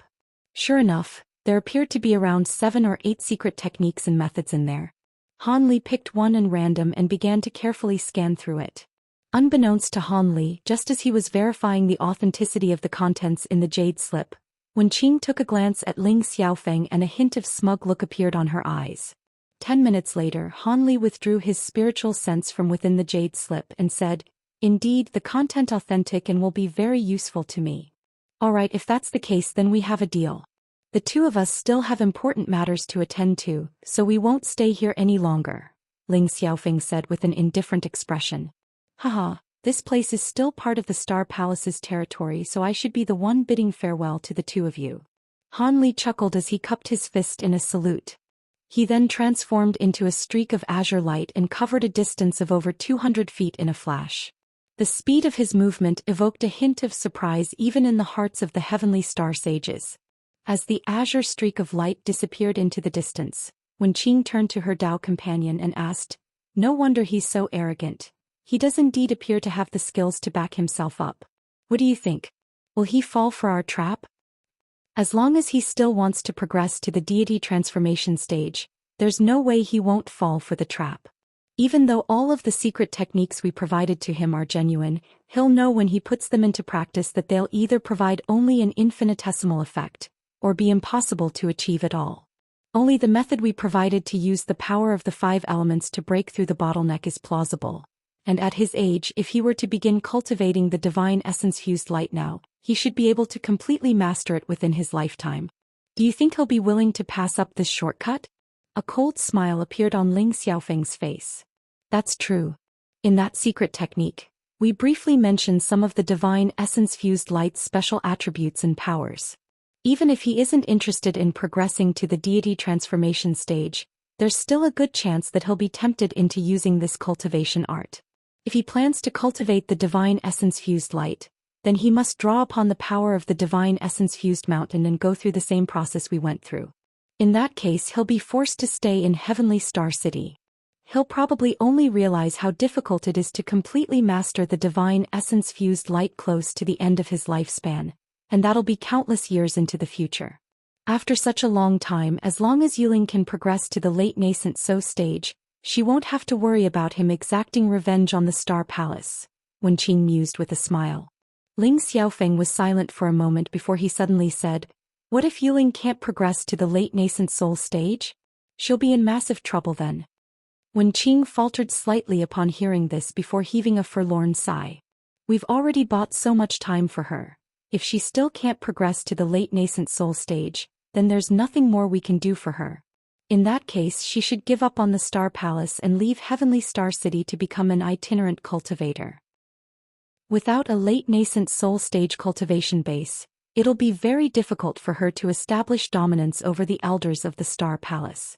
Even with the trump cards we left behind for her, they won't be able to help her forever. Our top priority now is to teach Yuling the method to refine the divine essence-fused mountain. Only after taking control over the mountain will that Han brat be wary of her. Otherwise, if he really does refrain from cultivating the divine essence-fused light until after we pass away, then come to Heavenly Star City to take the divine essence-fused mountain by force, the situation will be very bad for Yuling. On the bright side, Yuling's aptitude isn't bad. If she can find a suitable Dao companion for dual cultivation, there's a good chance that she'll be able to progress to the late nascent soul stage with the help of some pills, Ling Xiaofeng analyzed. In any case, we've done everything we can to take care of this Han brat. Now we have to get rid of the Archsaint of the Six Paths and Wan Sangu in the next century or so. This is a really inconvenient juncture for the demon beasts in the outer seas to be wreaking havoc. Looks like we'll have to call a temporary truce with the Starfall Coalition and take care of these demon beasts first. Wenqing's brows furrowed as resigned look appeared on her face and she said, these demon beasts must planning on revoking our agreement as no deity transformation cultivators have appeared in the inner seas for many years, and we currently have less great cultivators than in other periods as well. These demon beasts really are idiots. We dared to forge this agreement in the first place, so naturally wouldn't fear revocation from them. After the past tens of thousands of years of careful preparation, the inner seas have already been transformed into an unimpregnable fortress by us cultivators. Even if those 10th grade demon beasts join forces and attack us all at once, they still won't be able to force their way into the inner seas. Besides, as far as I'm aware, the current sea race isn't a completely unified entity either, Ling Xiaofeng harumphed coldly. You're referring to the conflict between the flood dragons and the Swan Ni. 1. Swan Ni is a Chinese mythological creature said to be one of the dragon's 9 sons. Race? Wen Qing asked. Indeed. The Swan Ni race in the outer seas isn't much more powerful than the flood dragons to begin with, and they're only able to exert dominance with the 2 10th grade demon beasts among their ranks. However, the 10th grade Grand Elder of the Swan Ni race passed away 300 years ago, so the flood dragons are unwilling to concede anymore. We just have to devise a plan to start a war between these 2 major demon beast races, and we'll have nothing to worry about. Ling Xiaofeng was very confident. Your confidence is greatly reassuring. It's a shame that the Spirit Stone mines on Green Spirit Island have been taken, though. We just received news that a top-grade Spirit Stone had been unearthed, yet these demon beasts have taken over the island before we could deploy anyone to the scene. I even sent out an urgent message asking them to transport that top-grade Spirit Stone and all of the recently unearthed high-grade Spirit Stone back to the inner seas as soon as possible, but I was still too late. Even Elder Gui fell by the hands of the Golden Wurm King. A wistful look appeared on Wen Ming's face. Ling Xiaofeng shook his head and said, "It can't be helped. The outseas belong to the demon beasts after all. Prior to this, there weren't any conflicts of interest, and those high-grade demon beasts didn't even regard those unintelligent low-grade demon beasts as their brethren, so they simply let us set up establishments on those islands in the outer seas. Now that high-grade spirit stones and even a top-grade spirit stone have been unearthed, it's only natural that they would attack. It's a good decision to give up on the outer seas for now. We should take this opportunity to gather all of our forces in inner seas, and try to stabilize the Star Palace as much as possible before Yuling takes over. However, those itinerant cultivators and the Starfall Coalition most likely won't be willing to give on the outer seas," Wen Qing mused with a thoughtful expression. "That's perfect for us.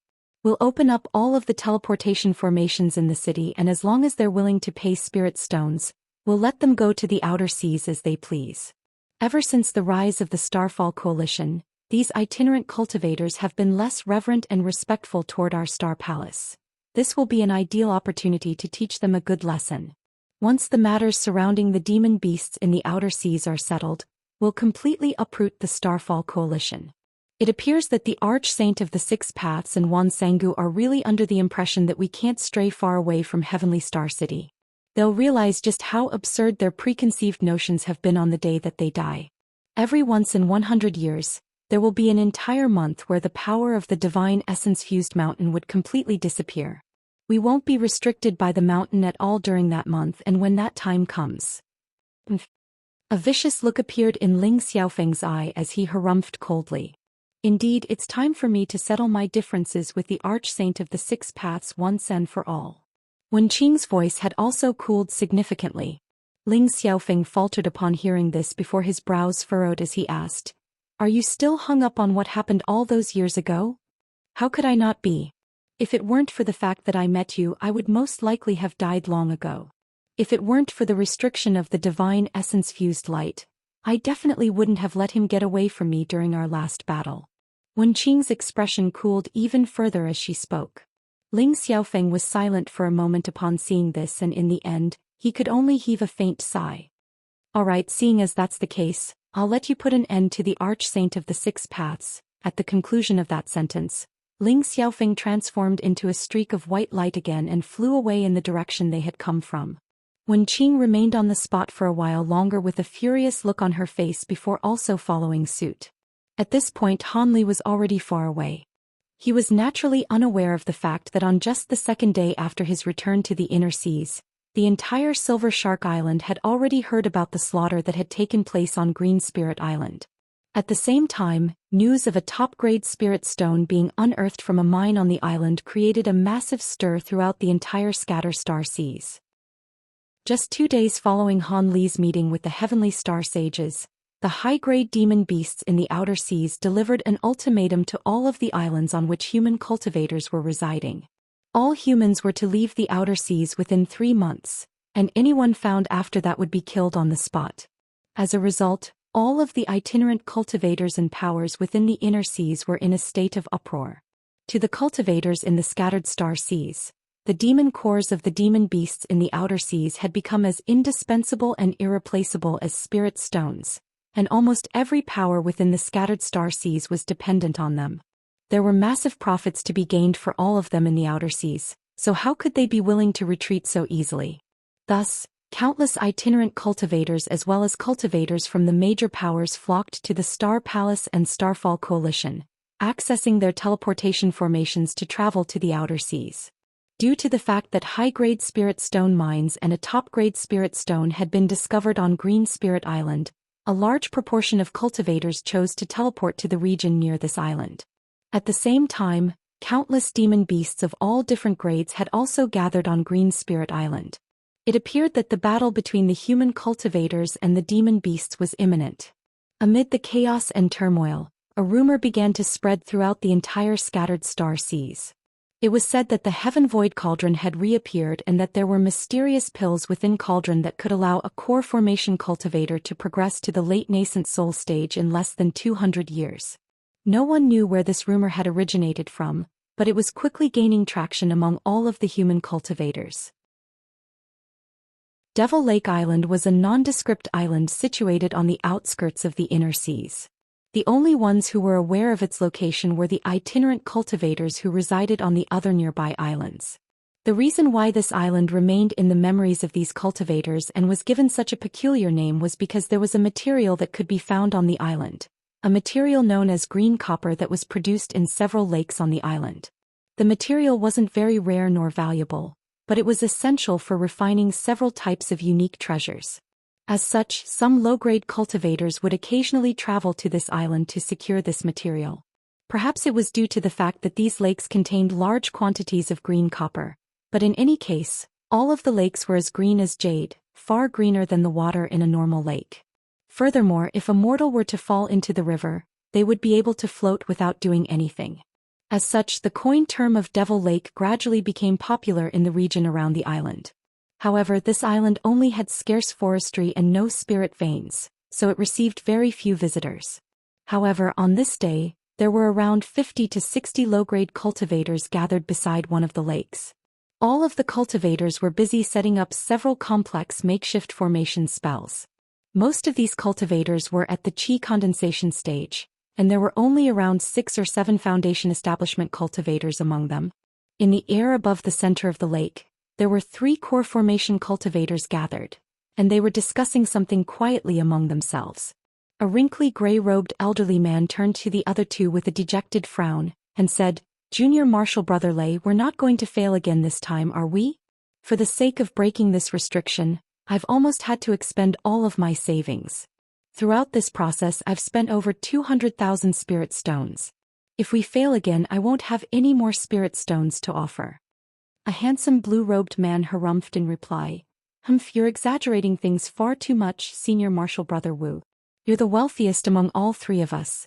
The gold inscription pavilion you own is extremely renowned in this surrounding region, so how could you possibly be unable to spare these spirit stones? You may be unaware of this, Junior Marshal Brother Lei. Even though business appears to be booming for my gold inscription pavilion, it's actually only barely holding on in the face of competition from larger shops like the Fire Cloud Pavilion." The gray-robed man heaved a long sigh with a forlorn expression on his face. "There's no need to tell us a sob story, Senior Marshal Brother Wu. Your gold inscription building has been running for a long time, and if there were no profits to be gained from it, why haven't you closed it down already?" The final cultivator of the 3 was a gorgeous red-robed woman. She had a supple backside coupled with a voluptuous chest, and her large watery eyes seemed to be capable of captivating one's soul. The gold inscription pavilion was quite profitable in its earlier years, but that was only when Master was still around. Ever since Master Man disappeared over 100 years ago, the other larger shops have been exerting a lot of pressure on me, seeing as I no longer have a nascent soul cultivator as my backer. The first few years were all right as they were still wary of a potential return from Master Man. However, 20 years ago, ever since news had spread of Master Man succumbing to his injuries following his battle with the Arch-Saint of the Six Paths, business has been deteriorating day after day. If it weren't for the fact that I'm a late core formation cultivator myself, my shop would have most likely been forcibly taken from me already. I'm much more envious of your carefree and leisurely lifestyles. A wry smile appeared on the elderly man's face. I have no interest in hearing about these things. All I know is that I haven't contributed any fewer spirit stones to this cause than you have, senior martial brother. Furthermore, you're the only one who has been struggling in the aftermath of Master Man's disappearance. With Master's fiery personality, he offended countless cultivators during his lifetime. Now that he's disappeared, I've been targeted by his enemies as someone to exact their revenge against. I was hunted for several decades before I finally managed to shake them off. In contrast, you've gathered your own forces and can rely on your ties with the Bloodlight sect to keep you safe. You're the only who's truly living a carefree and leisurely life, senior martial brother Wu. A bitter look appeared on the blue-robed man's face as the pungent odor of blood wafted from his body. What are you saying, junior martial brother? If it weren't for the fact that I have many disciples under me, I would have emulated you too and gone into hiding long ago. Why would I continue to toil like this? Setting aside the massive costs I'm incurring every single year, I have to offer a large number of spirit stones each year to the Bloodlight sect just so I can continue to benefit from their protection. My life is nowhere near as easy as you make it out to be. In comparison, I've heard some things about what you've been up to in the past few years, junior martial brother. Your title as the Bloodhand Devil is vastly renowned among us core formation cultivators. The cultivation art you're using allows you to progress rapidly through slaughter, and now you've already progressed from the early core formation stage to the mid-core formation stage. The elderly man seemed to be intent on showing everyone else how miserable he was. The blue-robed man raised his eyebrows with displeasure and he wanted to continue the argument, but the beautiful woman chuckled and interjected, Senior Martial Brother Wu, Junior Martial Brother Lei, there's no need for you two to continue quarreling. Ever since Master Man disappeared, all of us have been struggling. However, if we can obtain the treasures hidden within this secret cave abode, I trust that Master's collection as a mid-nascent soul cultivator will be enough for us to split among ourselves. When that time comes, we can either go into hiding or seek protection from other powers, and at the very least self-preservation shouldn't be an issue. Upon hearing her words, the elderly man and blue-robed young man looked at one another and they really did stop arguing, thereby hinting at the fact that they were both somewhat wary of this woman. The three of them looked on in silence as the low-grade cultivators down below continued to set up formation spells. After a short while, the blue-robed man suddenly said, Senior Martial Sister Kai, you're sure that Master's secret cave abode is actually under this restriction, right? I can tell that Master definitely cast this restriction, but at the same time, Master also has many temporary cave abodes set up on many small islands. This couldn't be one of those, could it? If so, then all of our efforts would be completely in vain. Are you doubting me, Junior Martial Brother Lei? The beautiful woman was rather displeased to hear this. The blue-robed man licked his lips and replied expressionlessly, You were the one who told us that you knew the location of Master's hidden treasures and led us to this island several months ago, but you never told us how you attained this information. Master does have a certain inclination of bias toward you, but I know Master's personality and there's no way that he'd reveal this information to you. Now that this restriction is about to open, why don't you clarify the situation to put me and Senior Martial Brother Wu at ease? Junior Martial Brother Lei is right. We received no news from you for years on end, yet you suddenly came to us out of the blue and led us to this island. You can't blame us for being suspicious, the gray-robed man chimed in calmly. So what's it going to be? If I don't disclose this information to you too, are you going to join forces to gang up on me, a frail early core formation stage woman? The woman's expression darkened as she raised a hand to tuck a few stray strands of hair behind her ear. As she did so, a purple bracelet that was flashing with mysterious runes was revealed on her wrist. Both of her martial brothers' expressions changed drastically upon seeing this bracelet. I didn't think Master had even bestowed his purple ice bracelet upon you, Senior Martial Sister. Just with that ancient treasure alone, you'll be more than powerful enough to take on Senior Martial Brother and me. A hint of rage and jealousy appeared in the eyes of the blue-robed man, and it was unclear whether this rage was directed toward this woman or Master Man. The gray-robed man quickly composed himself as a smile reappeared on his face. "Surely you jest, Junior Marshal Sister. There's no way we would harbor such ill intentions. It's just in order to break through the restriction under the lake, Junior Marshal Brother Lei and I really have given everything. As such, I hope you can forgive us for erring on the side of caution. After all, you didn't contribute so much as a single spirit stone to this endeavor, Junior Marshal Sister." The woman hesitated momentarily before her expression finally eased and she said, "I led you two to this secret cave abode, and I'm only taking a third of the treasures inside, so why do I need to contribute additional spirit stones? However, seeing as both Senior Marshal Brother Wu and Junior Marshal Brother Lei are harboring some suspicions, I can disclose the information want to hear." "We'd be glad to hear it." The elderly man was elated. The young man stood off to the side in silence with a dark expression on his face. "On the surface, I'm Master Man's female disciple, but I'm actually one of his concubines. I trust that two of you are already aware of this. One night, I learned the location of this secret cave abode as he talking in his sleep. At the time, he knew that his lifespan was about to run out soon, and he was planning on coming to this cave abode and passing away surrounded by all of his treasures," the woman elaborated. "That's it." The elderly man and the young man looked at one another with incredulity in their eyes. "Why does it have to be a complex story? In any case, it's up to you two whether you believe me or not. Besides, do you think Master Man would set up such a complex restriction formation if he were only trying to guard one of his temporary cave abodes? Even after combining our powers, we were still unable to break through it after several months. Is there any plausible explanation for this other than the fact that is the secret cave abode where he keeps all his treasures?" The woman retorted. A contemplative look flashed through the gray-robed man's eyes before he cupped his fist in a salute, and cleared his throat as he said, "You pose a convincing argument, Junior Marshal Sister.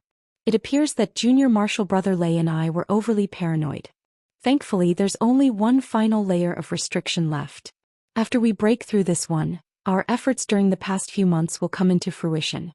Let me check on how they're going with setting up the formations." He then transformed into a streak of yellow light and flew toward the riverbank. The blue-robed man raised an eyebrow as he took a glance at the woman. "I'll also go check on how they're progressing down there." Crimson light appeared over his body, transforming into a crimson barrier. His body then sank straight into the lake down below that disappeared. The woman pursed her lips upon witnessing the departure of her two martial brothers. At the same time, a barely detectable cold light flashed through her eyes. A short while later, the elderly man delivered some instructions to the low-grade cultivators beside the river before flying into the air to rejoin the woman. Almost at the exact same moment, the water in the lake tumbled and surged down below, following which the blue-robed man also rose into the air. The three of them were back together in the blink of an eye. "Junior Marshal Brother Lei, Junior Marshal Sister Kai, the formation spells are almost." "What's that?" The elderly man turned to the two of them with a smile and was just about to say something when his expression abruptly changed as he turned toward the distance. Both the woman and the blue-robed man were alarmed by this sudden development, and they hurriedly turned toward that direction.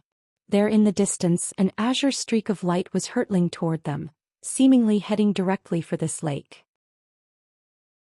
"Another high-grade cultivator is coming our way," the elderly man exclaimed. "How could there be other high-grade cultivators coming to such an obscure island? Did your underlings reveal this news to anyone?" The woman immediately turned to the elderly man with an expression of shock and fury. "I didn't tell any of them about our objective for this trip, so how could they have revealed anything to anyone?" The elderly man hurriedly shook his head with a grave expression. "Don't panic, this cultivator could just be passing through. We'll just have to keep an eye out and act according to the situation," the blue-robed man urged in a calm voice. The woman and the elderly man could only recompose themselves upon hearing this. Right at this moment, the streak of azure light that had appeared to be extremely far away mere moments ago had reached them in the blink of an eye. It was so close that all of them were already able to make out an indistinct male figure within the light. So fast.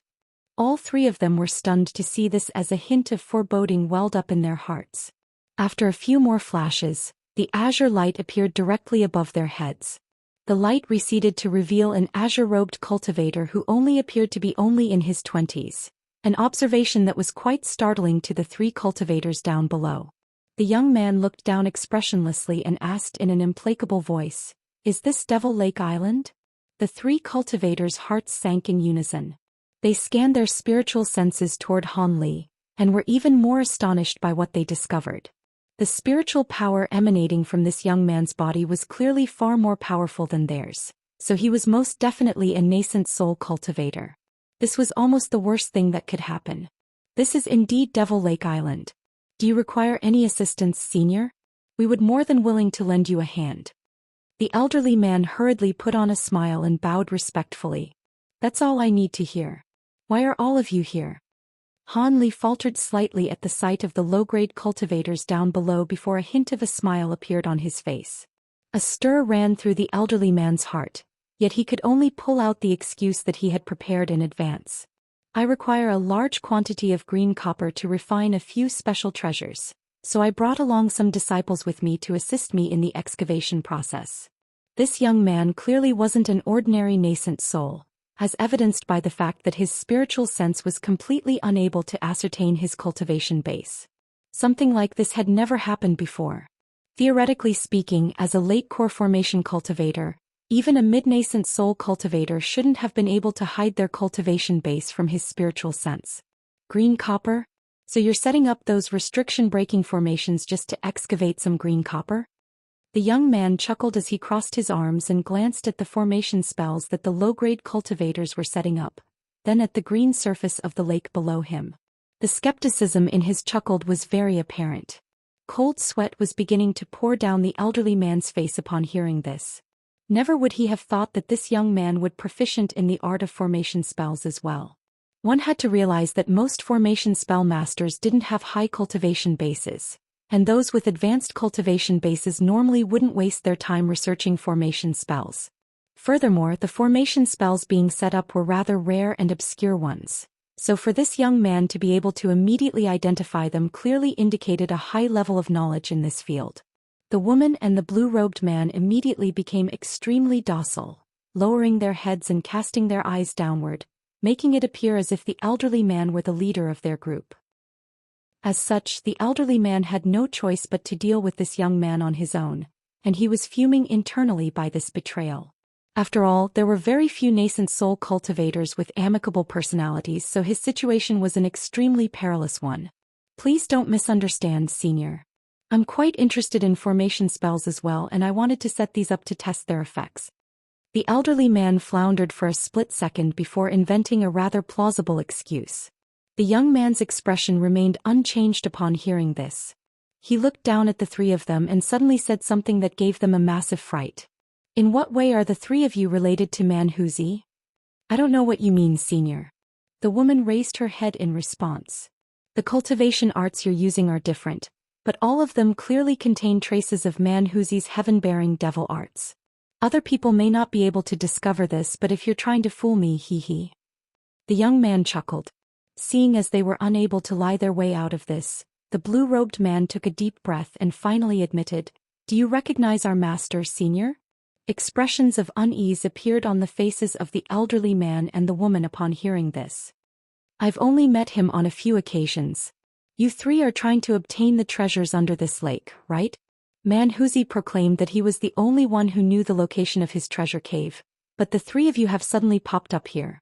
Either he intentionally tried to deceive me, or the three of you must have learned his secret through an alternative avenue, the young man mused to himself. His words were like claps of thunder exploding in the ears of the three cultivators down below, immediately rooting them to the spot. Even though they all had a very bad feeling about this, none of them could do anything. If this young man were a core formation cultivator, the three of them would immediately join forces to kill him. However, he was a nascent soul cultivator, someone far too powerful for them to kill. Furthermore, it appeared that Manhuzi had told him about this location in person. That came as a massive surprise to them. Could it be that their master was still alive? With that in mind, expressions of bewilderment surfaced on their faces. The woman was the first to recover from her shock. She forced a smile onto her face and asked, The three of us are indeed disciples of Masterman. May I have the honor of knowing your name, Senior? My surname is Han. The three of you. I didn't think a small island like this would be such a lively place. Who's hiding over there? Show yourself. Han Li was only halfway through his sentence when his expression suddenly darkened, and he casually flicked his 5 fingers toward a hill beside the lake. Several azure threads immediately shot forth in a flash, transforming into streaks of light that were several tens of feet in length before slashing viciously into the kill. The woman's expression immediately turned deathly pale upon seeing this. A few resounding booms erupted and the pillars of azure light managed to slice away almost half of the entire hill. However, what came as more of a surprise to the elderly man and the blue-robed man was that within the destroyed hill, a bald, brawny man appeared. This was a very large man with golden light shimmering all over his body, and it was as if his robes and attire had all been crafted from pure gold.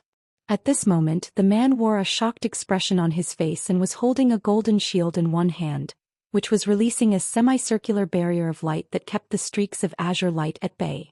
Patriarch Golden Flower, the elderly man immediately exclaimed upon seeing this man.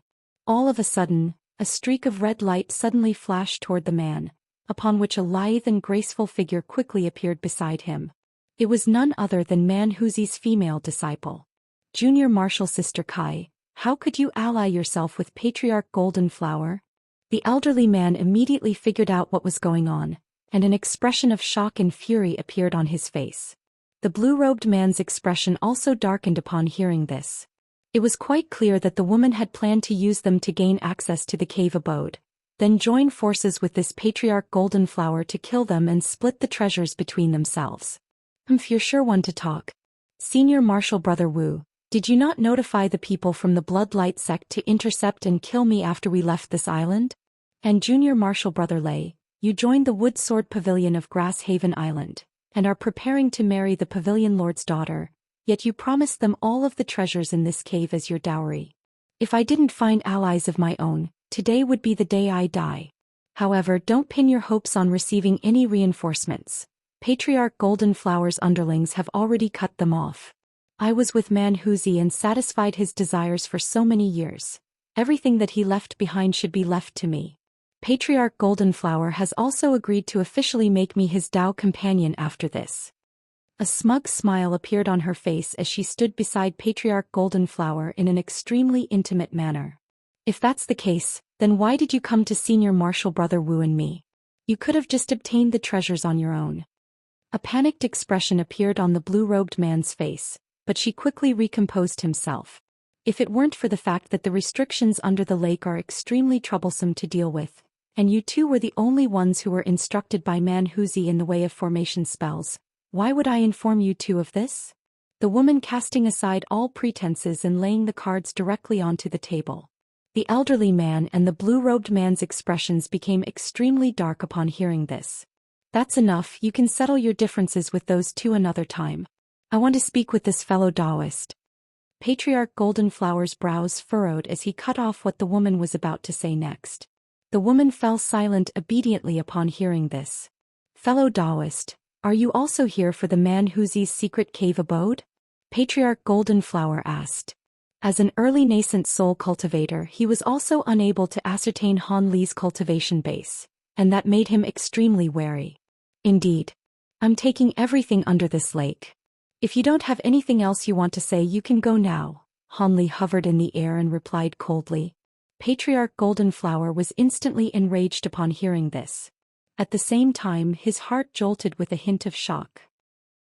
The fact that Han Li was speaking in such a bold manner clearly indicated that he was extremely confident in his abilities.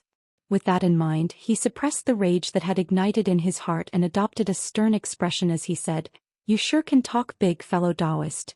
Are you planning to send me on my way so you can take all of the treasures here for yourself?" Patriarch Golden Flower's voice had suddenly become rather unpleasant. "Oh, are you interested in a share as well?" Han Li turned to him with a slight smile on his face.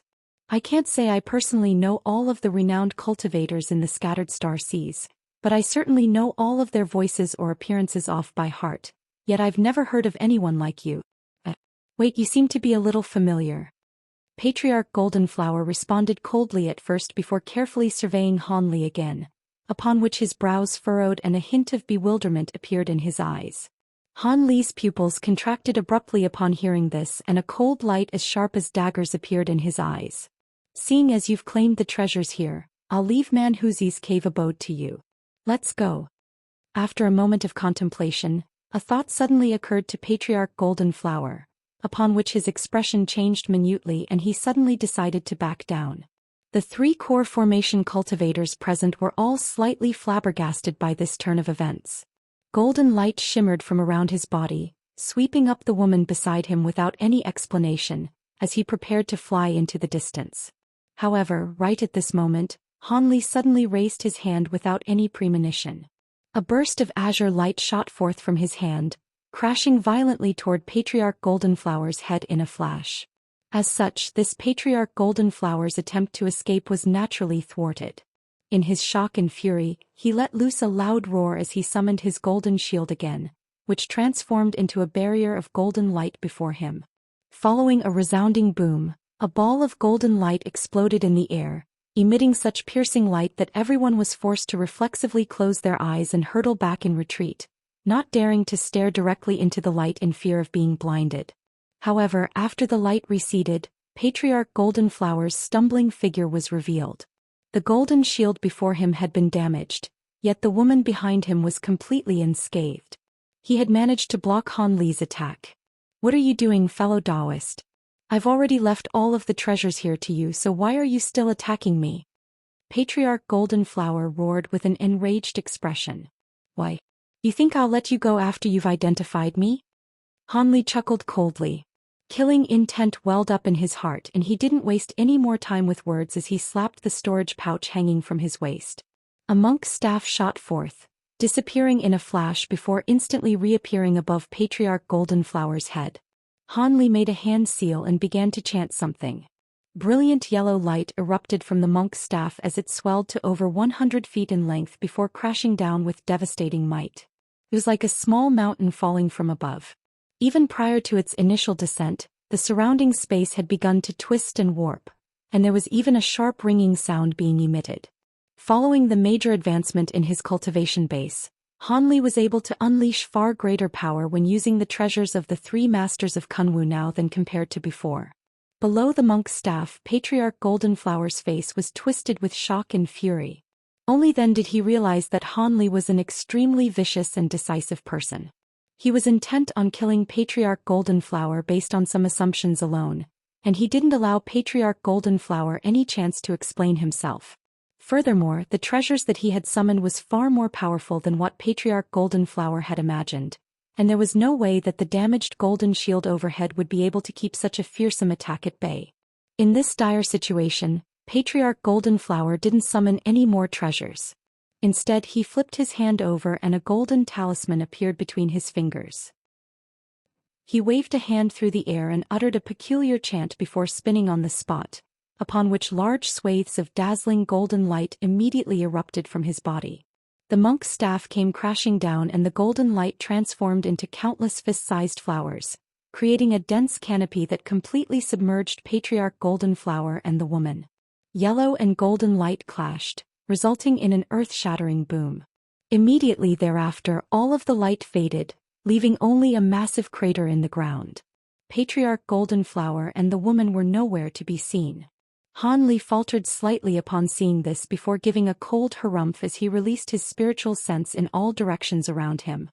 He then abruptly slashed a hand behind him, and a massive streak of azure light was sent hurtling into a certain spot in the air. A dull thump rang out as golden flowers appeared from thin air. Patriarch Goldenflower emerged from space while hugging the woman to his side with one arm. The golden flowers before him were shuddering sporadically, yet he had managed to ward off Han Li's sword chi attack. Han Li raised an eyebrow as he carefully assessed these golden flowers with a hint of surprise in his eyes. Due to the fact that he had cultivated the Azure Essence sword art, his cultivation base was far superior compared to that of normal late-nascent soul cultivators. As such, even a burst of Azure Essence sword chi that was unleashed as an offhand attack was devastatingly powerful. However, this Patriarch Goldenflower was able to block it with ease through the use of a talisman. That was rather perplexing to Han Li. Impossible. How did you detect my location? Even a mid-nascent soul cultivator shouldn't be able to do that. In contrast, Patriarch Goldenflower was far more surprised than Han Li. Your talisman is rather interesting, but you're dreaming if you think you can sneak away right under my nose, Han Li said in a cold voice. He then raised his hand toward the monk's staff in the distance. The treasure immediately hurtled toward Patriarch Goldenflower again at his behest. A vicious light appeared on Patriarch Goldenflower's face upon seeing this. He waved his golden talisman through the air and transformed into golden flowers again to evade the attack, reappearing nearby in the next instant. He then abruptly cast the woman aside. He let loose a thunderous roar. Han bastard, I've been making concessions this entire time, yet you still insist on killing me. Do you really think you can defeat me just because you have that heaven void cauldron? I'm going to show you my true power. He then patted the storage pouch hanging from his waist, and a burst of black chi containing a certain spirit beast emerged from within. Soon the spirit beast was revealed to be a strange bird over 10 feet in size. The bird had black chi coiling around its entire body and a pair of green eyes. It had a fleshy crest that was bright red in color growing on its head, and its appearance was extremely hideous. As soon as it appeared, it began to utter an extremely unpleasant noise as it stared viciously at Han Li, seemingly possessing enough intelligence to identify the fact that Han Li was the enemy. A ghost dove? You keep things like this around? Han Li clicked his tongue in wonder, but he wasn't panicked nor flustered in the slightest. He also patted a pouch hanging from his waist, and cries of an ape rang out from within. A black streak of light shot forth before spinning in the air, revealing a small monkey with gleaming black fur. It was none other than the Weeping Soul Beast. The beast rose to its feet in an unsteady manner, seemingly still a little dizzy and disoriented. However, its eyes immediately lit up with elation at the sight of the ghost dove nearby. Black light flashed and the beast's body swelled drastically, transforming into a massive black ape over 100 feet tall in the blink of an eye. Its mouth was filled with sinister fangs and its eyes emitted a cold light as it thumped its massive fists into its chest. A thunderous roar then erupted from its mouth, and it was as if it were a fiend celestial descending upon this world. Patriarch Goldenflower immediately drew a sharp breath upon seeing this. In the face of the giant ape, the aggressive ghost dove's wings tremored erratically as an extremely fearful expression appeared on its face. It was circling in the air above Patriarch Goldenflower's head, and it didn't dare to attack. At this moment, Han Li nonchalantly swept his sleeve through the air, from within which 2 small golden swords shot forth. The swords transformed into 2 streaks of light around 10 feet in length each, before flying through the air toward Patriarch Goldenflower. At the same time, the monk's staff began to crash toward Patriarch Goldenflower again at Han Li's behest. Patriarch Goldenflower's heart sank upon seeing this.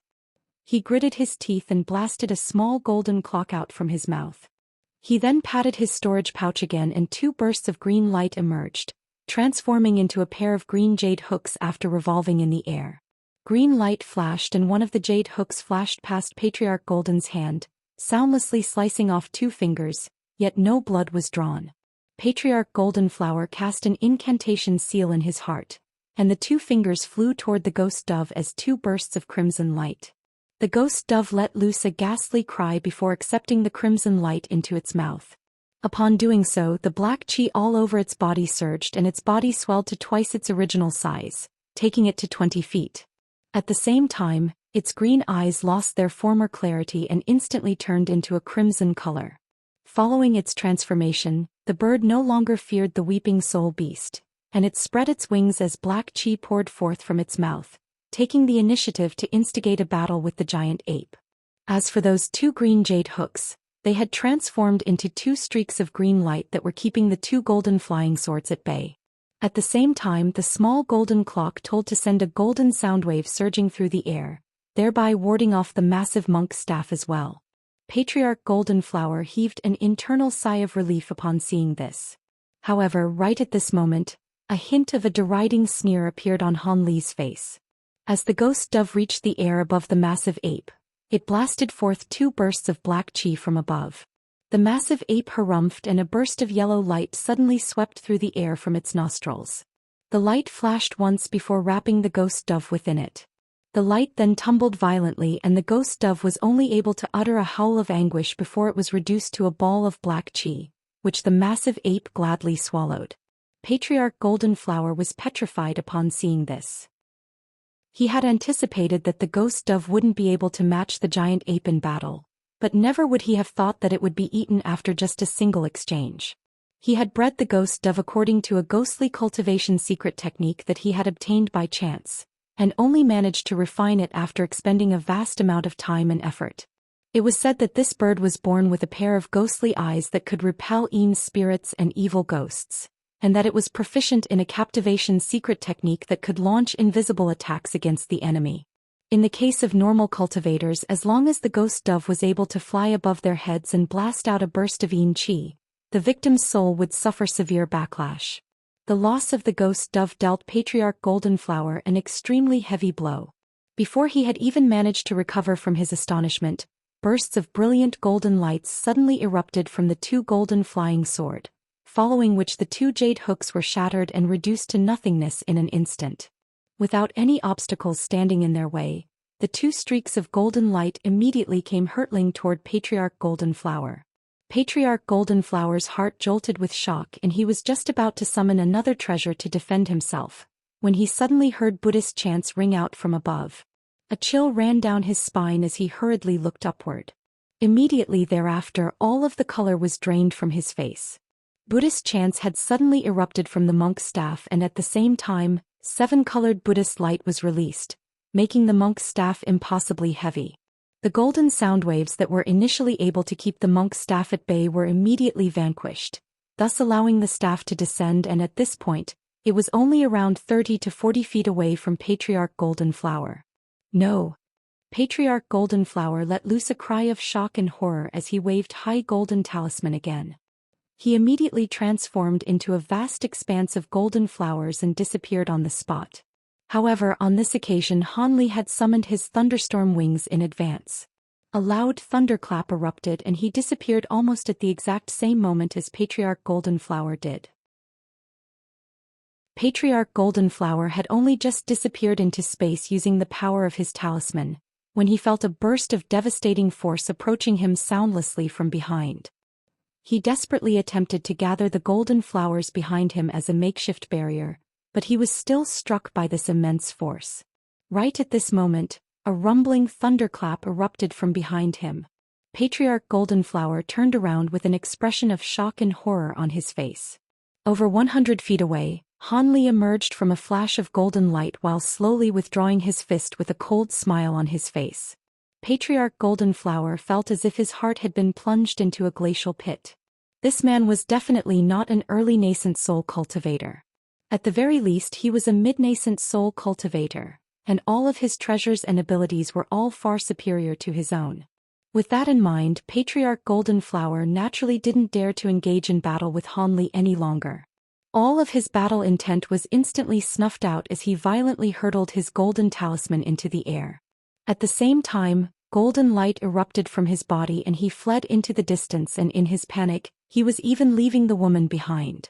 Hanli was just about to give chase when the golden talisman that Patriarch Golden Flower had just hurled into the air suddenly crumbled. A vast expanse of golden light appeared before exploding, then converging to form over 1,000 thumb-sized golden wasps, all of which came flying toward Hanli. A loud buzzing sound instantly erupted. Hanli was a little surprised by this turn of events, yet he still responded calmly, opening his mouth to blast forth a small cauldron that was enshrouded in azure light. The cauldron spun in the air in front of him before instantly reaching several tens of feet in size, following which Hanli patted the cauldron with his hand. A resounding boom rang out as blue flames surfaced over the giant cauldron, enshrouding the entire cauldron within. The lid of the cauldron was then slowly lifted amid a loud rumbling, opening up a gap around a foot wide.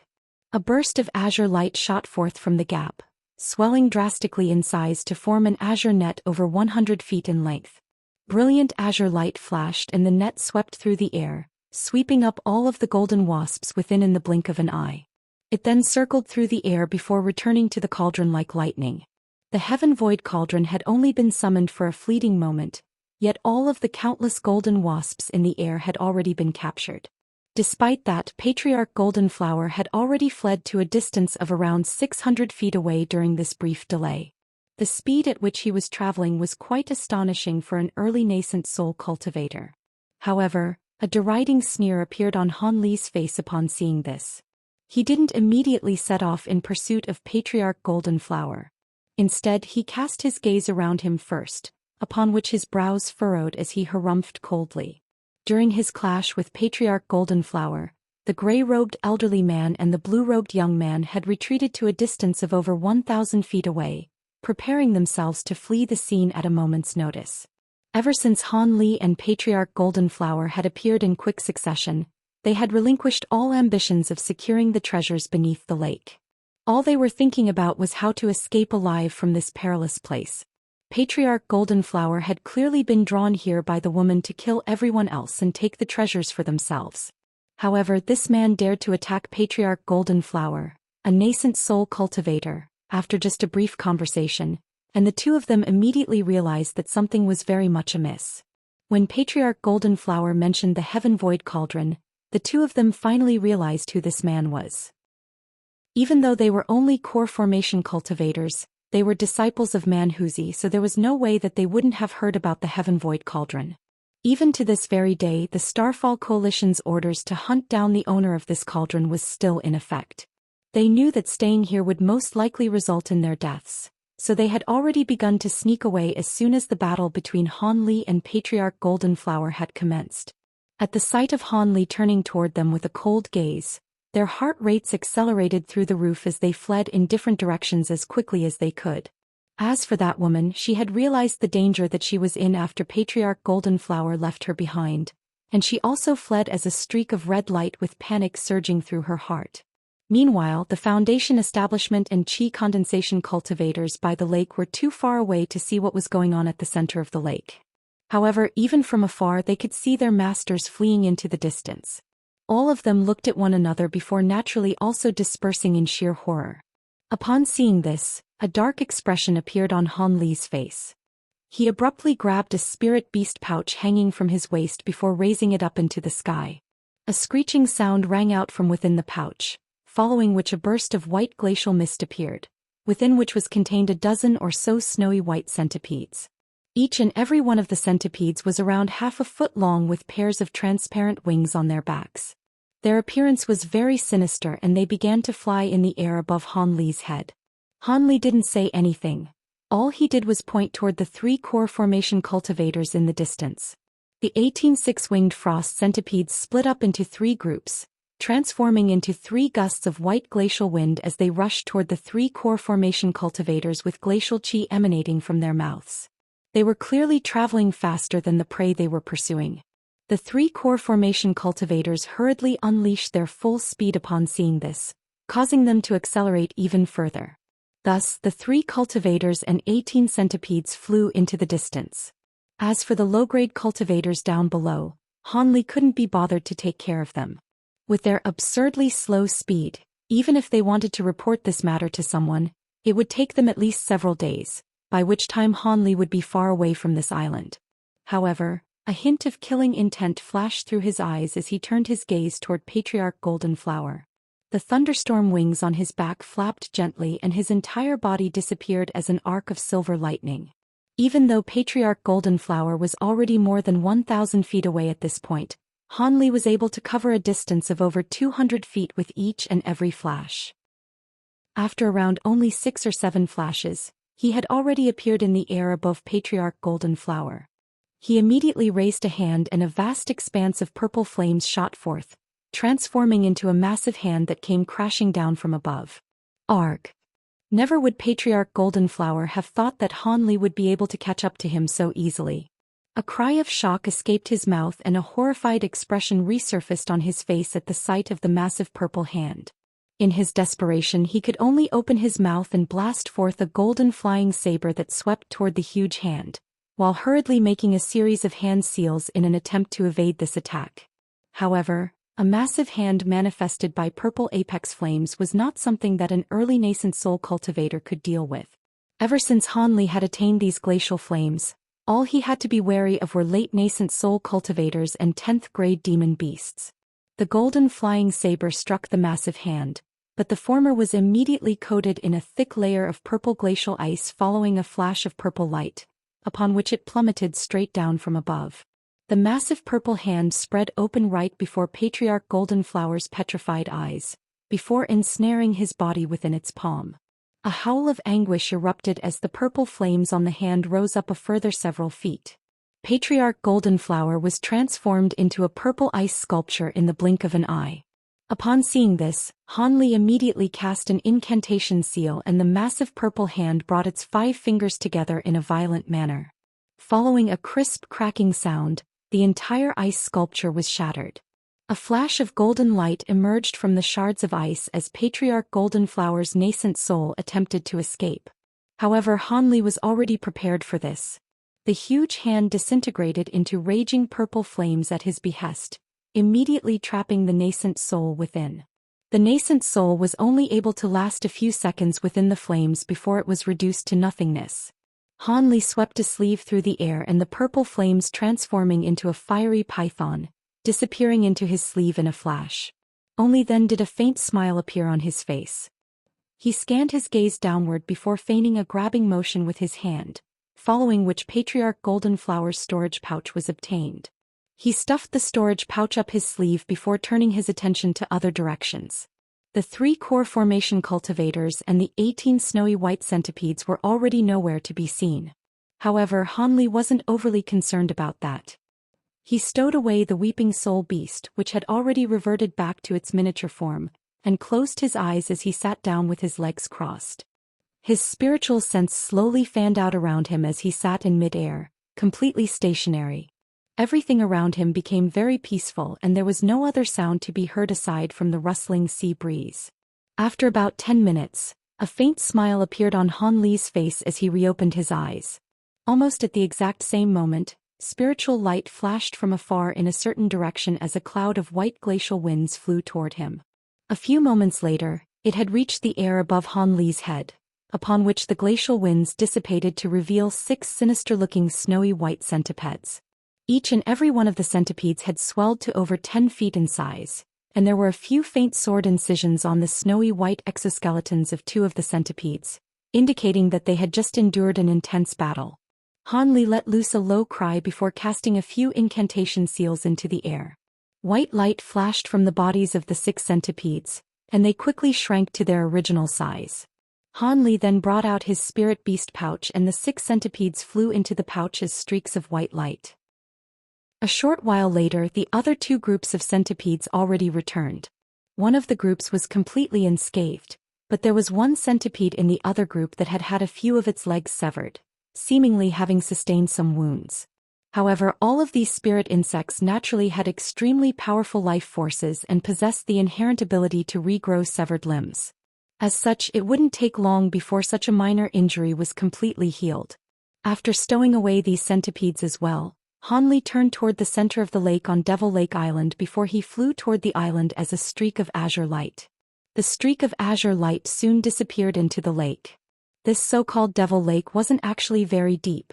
At depths of just over 2,000 feet, Hanli was already able to indistinctly make out the lake bed. However, the water in this lake really was remarkably green. Even after unleashing his spirit eyes, there was only visibility of over 100 feet. Anything that was further away than that was very blurry and unclear. As for his spiritual sense, it was seemingly unable to leave his body as soon as descended into this lake. This Devil Lake seemed to be able to naturally cut off one's spiritual sense. However, Manhuzi had already provided Hanli with the specific location of his cave abode, so he was able to find it with ease. Hanli swept his gaze around him before flicking a finger, upon which a burst of azure sword chi flew toward a rock on the lake bed. A loud thump rang out and before the sword chi had even struck the rock, a layer of faint blue light appeared down below, keeping the sword chi at bay. However, this layer of blue light was extremely feeble and only lasted a few seconds before it was sliced open by the sword chi. The entire barrier of light that disintegrated into spots of light before disappearing. Down below, the rock disappeared in a flash as if it had merely been an illusion. However, a 5-colored barrier of light took its place, encompassing an area with a radius of over 1,000 feet on the lake bed. Spiritual light of all types of colors surged erratically over the surface of the light barrier, making it impossible for anyone to identify what lay beneath the barrier. Han Li could detect immense spiritual power emanating from the light barrier, and his eyes narrowed as he stroked his chin. That blue light barrier was just a simple illusionary restriction.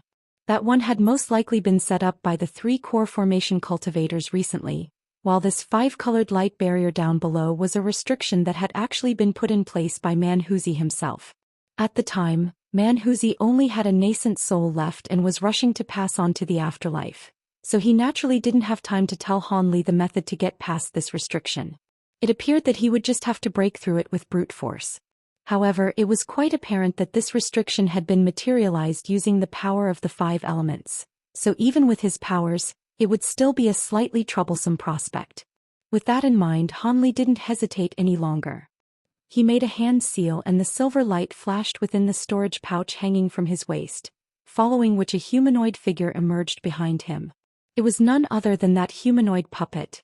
36 golden flying swords then shot forth from Han Li's sleeve before converging amid a ringing sound, forming a massive golden sword that was over 100 feet in length. An incantation seal was cast onto the surface of the giant sword. A loud rumbling erupted as an arc of golden lightning as thick as an arm surfaced from the giant sword. The lightning circled around before transforming into an extremely lifelike lightning python.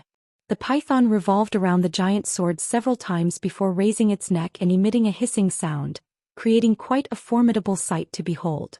On the other side, the humanoid puppet raised a hand to summon a red bow, while its other drew the bow with a small green arrow already knocked on the bowstring.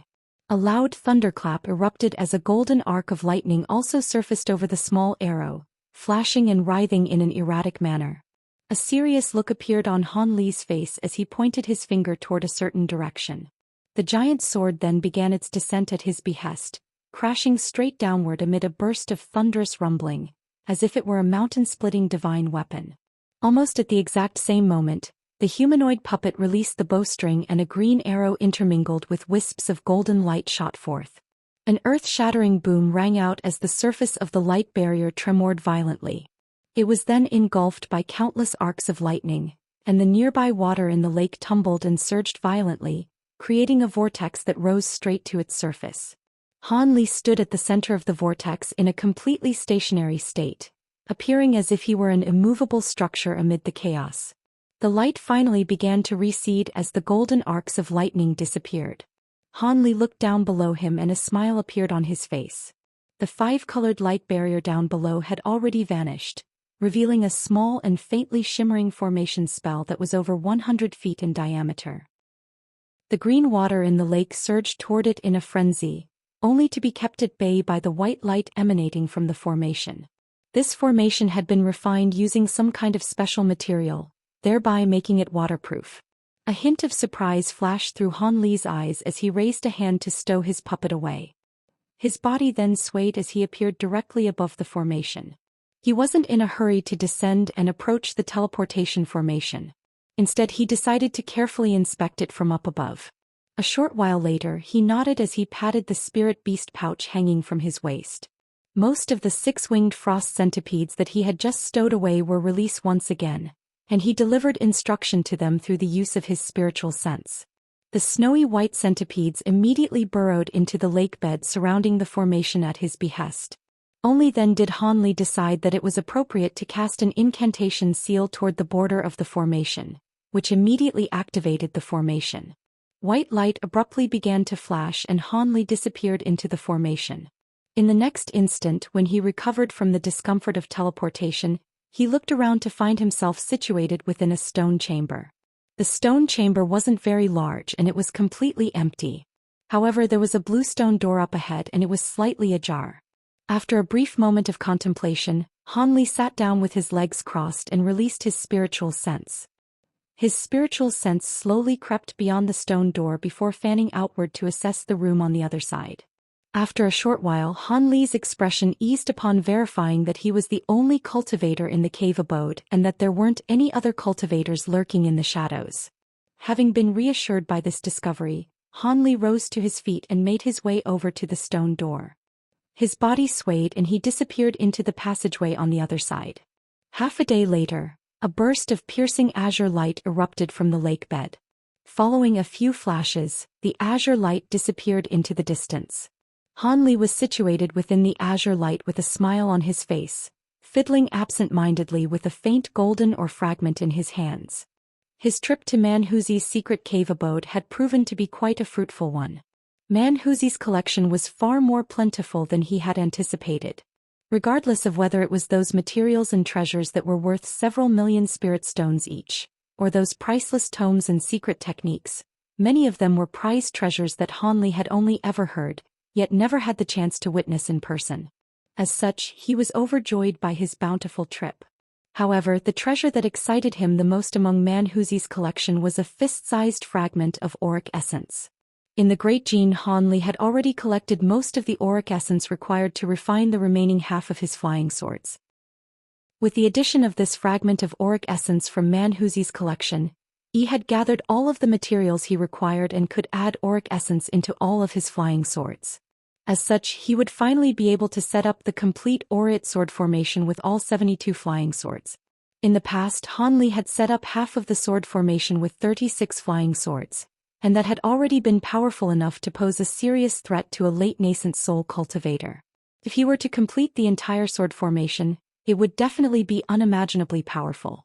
It was no wonder that the creator of the Azure Essence sword art had proclaimed that anyone who mastered the aurate sword formation would be invincible in the human world. Han Li was very much looking forward to witnessing the power of the completed sword formation. He exhaled gently and flipped over his palm, upon which the auric essence disappeared, having been stowed away into the storage pouch. After that, he continued onward at a leisurely pace.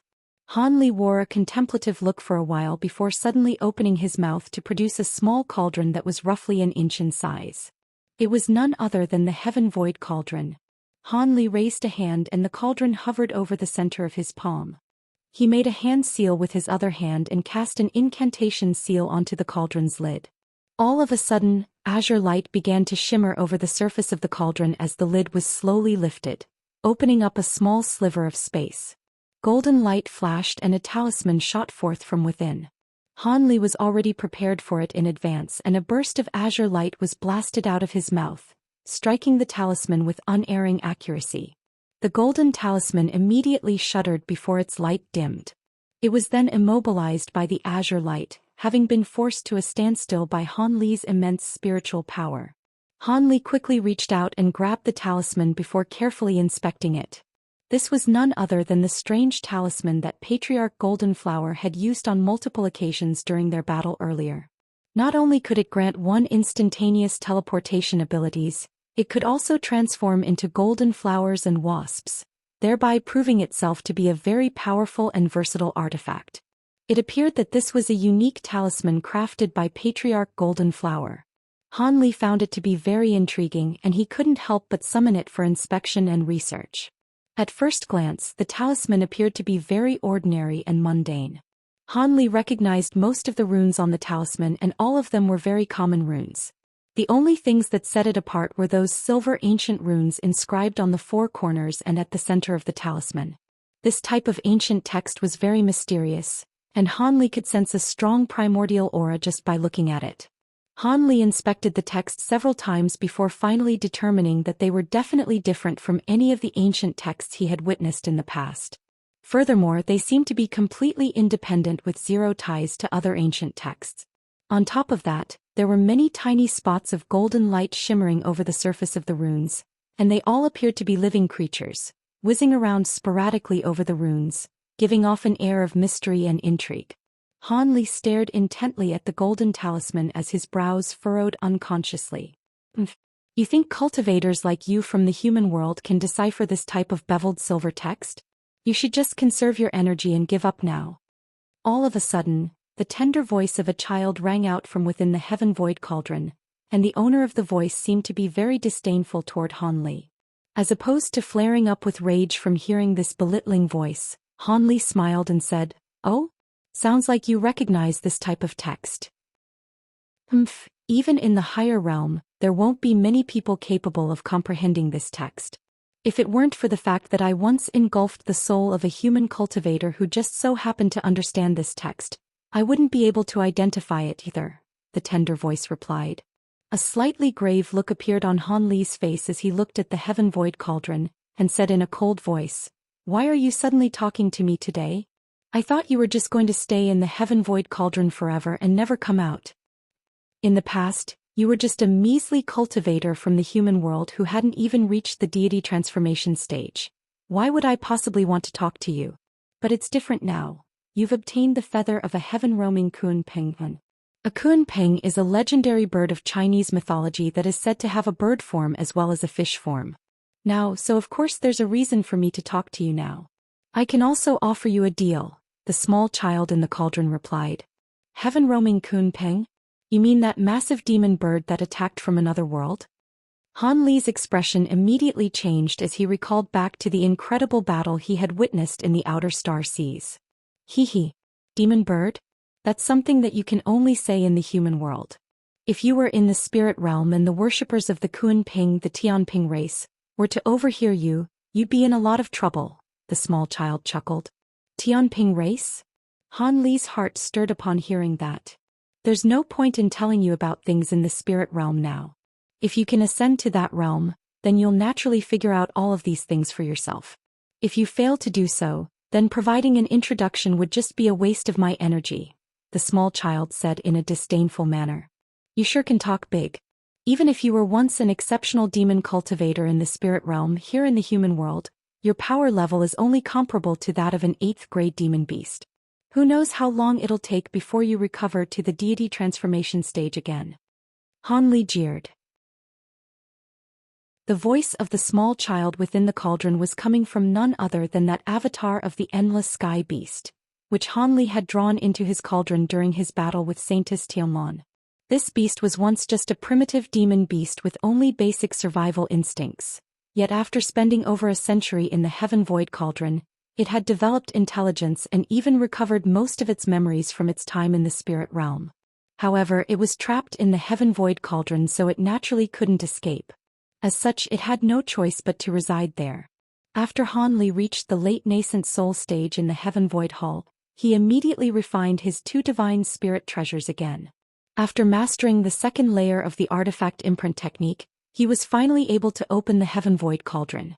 The avatar of the endless sky beast immediately unleashed some sort of movement technique from the spirit realm, allowing it to escape right before Han Li's eyes and travel a distance of over 1,000 feet in the blink of an eye. At such an incredible speed, if it were to flash a few more times, even Han Li wouldn't have been able to chase it down. However, an incredible sequence of events ensued thereafter.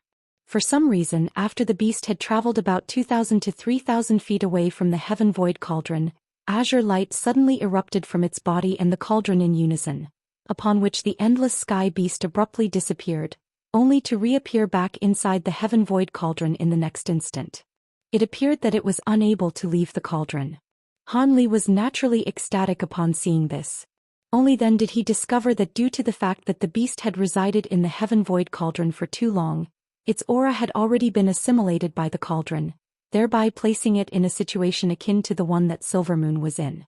However, it wasn't an insubstantial entity, and nor was it the artifact spirit of the Heaven Void Cauldron. As such, aside from its inability to get far away from the cauldron, it maintained complete autonomy and didn't have to answer to Han Li's commands. Thus, Han Li sealed the beast and tossed it into the cauldron again. He was planning to think carefully about the matter before deciding what to do with this endless sky beast avatar. However, the endless sky beast had suddenly spoken as he was investigating the golden talisman, and was proclaiming this beveled silver text to be runes found only in the spirit realm. Han Li was naturally very surprised to hear this. Haha. Deity transformation stage. Why would I want to get there? Here in your human world, it'll be impossible for me to reach that stage even after tens of thousands of years. The small child suddenly began to chortle boisterously within the cauldron. You're telling me you don't want to advance your cultivation base? Do you think I'm a gullible 3-year-old child? Han Li was very skeptical. Looks like you won't believe me until I disclose some things to you, little boy. Let me divulge some information then. I was indeed rather renowned in the demon race of the spirit realm, and my cultivation base had reached a stage that's completely unfathomable to you.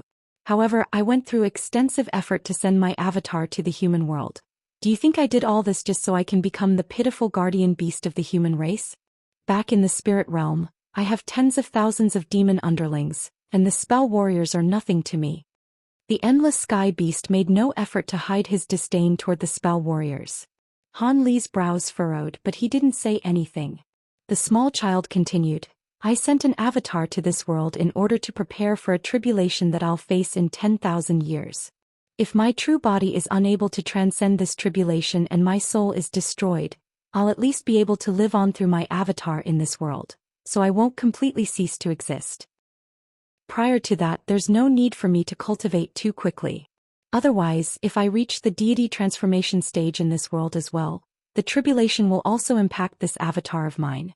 I see. That is indeed a self-preservation method. Do all of the powerful beings in the spirit realm do the same thing?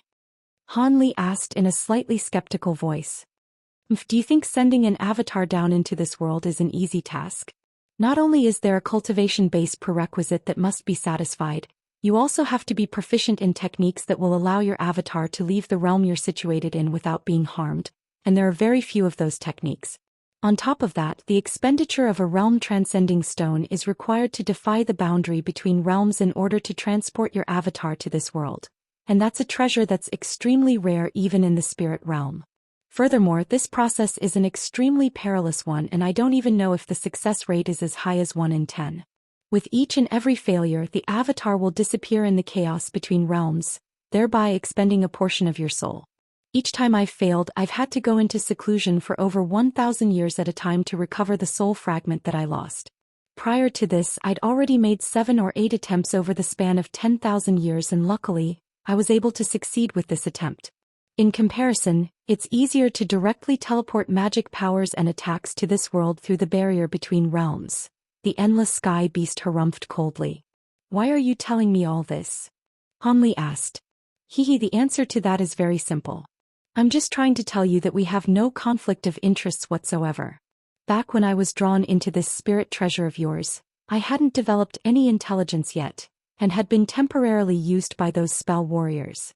Furthermore, my cultivation base won't be progressing to the deity transformation stage anytime soon, so you won't have to worry about me taking revenge on you or anything like that, the beast chuckled. In that case, why don't I just destroy you right now? Won't that be a better course of action for me? A cold expression suddenly appeared on Han Li's face. The voice within the cauldron immediately fell silent. However, moments later, the small child began again.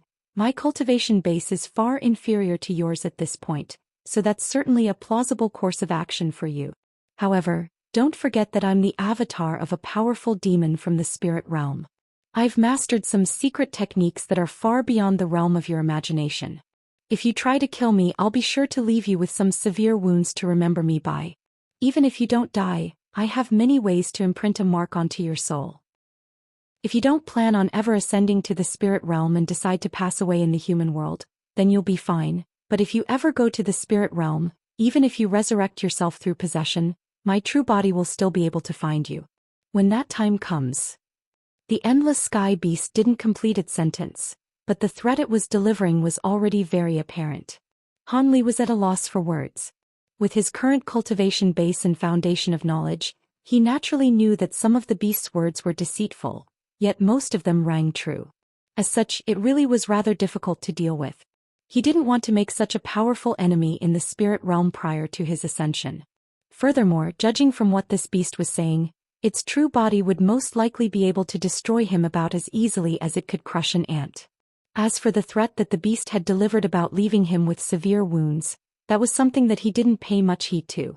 The beast was unable to get away from the heaven void cauldron, so as long as he was well prepared, he wasn't afraid of suffering any backlash. Han Li continued to fly through the air at a leisurely pace, but his brows were tightly furrowed and he had been silent for a long while. The endless sky beast in the heaven void cauldron had also fallen silent, seemingly as if it were trying to give Han Li an opportunity to think carefully about his options. What's the deal with that Kun Ping feather you were referring to? Does it have any special uses? Han Li suddenly changed the subject. The Luomian beast is a type of heavenly demon spirit, all of which were born with the creation of the world, which means that they're all primordial living beings that were born from chaos. In a sense, it wouldn't be incorrect to call them deities.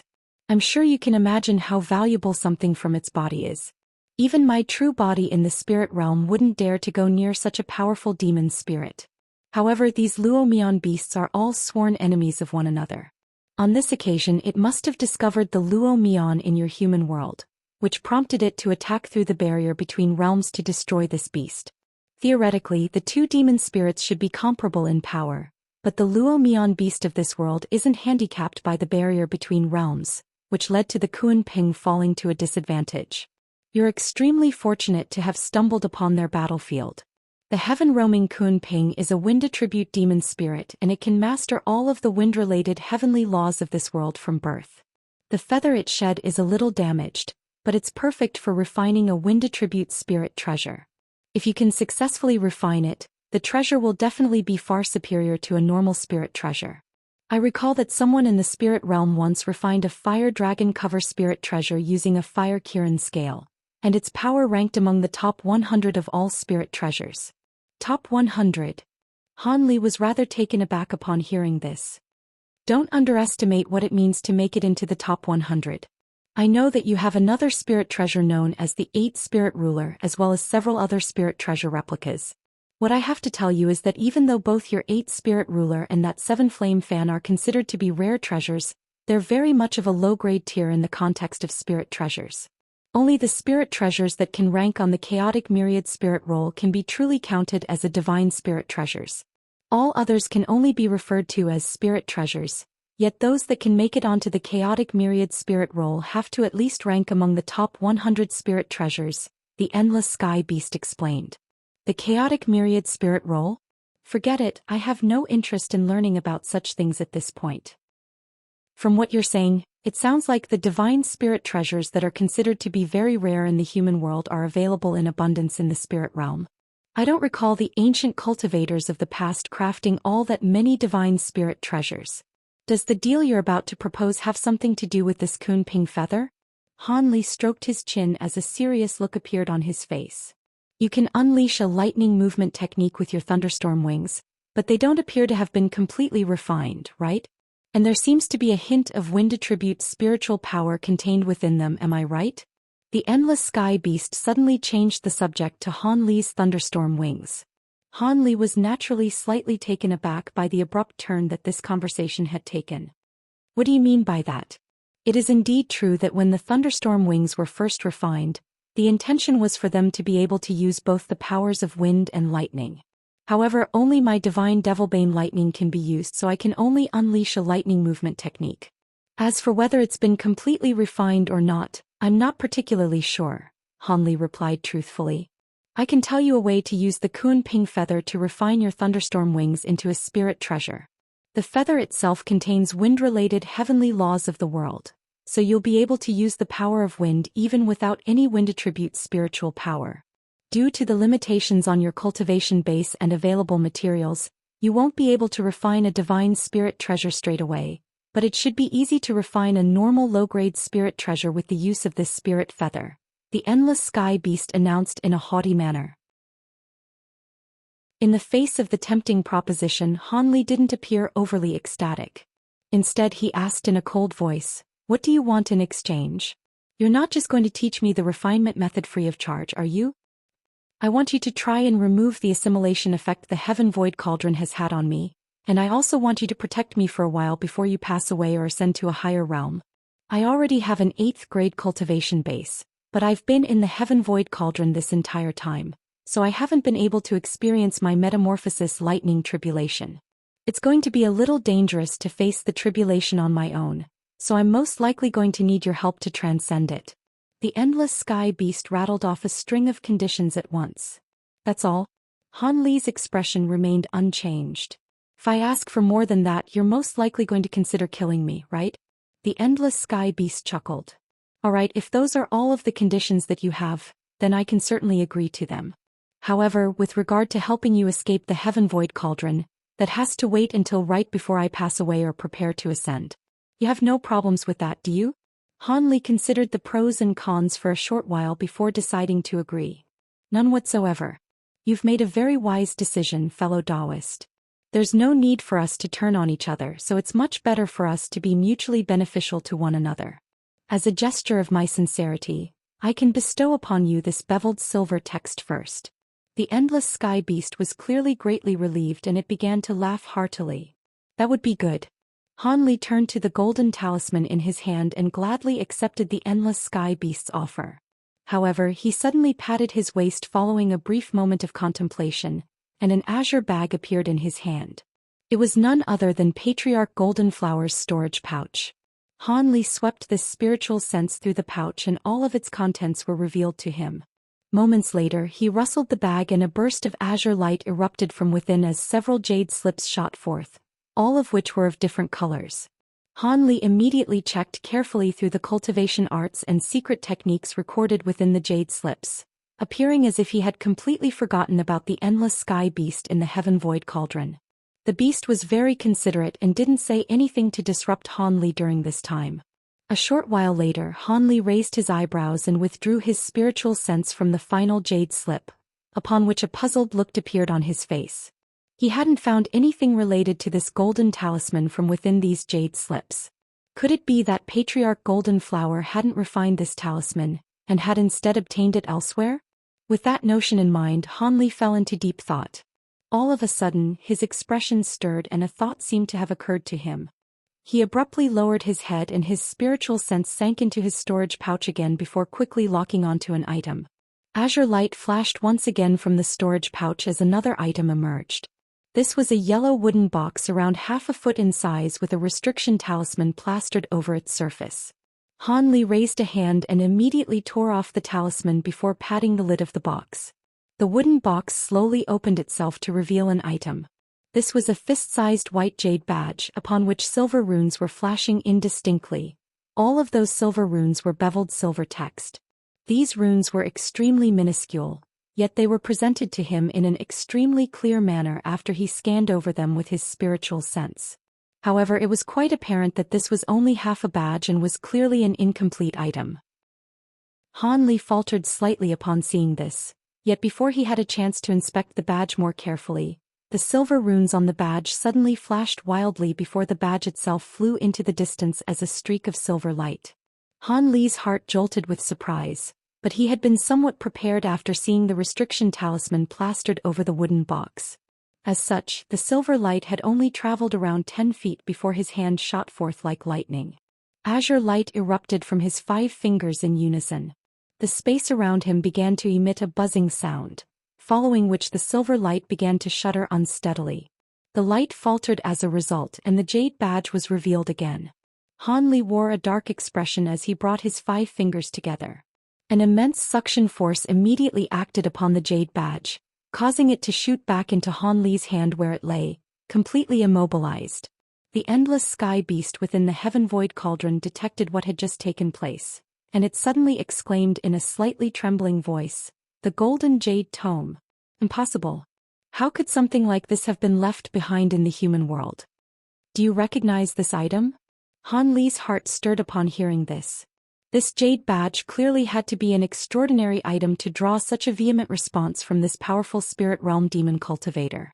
The endless sky beast continued to murmur to itself, as if it hadn't heard Han Li's question. Impossible. There's no way that this item can exist in the human world. With its spiritual nature, how could it be willing to stay in this lowly realm with such scarce spiritual chi? Wait, I understand now. This page of the tome is incomplete and almost all of its spiritual nature has disappeared, so it no longer possesses the ability to return to the spirit realm. But who could have been powerful enough to tear this page apart? It appeared that the emergence of this jade badge was so much of a shock to the beast that it was unable to prevent its emotions from getting the better of itself. Han Li's brows furrowed tightly as he cleared his throat to draw attention to himself. The endless sky beast finally recovered slightly from its astonishment, and it explained, "Ah, please forgive me for my lack of composure. It's just that seeing this item in this world is genuinely a massive surprise to me." Han Li waved the jade badge slowly in front of the heaven void cauldron and asked, "Judging from your reaction, it seems that this is quite the extraordinary item. From the sounds of it, this is something from the spirit realm? Quite the extraordinary item, you say? If I tell you its origins, you'll be given a massive fright as well. This item didn't originate from the spirit realm. Instead, it was passed down from an even higher realm and is well and truly an immortal item. Azure light suddenly flashed along the surface of the heaven void cauldron, following which a ball of azure light surfaced from within. The azure light tumbled and materialized into a fair and chubby male child around a foot in height, appearing to be around only 3 or 4 years of age. However, the small child wore a rather unbefitting dark expression on his face, and was staring intently at the jade badge in Han Li's eyes with complex emotions flashing through his eyes. There seemed to be a hint of envy but also a trace of wistfulness. Han Li's expression immediately changed drastically upon learning the fact that this jade badge was an immortal item. His heart then jolted with surprise upon seeing the emergence of the small child, but he soon relaxed. This small child was merely a human form manifestation of the endless sky beast, which it had materialized using the spiritual chi on the cauldron. Prior to the seal on its true body being undone, there was no way that it would be able to leave the heaven void cauldron. Han Li's attention was then completely drawn to this golden jade tome. An immortal item? Did I hear that right? Han Li stared at the jade badge in his hand with a skeptical expression. Compared to the true immortal realm, the boundary between realms is much weaker between the human world and the spirit realm. However, it's not all that uncommon for immortal items to fall into our spirit realm. It's just that this golden jade tome is simply far too renowned, which is why I couldn't help my reaction. The endless sky beast sighed. Oh, if it's not too much trouble, could you tell me about this item? Han Li asked. Of course I can. This item is so renowned among the human race of the spirit realm that virtually everyone knows about it, so this is not a secret. To begin with, I'll have to tell you a little bit about the immortals of the true immortal realm. It's common to find immortal items in the spirit realm as they often drop down into our world due to a variety of reasons. However, there are very few of those immortal items that are actually useful. For some reason, ever since the inception of historical records in our spirit realm, there have almost been no immortals who have descended into our spirit realm. I say, almost, because in the extremely distant past, the remains of an immortal had appeared in our spirit realm, and this golden jade tome was an item that was found with those remains. It's said that this tome contains a total of 108 pages, upon each of which is recorded a different immortal secret technique. 36 of those pages are known as the inner pages, and they contain things like cultivation arts as well as some mysterious and remarkable abilities. The remaining 72 pages are known as the outer pages, and they contain a vast array of information regarding areas such as talismans, formation spells, and pill refinement. The small child paused here for a moment before continuing. The inner pages that I mentioned are the most important in this tome. The information recorded on the outer pages is very diverse, yet not a lot of the information is truly useful in direct application, as no one has even heard of most of the materials required for pill refinement, talisman crafting, and formation setting. At most, you can only really look at those sections for research purposes. Hence, aside from the inner pages, the rest of the information in the tome isn't very practical or useful. There was a war that erupted throughout the entire spirit realm once, and everyone was mainly fighting over those inner pages. However, those pages have switched hands countless times in the past tens of thousands of years, and only the whereabouts of 7 or 8 of those pages are actually publicly known. However, almost every cultivator who has managed to obtain and successfully cultivate one of more of those pages have become extremely prominent figures in the human race. Even if they can't compare with the 3 emperors, they're still powerful enough to rule over a large settlement. However, what's most tempting to everyone is that in the past 100,000 years, it's said that all cultivators in the spirit realm who have attained the Great Tao have used cultivation arts from this jade tome. Regardless of whether this is true or not, it's enough to make all of the human cultivators erupt into a frenzy. Human cultivators? Have all of the pages of the jade tome fallen into the hands of our human race? Han Li was initially flabbergasted by the endless sky beast story, but in the end he detected something that was slightly amiss. Hehe. In the beginning, our demon race also participated in the war to secure the inner pages of the golden jade tome. However, not long after that, all of our seniors discovered that the tome only contains cultivation arts that are suitable for human cultivators. If a demon cultivator like us were to use any of those cultivation arts, not only would it not benefit us in any way, it would even severely damage our cultivation base, to the extent that some have even self-detonated on the spot. After some experimentation, our demon race completely gave up on this jade tome. The pages are indeed extremely precious, yet they're completely useless to our demon race. The remains of that immortal was also a set of human remains, so it's no surprise that the cultivation arts on the golden jade tome were created for you humans. Han Li stroked his chin and mused in a thoughtful manner. I see. But if no immortal has ever descended into the spirit realm, how do you know that set of human remains were the remains of an immortal? Perhaps they were merely the remains of an extremely powerful cultivator from the spirit realm. The small child faltered slightly upon hearing this before replying with furrowed brows. I'm not sure about the specific details there. These events took place a very long time ago and I hadn't developed any intelligence back then, so how would I know? However, what I'm sure of is that at the time, many of the most powerful beings among the human and demon races gathered together to verify that those were indeed the remains of an immortal, so I can only assume that to be the case. Han Li stroked the jade badge in his hand with a finger, and as he looked at the silver runes flashing on its surface, he couldn't help but ask, so is this page one of the inner pages? The inner pages are written in golden seal text, while the outer pages are written in beveled silver text. Golden seal text is an even more obscure text that even fewer people recognize, the small child replied with a hint of a smile on his face. This is beveled silver text, so it must be one of the outer pages, and it's only half a page as well. Han Li didn't express any dismay or dejection upon hearing this. Instead, it didn't really seem to matter to him. Even if this golden jade tome really was such an extraordinary item, he was merely a human world cultivator who may not even be able to reach the deity transformation stage, so all of this was far too distant from him. To him, it didn't matter if this was one of the inner pages or one of the outer pages. He wasn't going to get ahead of himself and start thinking about cultivating in the spirit realm at this point in time. The small child turned his gaze toward Han Li, and he seemed to have gleaned Han Li's thoughts as he smiled and said, at your current cultivation base, it's actually a good thing that you obtained one of the outer pages. Even if you had obtained one of the inner pages, you wouldn't have been able to cultivate it prior to reaching the spatial tempering stage anyway. After all immortal secret techniques are truly techniques of the great Tao that require one to draw upon the world's origin qi. Only after reaching the middle realm in cultivation base can you truly manipulate the world's origin qi. Even a deity transformation cultivator is only just beginning to learn the ropes in that respect, and cultivating one of the inner pages would only incur harm to them. However, this does not apply to the outer pages as their contents do not contain any cultivation arts. If you can master some of this page's elements and make them our own, you'll still benefit greatly from it. Han Li looked at the golden talisman in his other hand and speculated, it's just a matter of seeing what content this half-page contains and whether it'll be useful to me now. It's most likely a talisman crafting method. The small child shook his head and said, that might not necessarily be the case. There's no way that any human world cultivator would be able to recognize beveled silver text, and that patriarch Goldenflower most likely obtained this half-page by chance. He probably then discovered the wonders of this beveled silver text and incorporated it into that golden talisman.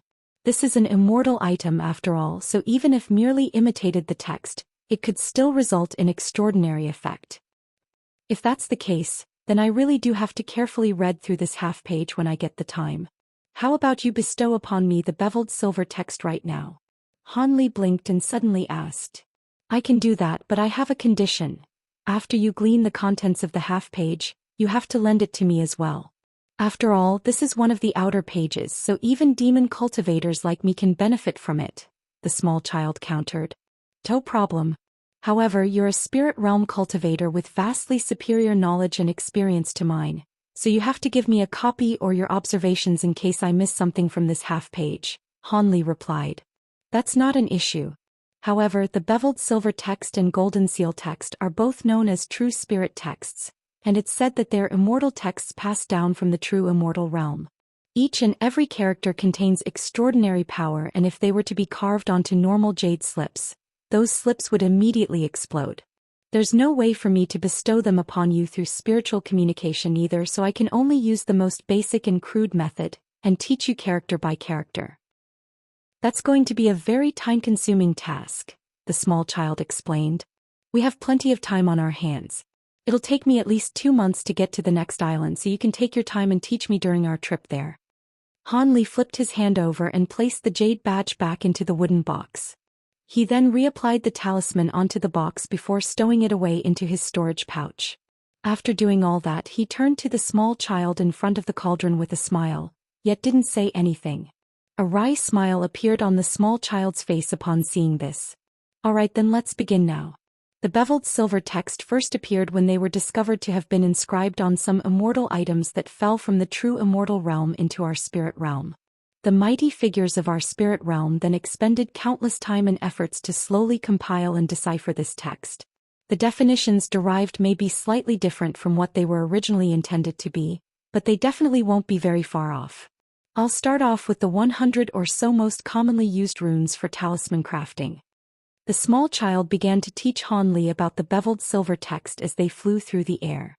Han Li naturally wasn't going to squander such a valuable opportunity, and he listened with rapt focus, asking questions immediately when there were areas that he failed to understand.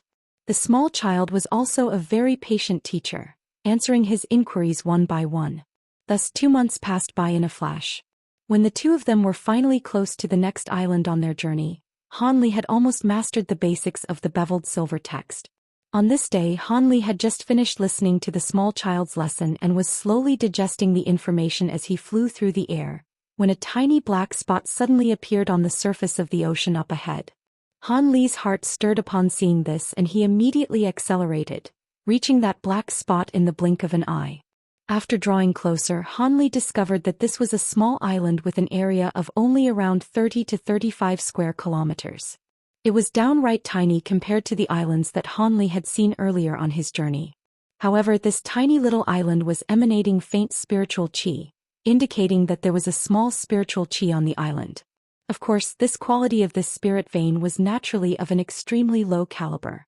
Han Li hovered in the air several thousand feet above the island and looked down at the mountain ranges down below.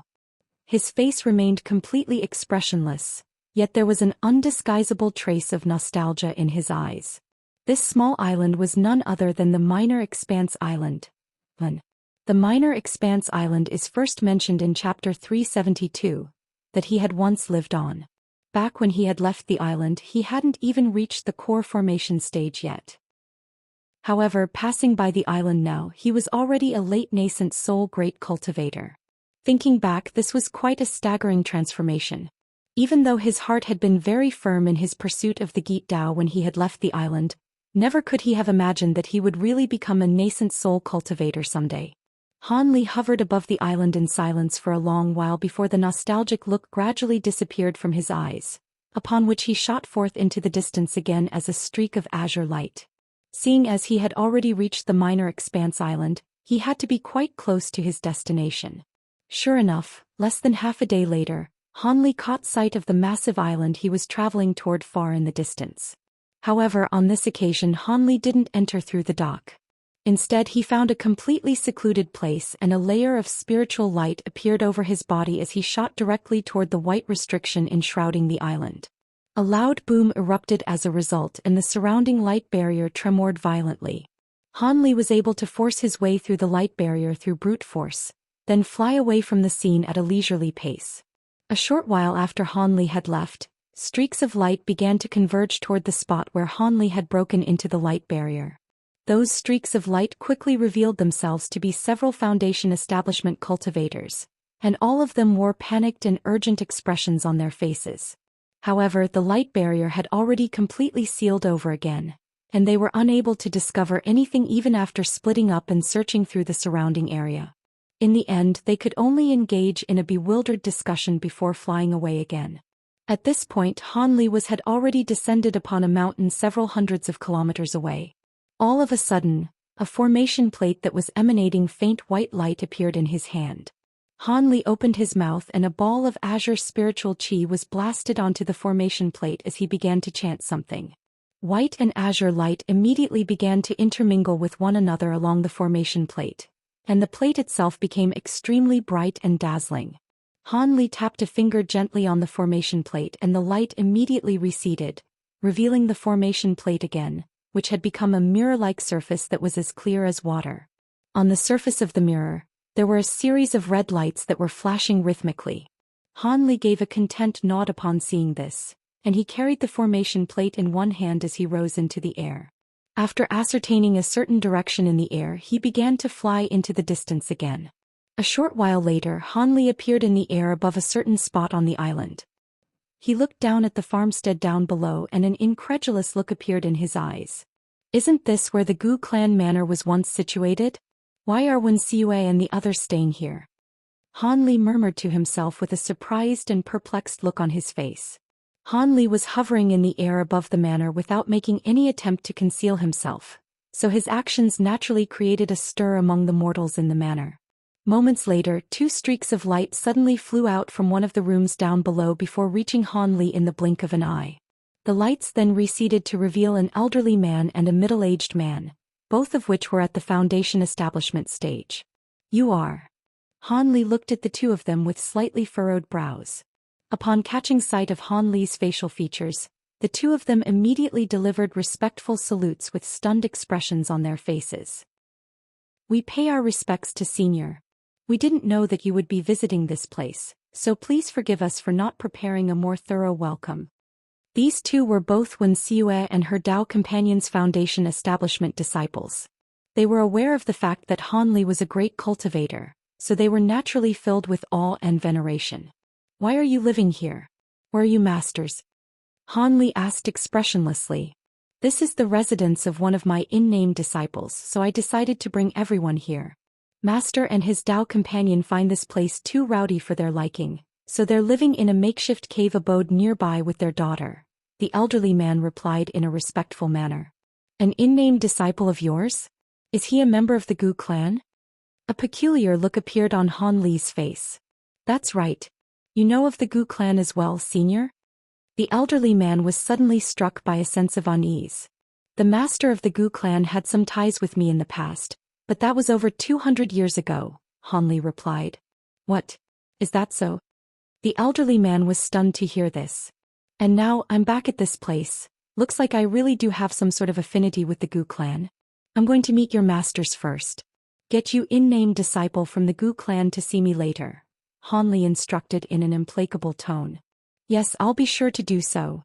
The elderly man was both stunned and elated to hear this. He didn't know what kind of ties Han Li had had with the Gu clan in the past, but at the very least it didn't sound as if they were enemies. Han Li nodded and sent his spiritual sense sweeping through the air, allowing him to quickly track down the location of Wen Xiue and her Dao companion. Han Li transformed into a streak of azure light and soon descended on a plateau halfway up a small mountain. He looked at the seemingly mundane and nondescript rock face in front of him before sweeping his sleeve through the air, sending a burst of azure light sweeping toward it. A loud thump erupted as the azure light struck the rock face, following which a burst of light appeared over the mountain's rocky surface. The rock face began to blur as if it were an illusion, following which a massive stone door several tens of feet tall appeared before Han Li. White spiritual light was flashing incessantly over the stone door, and it seemed that a restriction had been cast onto it. Han Li surveyed the stone door for a while before releasing a burst of flames from his hand, which immediately disappeared into the door. Moments later, an elated female voice was transmitted to him from the other side. Senior Han, we're so glad you're here. Please wait for a moment, my Dao companion will come out to welcome you right away. A few seconds later, the white light on the stone door flashed violently a few times before dimming completely. A loud rumbling sound then rang out as the stone door was slowly opened, while two women and one man emerged from the cave abode within. They were none other than Wen Xiue's couple and their young daughter. Han Li turned his attention to the young girl, and was slightly taken aback by what he saw. The young girl had been stickly thin with a sickly yellow pallor on their previous encounter, but since then, she had grown into a gorgeous young woman who bore more than a hint of resemblance to her beautiful mother. It appeared that she had recovered quite well after the poison had been expelled from her body. This was what her appearance should have been like had she not been afflicted by her conditions. Wen Xiue was the most familiar with Han Li among the three, so she came forward with a captivating smile on her face and extended a respectful curtsy as she said, "We pay our respects to Senior Han." We didn't think that you would arrive so quickly, so we made no preparations in advance. Please forgive us for our oversight, Senior. My trip went relatively smoothly, so I arrived here a little earlier than I planned. Han Li waved a hand indicating for them to skip the formalities. We've been eagerly awaiting your arrival, Senior. Please come in and have a seat in our humble cave abode. Wen Xue stepped aside with a dainty smile to allow Han Li passage into the cave abode. Sure. I also want to see the level of mastery your daughter has achieved in the formation spellbook I left her. If she's reached a satisfactory level of mastery, then I'll take her under my wing. Han Li nodded in response before taking a glance at the young woman again. A blush appeared on Tianqiner's face from Han Li's gaze, and she immediately ducked her head. In contrast, Wen Xue and her Dao companion were ecstatic to hear this, and they hurriedly led Han Li into their cave abode. Han Li spent a day and a night inside the cave abode. During this time, Wen Xue and her Dao companion as well as their Foundation establishment disciples had all come to pay their respects to Han Li at different points. The elderly man from earlier had brought along a young body who appeared to be around 7 or 8 years old to see Han Li, and they also entered the cave abode, but they didn't immediately come out. Another day later, a streak of silver light shot forth into the air from the small mountain, within which the figures of a man and a woman could be indistinctly identified. A few flashes later, the azure streak of light had disappeared from view. A month later, within the heavenly south region, which was countless kilometers away from the scattered star seas. Within a massive barren valley, several black-robed cultivators were flying through their air on their respective treasures. They all appeared to be quite graceful in flight, but they were absurdly slow, and it was quite apparent that none of them were high-grade cultivators. After flying for a while, the black-robed cultivators suddenly flew toward the rock face beside them and disappeared into an extremely well-concealed cave. They traveled over 100 feet into the cave, upon which they arrived at a stone door that was shimmering with spiritual light, indicating the presence of a restriction. The group was led by an intimidating and brawny black-robed man, and he strode over to the stone door before making a hand seal and chanting something at the same time. After a long while, he raised a hand and cast an incantation seal, which disappeared into the stone door in a flash, sending ripples running through the flashing spiritual light as a result. The stone door wobbled slightly before slowly rising into the air. Which junior martial brother is it? Before the group had passed through the entrance, a lazy voice sounded from within. A ball of black chi then flew out from the cave and reached the brawny man in a flash, following which the yin chi dissipated to reveal an elderly man with pale features. Oh, if it isn't junior martial brother Meng. Are you here to take over from me? The elderly man initially wore a dark expression on his face, but he faltered slightly upon seeing the brawny man before immediately putting on a smile. The brawny man was a mid-foundation establishment cultivator while the elderly man was only an early foundation establishment cultivator, so he naturally didn't dare to treat this junior martial brother of his with disdain. That's right, senior martial brother Fan. I've been deployed here to guard this spirit mine in your place. Is this cave the entrance of the mine? The brawny man asked expressionlessly. Haha, you sure do have a straightforward personality, junior martial brother Meng. Indeed, the entrance to the spirit mine is in here. However, is this all the people that you have with you? It doesn't appear to be enough. The elderly man was rather perplexed by the lack of numbers in this small group. Our ghost spirit sect isn't as powerful as it once was. Most of our disciples have to contribute to the effort to ward off the controlling spirit sect and devil flame sect. I had to work very hard just to gather this group of people. Thankfully, this is the core region of our sect and we're only overseeing some mortals, so this should be enough. The brawny man harumphed in response, seemingly also very displeased with the current situation. That makes sense. You'll just have to work slightly harder, junior martial brother Meng. The elderly man could only nod with a resigned expression upon hearing this. That's enough of this depressing conversation. Senior martial brother, please take me to the mines and show me around first, the brawny man said as he cast his gaze into the cave. Of course. Please come with me, junior martial brother. The elderly man nodded and made a hand seal to close the stone door again before leading the group of black-robed cultivators deeper into the cave. After a few twists and turns, the group appeared in front of a massive fissure in the ground that's several tens of feet wide. There was faint light flashing within the rift and it appeared to be leading to the underground. There were two black-robed chi condensation cultivators sitting with their legs crossed on either side of the entrance to the rift. The two of them hurriedly rose to their feet and extended respectful salutes at the sight of their approaching Foundation establishment Martial brothers.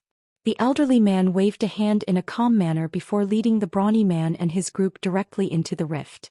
15 minutes later, the elderly man had led the brawny man on a tour of almost the entire mine. There were many passageways within the mine that were rather complex and convoluted, within which there were many young and fit mortal men that had been hired to mine for spirit stones. The elderly man led the way while providing an introduction like a tour guide, seemingly very familiar with every single inch of this place. It was no wonder that this was the case. If anyone were to stay in this place for over 10 consecutive years, they would most likely be able to navigate the passageways even with their eyes closed. The brawny man and his group listened carefully but didn't say much. After the group made another turn, another passageway appeared before them, this one leading downward, seemingly reaching even deeper underground. The elderly man's brows furrowed slightly upon seeing this passageway and he shook his head to himself. Instead of leading the group down that passageway, he turned and prepared to lead them back in the way that they had come. Senior Martial Brother Fan, where does this lead to? Why aren't you taking us down there to have a look? The brawny turned to his senior martial brother with a perplexed look. Many years ago this was once a restricted area and the sect had deployed a few disciples solely to guard this place. But it's been abandoned long ago and all of the guards have been withdrawn, the elderly man replied in a casual manner. A restricted area? What's in there? And why was it abandoned in the end? The brawny man was intrigued to hear this. The elderly man hesitated momentarily before deciding that this was an inconsequential matter and explained, "Nothing much, there's only an ancient teleportation formation in there, but it's been in disuse for a long time and isn't functional anymore. As for why this place was once a restricted area and why it was abandoned later on, I'm afraid I do not know. However, it seemed to have something to do with Martial Uncle Wang Chan." Martial Uncle Wang? So it's... The brawny man was startled to hear this, and his voice abruptly cut off mid-sentence, as if he were extremely wary of something. "Keep it to yourself, Junior Martial Brother. Martial Uncle Wang is not someone that the likes of us can express our opinion on," the elderly man said with a meaningful look. The brawny man was silent for a moment before suddenly asking, "In that case, would you be able to take me down there, Senior Martial Brother? Truth be told, I've been studying the way of formation spells in the past few years, and I'm very curious about this ancient teleportation formation." "You're learning about formation spells? That place is rather far away and it'll be quite time-consuming to get there." The elderly man faltered slightly upon hearing this before a peculiar look appeared on his face. "There's no need to be concerned, Senior Martial Brother Fan. I know the dangers of becoming a jack of all trades, yet a master none. However, I've encountered a bottleneck in my cultivation and can only try some different methods to stimulate myself for improvement. Perhaps I'll be able to glean something useful by studying formation spells," the brawny man sighed. Seeing as the brawny man was being quite insistent, the elderly man could only agree. "If that's the case, then I'll be happy to lead the way. However, if you actually want to carefully examine the teleportation formation, it's best to do it at another time." A smile appeared on the brawny man's face upon hearing this. Thus the group continued down this passageway. In the blink of an eye, they had reached an even deeper underground level. After passing through many twists and turns, they arrived in a limestone cave with passageways leading in all directions. This place was like a small maze, but there were pronounced symbols along the way to guide them, so they were able to find their way to a small limestone cave eventually. Within this cave, there was an ancient hexagonal teleportation formation. "This is it, Junior Martial Brother," the elderly man said as he pointed to the teleportation formation. "TSK, so this is an ancient teleportation formation. I've seen some basic descriptions of these formations in some tomes in the past, but I've never actually seen one in person." The brawny man's eyes were shimmering as he looked at the teleportation formation. He made his way over to the formation before walking in a few circles around it, staring at it with rapt focus the entire time. The elderly man stroked his beard and looked on with a smile in silence. As for the chi condensation disciples with them, they were also quite curious about the teleportation formation, but they didn't dare to stand next to their Foundation establishment seniors, and could only stand guard by the entrance of the cave. I heard that this teleportation formation is actually in perfect condition. It's most likely only dysfunctional because there's something wrong with the teleportation formation on the other side. Otherwise, I'd also really like to teleport to the other side just to see where it leads to. In any case, you'll be guarding this place for many years from now, so you'll have plenty of time to study this formation. Let's go back for now. After a while, the elderly man felt as if they had spent enough time here, so he urged the brawny man to go back with him. The brawny man still had his back to the elderly man, yet he said something that was very strange and unsettling. Go back. There's no need for that. This is such a peaceful place. You should just stay here forever, senior martial brother. A chill immediately ran down the elderly man's spine upon hearing this, yet before he had a chance to react, he felt a cool sensation flash past his neck. A sword had flashed through, decapitating him in one lightning-fast motion. The headless body of the elderly man fell straight to the ground. Only then did the brawny man turn around. He looked at the body of the elderly man with a complex expression before heaving a faint sigh. Fellow Daoist Meng, are you still feeling attached to the ghost spirit sect? Among the chi condensation cultivators, a mundane-looking middle-aged cultivator suddenly spoke. He then raised a hand and waved it toward the silvery white flying sword in the air. The sword flashed before transforming into a silver streak of light and returning to his hand. The elderly man had been slain by none other than that flying sword, which had attacked him from behind. The chi condensation cultivator had actually been concealing his cultivation base this entire time, and only now did he reveal his late foundation establishment cultivation base. I've already decided to switch my allegiance to your Devil Flame sect, so I naturally won't hold any attachments to this sect. However, this man may not be a friend of mine, yet we've met on numerous occasions in the past, so it's only normal for me to feel bad in a situation like this, the brawny man replied. I'm glad you think that way, fellow Daoist Meng. Ever since the Ghost Spirit sect lost 2 nascent soul cultivators and a large number of core formation cultivators over 100 years ago, they've been weakened significantly, and no longer deserve to rule over an entire empire. This time our controlling spirit sect, Devil Flame sect, and the newly arisen Blood Slaughter sect have joined forces to bring down the Ghost Spirit sect, and there's absolutely no way that it can survive. In the future, the Blood Slaughter sect will take the place of the Ghost Spirit sect in our Devil Dao. You've made a really wise decision to jump ship at this juncture, the middle-aged cultivator chuckled. The auras of the other black-robed cultivators also abruptly changed as they revealed their foundation establishment cultivation bases. All of them were also Devil Flame sect cultivators. As long as your sect upholds their promise, I'll naturally do everything in my power to assist you, the brawny man replied with a fake smile. Don't worry about that. You have decent aptitude, Brother Meng. After we secure victory here, my master will welcome you into our sect in person. You'll have a much better future there than in this Ghost Spirit sect, where you have to cultivate on your own with no one to turn to for guidance. Speaking of which, this place really is very secluded. This is the perfect place to hide our troops without drawing attention from the Ghost Spirit sect. Thankfully, Master provided me with these aura concealment talismans. Otherwise, it would have been difficult to fool this man's spiritual sense. The middle-aged cultivator looked at the body on the ground with a smug look on his face. It's also a good thing that this ancient teleportation formation was here as well. It's given me an excuse to lure him into this secluded place.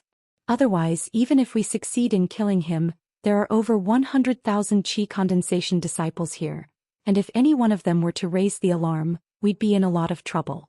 Now that this man's dead, we can forcibly gather all of the other disciples and kill them at once. A cold expression appeared on the brawny man's face as a hint of killing intent flashed through his eyes. That's a good idea, Brother Meng, we'll do as you say. A hint of approval appeared in the middle-aged cultivator's eyes upon hearing that.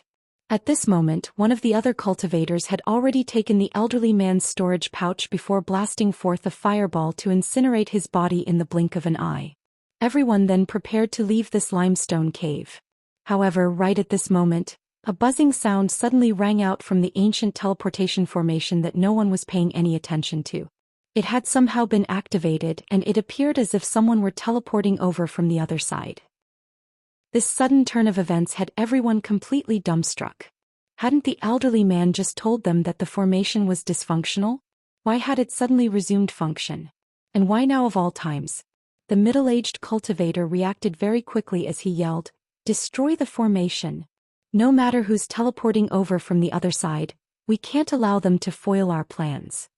All of a sudden, the flying sword that he had just stowed away flew toward the formation again as a cold streak of light. The other cultivators also came to their senses and summoned their treasures in quick succession, attempting to destroy the teleportation formation before them. Several loud rumbling booms erupted, and the piercing white light erupting from the teleportation formation repelled all of the treasures being hurled at it. A jolt of shock ran through everyone's hearts upon seeing this.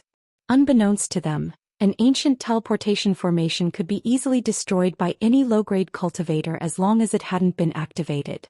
However, once a teleportation trip had been set into motion, a vast amount of spiritual power would be injected into the teleportation formation, and no one would be able to destroy it unless they were at least at the core formation stage. Otherwise, ancient cultivators would have been in deep trouble had other people attempted to sabotage their teleportation from the other side. Thus, a man and a woman appeared within the teleportation formation right before everyone's astonished eyes. Their bodies were swaying slightly, indicating that they were still recovering from the dizziness of teleportation.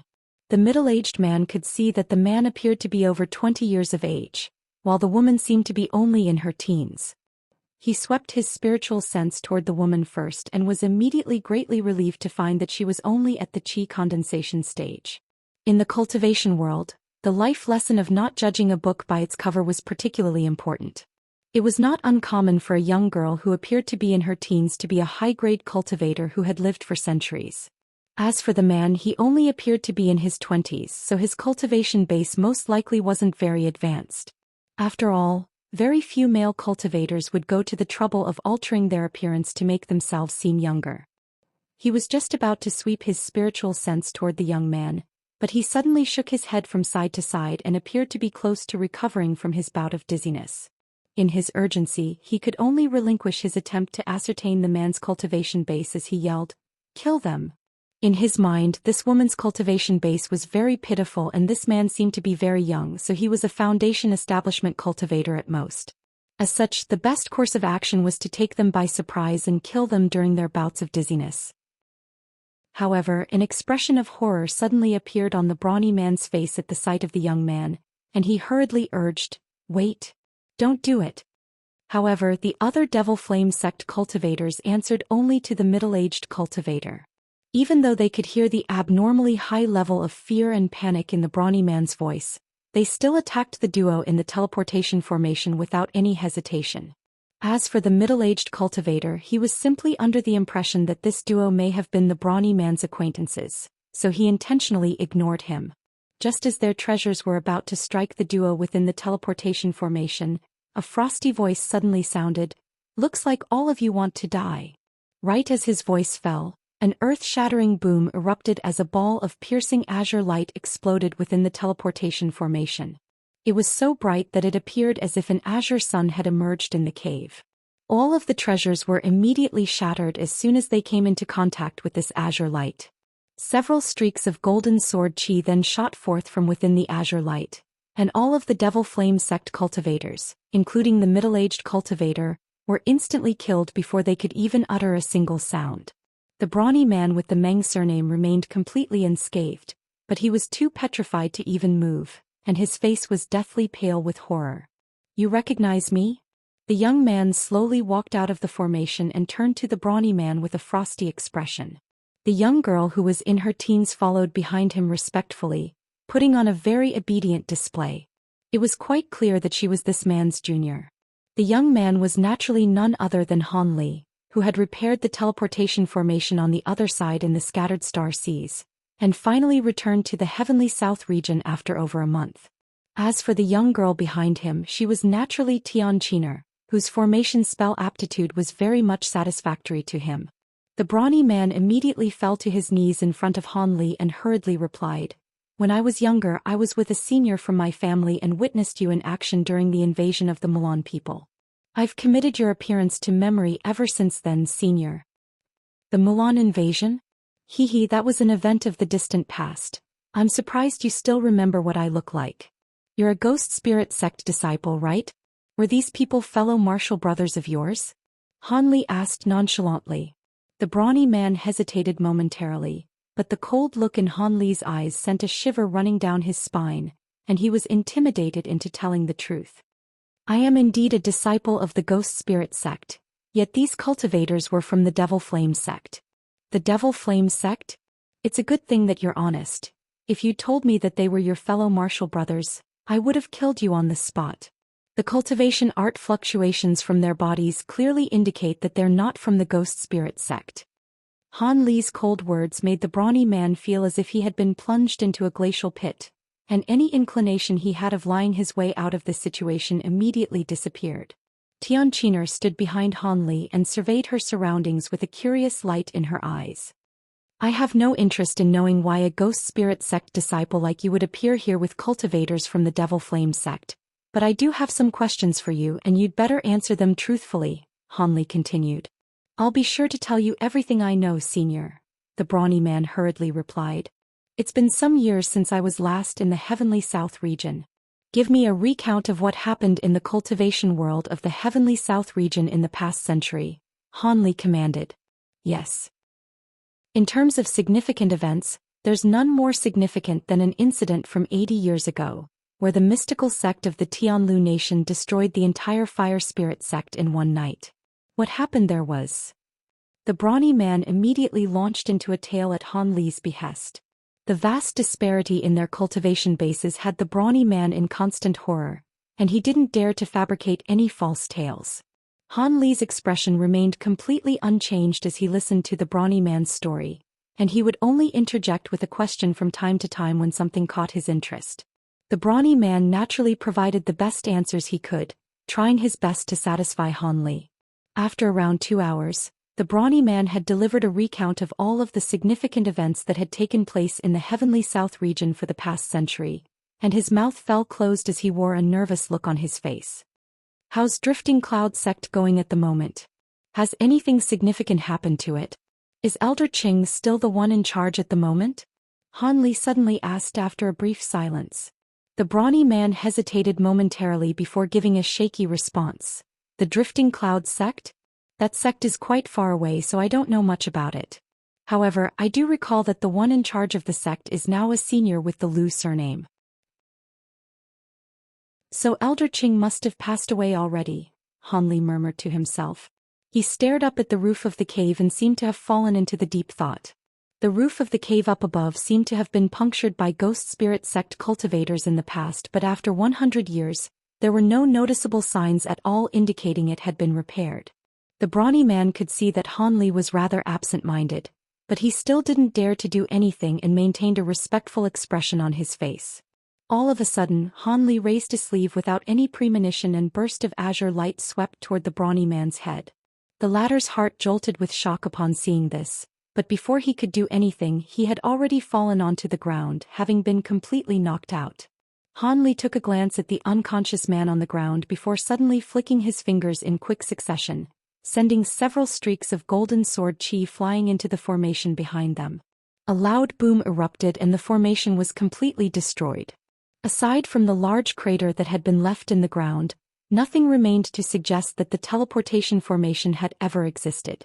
Seeing as the formation over in the scattered star seas had been repaired by him, there was no need for the teleportation formation on this side to continue to exist. Otherwise, if someone else possessed a greater teleportation medallion like the did, they would also be able to teleport to the scattered star seas. Han Li wanted this to be a shortcut that was exclusively available to him and had no intention of sharing it with anyone else. He was already extremely familiar with the structure and construction process of teleportation formations, so if required, he could erect the same teleportation formation again in this place at any time. In any case, with his current staggering wealth, the costs of materials for setting up teleportation formations, which had once seemed astronomical to him, were no longer a problem. After doing all of that, Han Li reached out and feigned a grabbing motion toward the brawny man on the ground. An immense suction force dragged the latter's head firmly into Han Li's hand. A flash of light then appeared in his eyes as he began to unleash his secret technique. After a while, Han Li released his 5 fingers and the brawny man tumbled to the ground once again. Han Li murmured to himself expressionlessly, "You're lucky that you told the truth. I'm not a man who likes to eat his words, so I won't kill you, but I naturally have to wipe away your memories of seeing me appear from this teleportation formation. Han Li had unleashed a secret technique to alter this man's memories. As such, he could only recall that an unidentifiable high-grade cultivator had seemingly descended from the heavens before killing all of the Devil Flame sect cultivators, and the ancient teleportation formation had been unintentionally destroyed by the shockwaves radiating from their battle. At Han Li's current cultivation base, unless if a deity transformation cultivator were to step in, no one would be able to break the restriction that he had set, so he could naturally rest assured. After that, Han Li released a few fireballs to incinerate the bodies of the Devil Flame sect cultivators into ashes. Brilliant azure light then erupted from his body, sweeping up the young girl behind him as they shot forth, directly upward. An earth-shattering boom rang out and the roof of the cave that had been repaired by the Ghost Spirit sect was punctured again. The streak of azure light flashed once, and Han Li had already reached the surface of the ground up above. The streak of azure light then hurtled into the distance, completely disappearing after just a few flashes. After a while, all of the Ghost Spirit sect cultivators were drawn to the scene by the massive commotion that had just ensued, only to find the unconscious brawny man, and the limestone cave where he was located, which was in a state of complete turmoil. Unbeknownst to them, a sneak attack that the Devil Flame sect had planned against the Ghost Spirit sect had been foiled just like that. Meanwhile, Han Li was already on his way to the state of Xi. At Han Li's current cultivation, he was capable of traveling at extraordinary speeds. Even though he hadn't unleashed his full speed, the rate at which he flew was still quite astonishing. Along the way, Han Li would encounter the occasional cultivator, and all of them felt as if they had only just seen a spot of azure light flash several times in the distance before it had passed them by in the blink of an eye, an observation that left many of them completely dumbstruck. These cultivators were all naturally given a fright upon seeing this. Some of the cultivators with superior cultivation bases were aware that they had just encountered an unfathomably powerful senior, while the low-grade cultivators began to speculate about supernatural activity, thinking that they had just encountered some kind of monster in broad daylight. It only took Han Li several days to fly out of the state of Yu and reach the state of Yuanwu. After flying for a further 2 days in the state of Yuanwu, a thought suddenly occurred to Han Li, upon which he hesitated momentarily before flying in another direction with Xianxia in two, temporarily altering his itinerary. Near a secluded mountain on the border of the state of Yuanwu, a spot of azure light flashed in the distance. A dazzling streak of azure light over 100 feet in length then shot forth and reached the air above the mountain in the blink of an eye, upon which the azure light receded. Han Li and Xianxia were revealed as a result. Han Li looked down at the mountain peak and a hint of emotion appeared in his eyes. He swept his spiritual sense downward, and a look of surprise suddenly appeared on his face. This was the mountain where Xianxia had once resided in hiding. The mountain itself looked no different compared to how it did back then, but Han Li could sense the auras of many cultivators down below, most of which were at the qi condensation and foundation establishment stages, but there also appeared to be 2 core formation cultivators among them. Some of the formation spell restrictions that Xianxia had set up were still in place, creating a dense layer of white mist down below that made it impossible for anyone to see what was going on down below. Han Li's eyes narrowed as he fell into deep thought. "Master, is something wrong?" Xianxia blinked and asked carefully. "Not really. It's just that I haven't been here in a few years and it seems that some welcome guests have settled in this place," Han Li replied indifferently. However, the young girl could see hints of displeasure on Han Li's face, and she immediately knew that it was best not to pry further into the matter. However, Han Li suddenly turned to her and asked her something that caught her completely off guard. "What do you think of this mountain?" Xianxia was very confused by this question, and she carefully examined the small mountain down below before replying hesitantly, "This mountain? The spiritual qi here isn't very abundant, but the scenery isn't bad. This was the residence of one of my past acquaintances." A hint of disappointment appeared on Han Li's face, but he soon recomposed himself before raising a hand. A spluttering sound rang out as a crimson fireball abruptly emerged. Right before Han Li's expressionless eyes, the fireball began to revolve incessantly above his palm, and it began to expand drastically at a phenomenal rate. Within the span of a breath, it had become as large as a wash basin. This was quite a startling transformation. Han Li looked down with a cold expression before waving his hand through the air, upon which the fireball came hurtling down from above like a shooting star, disappearing into the mist in a flash. The mist began to tumble violently as a loud boom erupted. A fiery cloud exploded within the white mist as waves of fire surged aggressively, puncturing a hole into the restriction that was over 100 feet in diameter, and this hole was still rapidly expanding, while the mist was reduced to water vapor. The entire restriction had been destroyed by Han Li with ease using a mere fireball. The white mist dissipated and the scenes down below were gradually revealed. A series of buildings and pavilions had been constructed on the mountain, yet the bamboo buildings that Xin Rian had constructed were nowhere to be seen. Han Li's expression darkened upon seeing this. All of the cultivators down below had naturally been alerted by such a loud commotion, and all of them instantly discovered Han Li and Tianqino hovering in the air up above. A dozen or so cultivators immediately rose into the air atop their treasures as they headed straight for Han Li. However, right at this moment, a clear voice suddenly rang out from down below. Which esteemed senior has come to visit our wing transformation sect? My name is Guanqing and I apologize for failing to offer a proper welcome. Just as this voice faded, a streak of red light shot forth from the mountain. The red light outsped the Foundation establishment cultivators down below and instantly reached Han Li. The light receded to reveal a middle-aged man in a set of scholar robes. This was one of the core formation cultivators that Han Li had detected earlier. From within the tallest pavilion down below, a ball of yellow light also emerged. The yellow light was traveling just as quickly as the streak of red light and quickly reached Han Li as well before revealing a dark-skinned elderly man with an extremely well-built physique. This was naturally the other core formation cultivator. Only then did the Foundation establishment cultivators converge at the scene, and all of them stayed behind the two core formation cultivators with grim expressions on their faces. Wing Transformation Sect?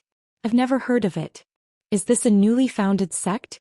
Han Li raised an eyebrow as astonishing spiritual pressure erupted from his body, crashing directly toward the two core formation cultivators. The scholar and the elderly man's expressions changed drastically, and they stumbled back several steps before finally arresting their momentum. A nascent soul cultivator? The scholar exclaimed. Senior, you're a late nascent soul great cultivator? The dark-skinned elderly man swept his spiritual sense toward Han Li, upon which an incredulous look appeared on his face. Han Li made no attempt to hide his cultivation base, and this elderly man had quite a powerful spiritual sense for a cultivator of his caliber, so he was naturally able to detect Han Li's power. A late nascent soul cultivator? The scholar was given another fright as he also swept his spiritual sense toward Han Li. Meanwhile, Han Li stood with his hands clasped behind his back, surveying the two of them expressionlessly. After the scholar had ascertained Han Li's cultivation base with his spiritual sense, his expression had also become very strained. The two core formation cultivators glanced at one another before extending respectful bows in unison, and the elderly man said, "We pay our respects to the esteemed senior. Our sect is indeed a newly founded one. May I ask for the purpose of your visit, senior? If there's anything I can help you with, I'll be sure to do my best." The scholar also wore a respectful look on his face. This was a great cultivator that could destroy their entire sect with ease, and the two of them were feeling extremely uneasy. After all, Han Li had just destroyed the restriction down below in an extremely violent manner, and that certainly didn't bode well for them.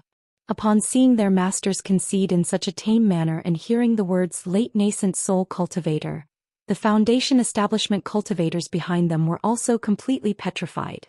After all, to low-grade cultivators like them, late nascent soul cultivators were at the upper limit of power in the human world.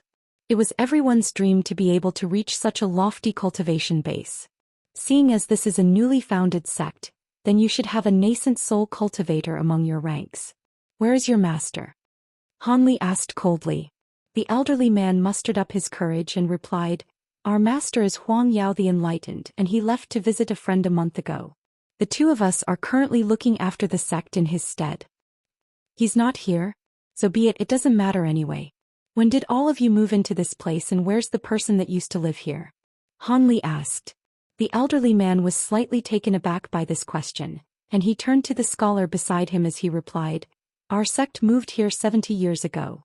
As for the person who once lived here. The scholar was also surprised by this question, but without even turning his head he immediately yelled, Fengji, come here, this senior has something to ask you.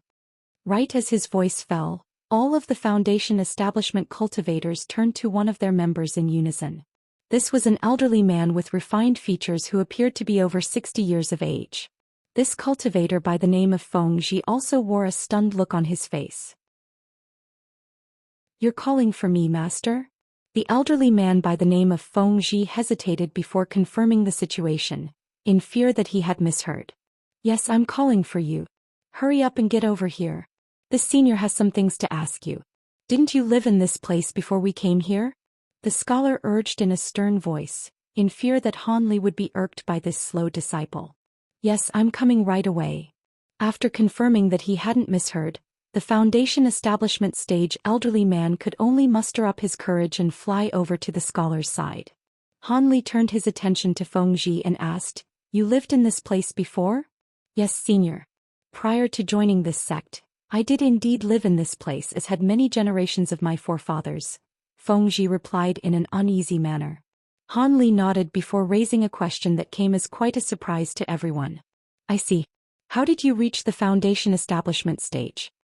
Fengji was also puzzled by this question, but he still hurriedly replied, My mother encountered a powerful senior many years ago, and he gifted my mother a Foundation establishment pill, which allowed me to reach the Foundation establishment stage. So that means you're Xiao Mei's descendant. Han Li's expression eased slightly. Fengji faltered momentarily upon hearing this before a thought seemed to have occurred to him and he exclaimed, Xiao Mei? Could you be referring to my maternal grandmother, senior? Are you the one who gifted my mother the Foundation establishment pill all those years ago, senior? You're pretty quick-witted after all. Han Li confirmed this notion indirectly with a chuckle. Thank you for your kindness, senior. I've always wanted to meet you and thank you in person. The elderly man hurriedly fell to his knees in midair with an expression of surprise and elation on his face. Meanwhile, the scholar and the dark-skinned elderly man were completely stunned. Han Li allowed the elderly man to extend a salute to him before continuing. Back then, I was nowhere near as powerful as I am today and I met your forefathers on several occasions. After that, I encountered your mother and gifted her a Foundation establishment pill.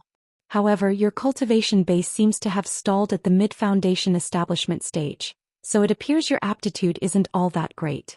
You've also reached quite an old age now, so your cultivation path will most likely end here. My apologies for disappointing you with my mediocre aptitude, senior. Fengji replied with a shameful blush on his face.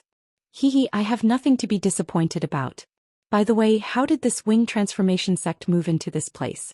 This is the place where the master of your maternal grandmother once resided. Are you not aware of this? The master of your maternal grandmother was once a good friend of mine. Han Li's expression suddenly darkened as his voice turned cold and forbidding. The expressions on the faces of the scholar and the dark-skinned man immediately changed drastically. Fengji's heart jolted upon hearing this and he hurriedly replied, I am indeed aware of this, which is why I made sure to move the bamboo buildings that Senior Xen once resided in to the other side of the mountain. They've since been kept in their original condition and I've allowed no harm to come to them. This is one of the conditions I stated before allowing the sect to settle here. Is that so? Han Li turned to the two core formation cultivators with a cold light in his eyes. The scholar seemed to have identified the reason for Han Li's displeasure, and he hurriedly explained, That is indeed the case. This place is not where our wing transformation sect is actually situated. Instead, it's only a temporary dwelling for us.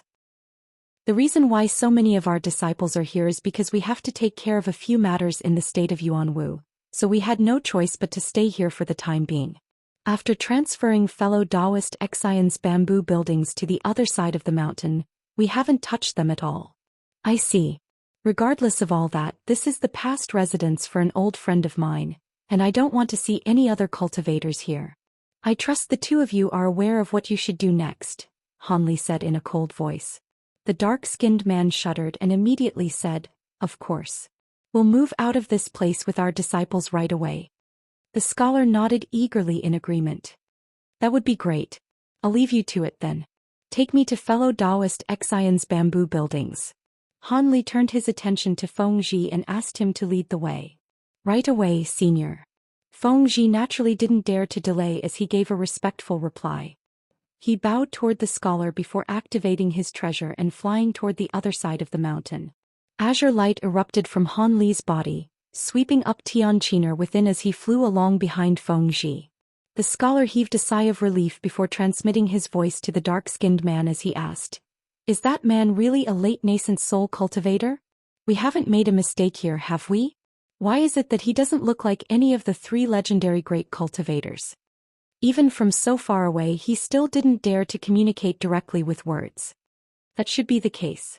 The spiritual pressure he released just then was several times more terrifying than even our masters. That man is indeed not one of the 3 legendary great cultivators. Perhaps a 4th great cultivator had finally appeared? The dark-skinned man speculated.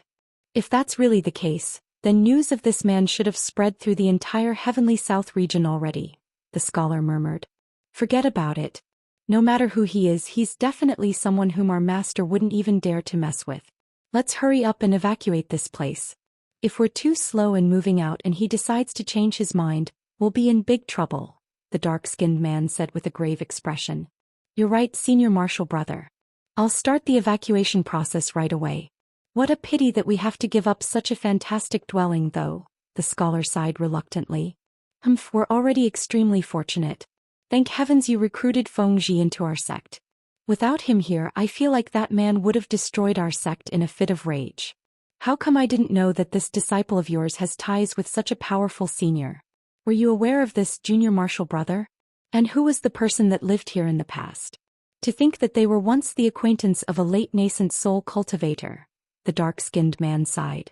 You've stumped me there, senior martial brother. You already know this. I accepted Feng Zhi as my disciple very early on, but that was only because he was a foundation establishment cultivator. In terms of aptitude, his is very mediocre, so I didn't pay much attention to him and don't know a lot about him as a result. I did ask him about the former owner of the bamboo buildings here once. After all, the restrictions here are rather crude, but they're very practical and useful. However, Feng Zhi told me that this person was only a qi condensation cultivator, so I paid this matter no heed. The scholar was also becoming quite confused. A qi condensation cultivator and a late nascent soul cultivator. Even if this were many years in the past, surely the disparity between them is a little too large. The dark-skinned man was feeling rather speechless. The scholar could only give a wry smile upon hearing this. After that, the two of them didn't dare to delay any longer, and immediately led the other cultivators back to the buildings down below. At their behest, the 300 to 400 disciples present all began to pack up their belongings in preparation to vacate this site. At this moment, Han Li had made his way into a green jade building with Tianqiner by his side. The jade building was very clean and well-maintained, but its age was very apparent. Feng Zhi led the way and explained in a fawning manner, after these bamboo buildings were transferred to this place, I did as I was told by my mother, and cast some spiritual light on them at regular intervals to prevent them from rotting, and also cleaned them regularly. That's good to hear. Han Li's lips twitched as he strode into the main hall of the jade building before surveying his surroundings. If he recalled correctly, this pavilion was the one that Xianxia had once resided in. Everything here was still the same, yet she had already passed away. Han Li heaved an internal sigh as he turned his gaze toward Tianqiner, upon which his heart stirred slightly in response to what he saw. Tianqiner's eyes were completely glazed over as she stroked the bamboo tables and chairs within the hall. As she began to slowly walk around the room, she appeared to have fallen into a trance. A complex expression flashed through Han Li's eyes upon seeing this. He was silent for a while before waving Feng Zhi away as he instructed, "Leave us alone in this place. I'm going to spend a day here with my disciple and you can come back again tomorrow." Han Li's voice was completely implacable, and Feng Zhi's heart stirred slightly as he nodded respectfully before departing. Han Li's body swayed and he appeared in a corner of the hall, where he sat down with his eyes closed and began to meditate, leaving Tianqiner to slowly wander Xianxia's past residence. The next morning, Feng Zhi came to the bamboo building uneasily to meet Han Li again, only to discover that he and his disciple were nowhere to be seen. However, there were 2 vials of unidentifiable pills left on the bamboo table. Fengji was ecstatic upon seeing this. Pills left behind for him by a late nascent soul cultivator were naturally prized treasures in his eyes. He carefully stowed the pills away, and at the same time he had made up his mind. He was going to maintain these bamboo buildings to the best of his abilities. If this senior decided to visit this place again, perhaps more cultivation resources would be bestowed upon him for his efforts. Han Li was, of course, oblivious to Fengji's thoughts as he was already hundreds of thousands of kilometers away. However, the entranced look in Xianxia's eyes refused to fade. Instead, she was becoming even more absent-minded and unsettled. Xianxia hadn't spoken a single word ever since they left that mountain, but she suddenly said, "Master, why did you take me to that place? Did those bamboo buildings have something to do with me?" "I couldn't be sure whether they had something to do with you or not, but I can almost be certain now that they are indeed related to you," Han Li replied calmly. "What do they? Do you believe in reincarnation?" Xianxia was just about to ask another question, when Han Li cut her off with a question of his own. Upon hearing this, Xianxia's expression changed drastically. "Master, what do you mean by that?" Xianxia was starting to feel a little unsettled. "What did you feel during your time in the bamboo building?" Han Li answered her question with another question. "I don't know, but it was a very strange feeling that I can't put into words," Xianxia murmured in reply. "That was the past residence of one of my old friends. She also possessed the dragon cry physique and was a natural formation spell master. However, she passed away at a very young age," Han Li said in a slow voice. Xianxia faltered upon hearing this before asking, "Didn't you try to save her, master?" "I hadn't even reached the core formation stage yet back then. How was I supposed to save her? Besides, her heart had already died due to other factors. The formation spell book I left to you was something that she had given me. I first came into contact with fellow Daoist Xianxia through another fellow Daoist by the name of Xianxia. Back then I had only just reached the foundation establishment stage and attended an underground auction." Han Li began to give Xianxia a recount of past events, from how he had encountered Xianxia by chance, then encountered Xianxia, then the reasons for their eventual deaths. His story only concluded after he told Xianxia about he had met Xianxia's servant following his departure. However, by this point Xianxia was completely dumbstruck by the story. Only after a long while did she exhale as a complex look appeared on her face and she said, "I see. So you think I'm a reincarnation of that person, master?" "I was rather skeptical initially, but after seeing your reaction in that bamboo building, I'm at least 50% sure that this is indeed the case, and that's enough for me. It appears that reincarnation most likely does exist after all," Han Li chuckled. "Then the reason why you accepted me as your disciple?" Xianxia was becoming rather uneasy upon hearing that. "Don't worry, I genuinely wish to take you under my wing. Fellow Daoist Xian was a good friend of mine, and I admired her greatly for her aptitude in formation spells. I accepted you as my disciple partly because you could very likely be the reincarnation of my old friend, but I also want to raise you to become a true formation spell master, as you could prove to be very useful to me in the future. Of course, if you change your mind and no longer wish to be my disciple, I can take you back to the scattered star seas right away," Han Li said calmly. "I don't know if I'm a reincarnation of Master's old friend, but even if that were the case, I can't remember anything about my past life. I am extremely fortunate that a great cultivator like Master has decided to accept a chi condensation stage disciple like me. How could I possibly give up on such a brilliant opportunity?" Xianxia hurriedly shook her head with a panicked expression, as if she really were afraid that Han Li would change his mind about taking her under his wing. After all, no official disciple acceptance ceremony had been held yet, so she was only an in-name disciple of his. "Good. I can't guarantee you much else at the moment, but at the very least I'm confident in my abilities to get to you to progress safely to the core formation stage," Han Li said with a smile. "Xianxia is willing to serve her master wholeheartedly." Xianxia immediately pledged her loyalty to Han Li. "All right, when we get back to the Drifting Cloud sect, I'll officially take you as my disciple. I've never officially accepted any disciples in the past, but I do have an in-name disciple. You'll be able to see her at the sect," Han Li continued with a smile. Xianxia's heart stirred upon hearing this, and an elated smile appeared on her face. After that, Han Li accelerated even further, and the two of them disappeared into the distance in the blink of an eye. A few months later, Han Li and Xianxia reached the state of Xi. Several days after that, a streak of piercing azure light appeared near the Dream Cloud Mountains. When they were roughly 50 kilometers away from the mountain ranges, an ear-splitting cry suddenly erupted from within the azure light. The cry was like the roar of a dragon, but also like the cry of a phoenix, and even the nearby clouds were disturbed by the powerful resulting sound waves. The streak of azure light was traveling at an incredibly fast speed, and covered a distance of several tens of kilometers in just a few flashes. The immense spiritual power imbued within the cry had alerted all three of the major sects within the Dream Cloud Mountains. Everyone within those sects, from ordinary Qi condensation and foundation establishment disciples, to nascent soul elders, were all stunned upon hearing this cry from afar. All of the nascent soul cultivators sprang into action at once, emerging from their respective sects to see which powerful being was declaring his arrival at the Dream Cloud Mountains in such a reckless manner. Thus, when Han Li was still close to 10 kilometers away from the mountain ranges, 5 streaks of light had already come out to meet him, and they appeared to be nascent soul cultivators from the 3 sections. Han Li's heart stirred up seeing this. His emotions had been in a state of disarray at the thought of being able to see Nangongwan again soon, but he was forced to calm himself down here. The azure light receded and the loud cry subsided as Han Li revealed himself with Xianxia by his side.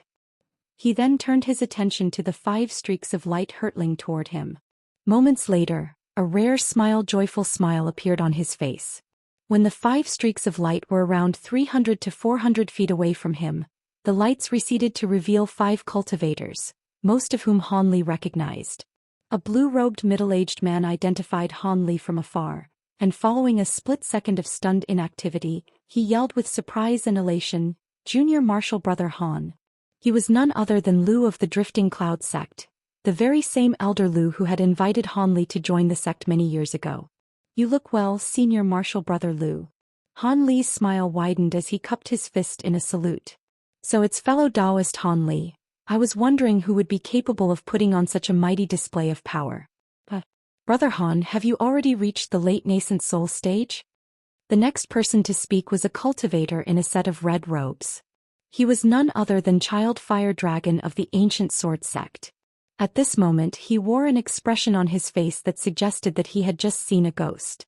Han Li took a glance at Child Fire Dragon as he said with a smile, "Brother Lon, you've also reached the mid-nascent soul stage, haven't you?" Child Fire Dragon gulped before replying drily, "Surely you jest, Brother Han. How can my progression to the mid-nascent soul stage compare with your breakthrough to become a great cultivator?" His words sent waves of shock surging through everyone else's hearts, and they all swept their spiritual sense toward Han Li in unison, upon which the same dumbstruck expression appeared on their faces. Lu Luo's voice trembled as he asked, "Is that true? Have you reached the late nascent soul stage already, Junior Martial Brother?" "My trip was quite bountiful and I managed to progress to the late nascent soul stage by chance," Han Li replied calmly. Lu Luo was naturally ecstatic to hear this, and he was temporarily at a loss for words, but there was a beaming smile on his face. "Congratulations, Brother Han. Who would have thought that after a mere century apart, fellow Daoist Han would make such massive strides on your cultivation path?